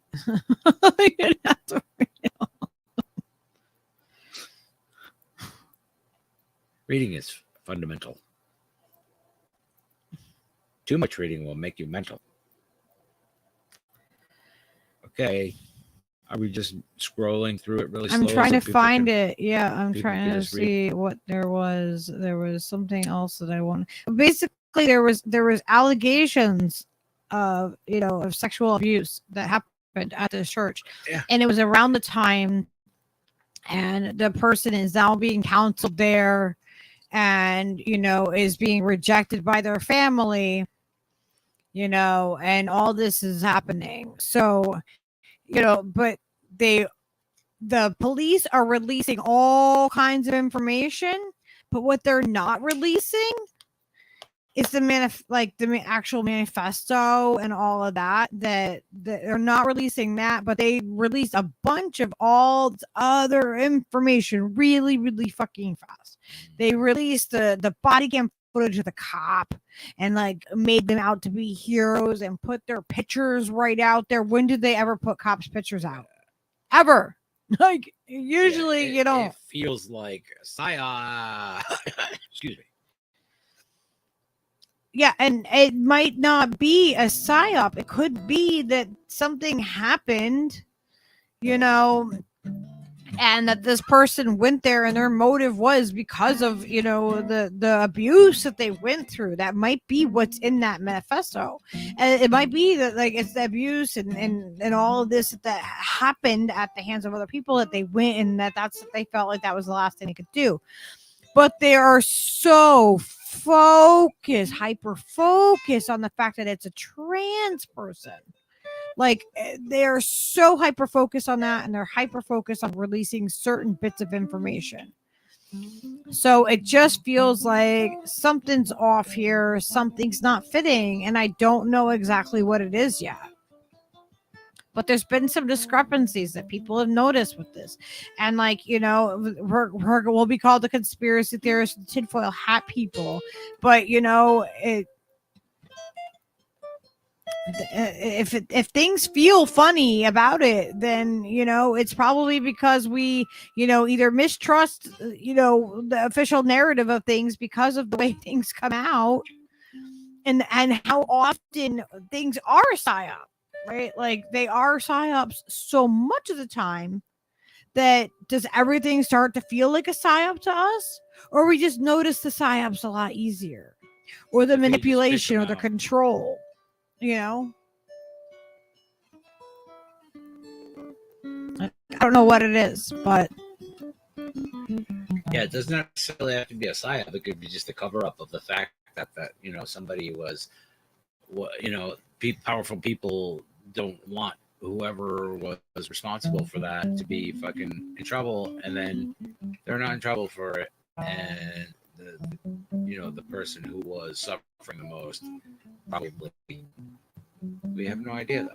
You know what I mean? yeah, there's a lot of unknown, but they give you a lot of information, and that makes it seem like there's transparency, right? It's like, wow, they're being transparent. We're gonna praise them, and then people will let it gloss right over.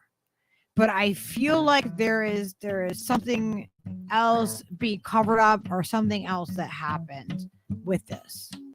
And I thought that this case was pretty, you know what I mean? I'm like, it's crazy. You know, like they're like unlawful sexual abuse. Like it's about like this person, John Perry,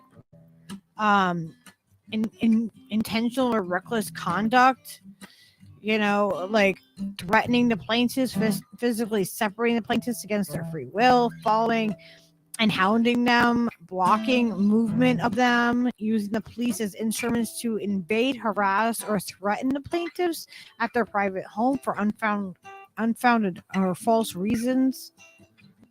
So these people are known for doing this. Is a church, So, and we know,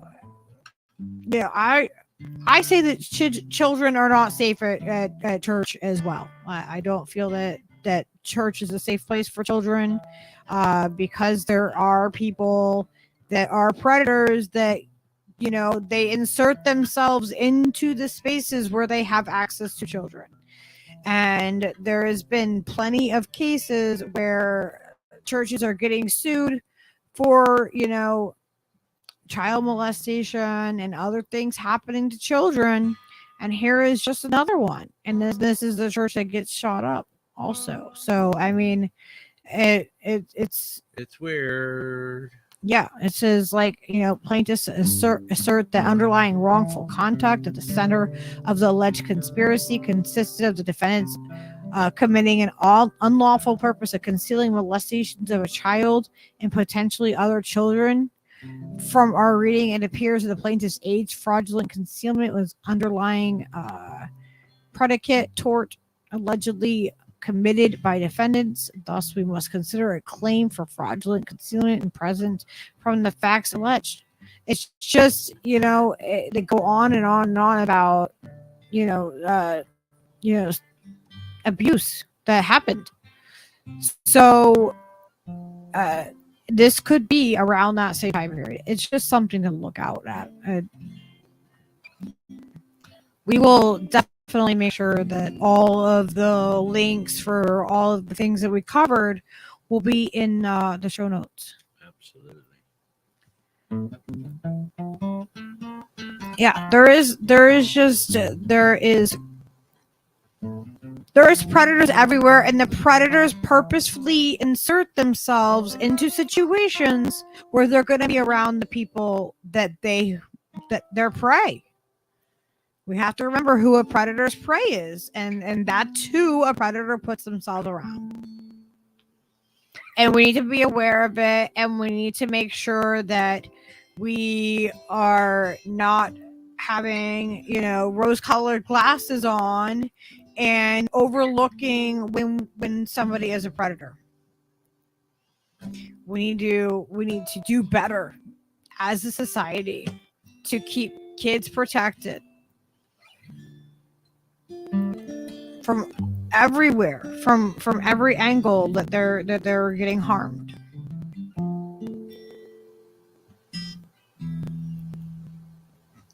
You have to make it uncomfortable for people to be a predator.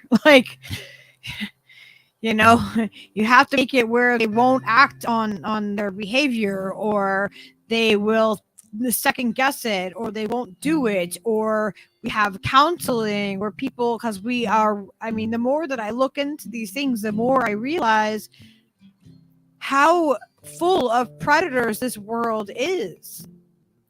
And it goes across every background, every, from the poor to rich, everybody.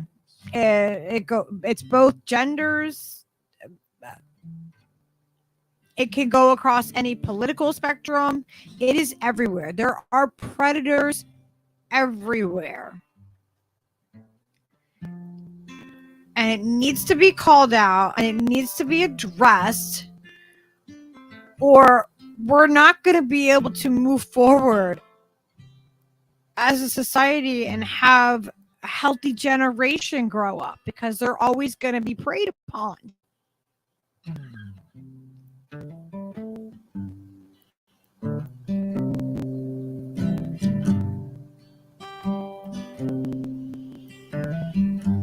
Is that it?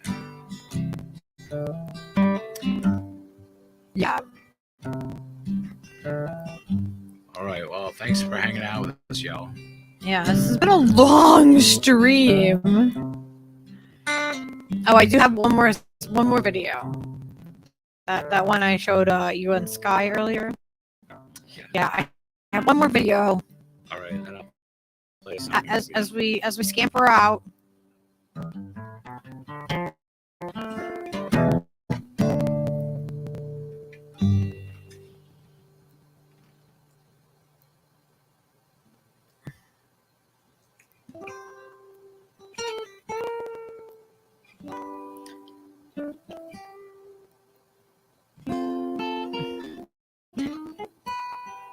Oh, whoops.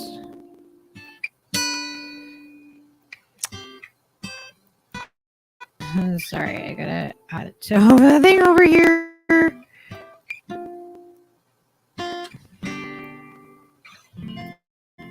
guys will love this video.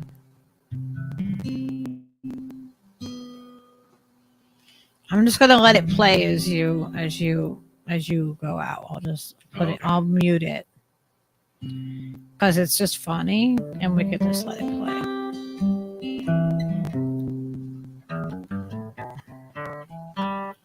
Okay, you guys ready for this one?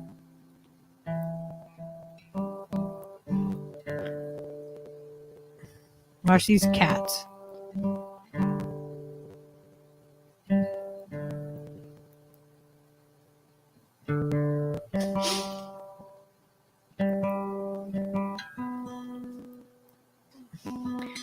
Just when you think they're like done, they just keep going.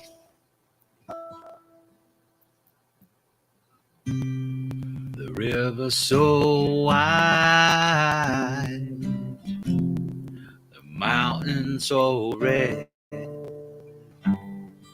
the sunshine over my head.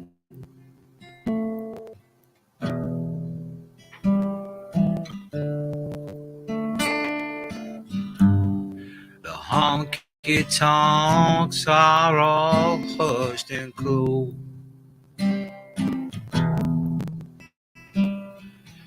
Looks like Palm Sunday again.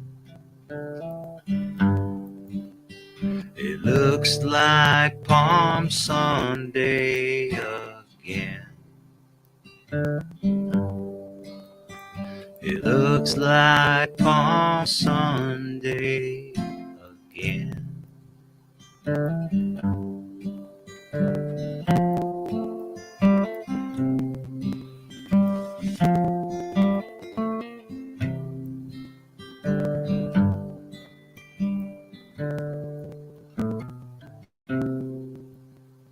The river's so wide, the mountain's so red,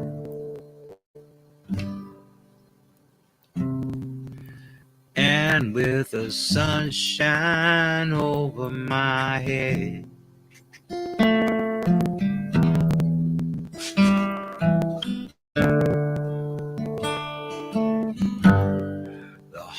Its on sorrow flows down and hushed. It looks like Palm Sunday again. It looks like Palm Sunday again.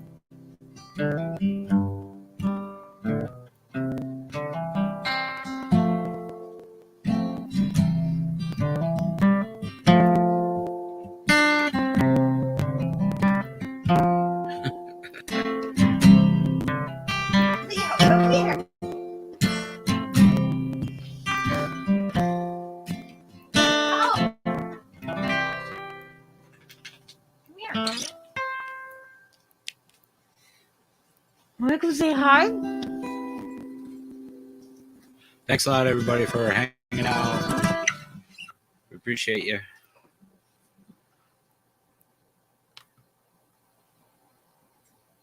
Beady beep beady boo. Let's see here. All right, everybody. They have a good night. Say Orf. He said, "Get this goddamn hat off of me." All right, we love you, people. Good night. Good night. Everybody be well. Oh, that was a long stream.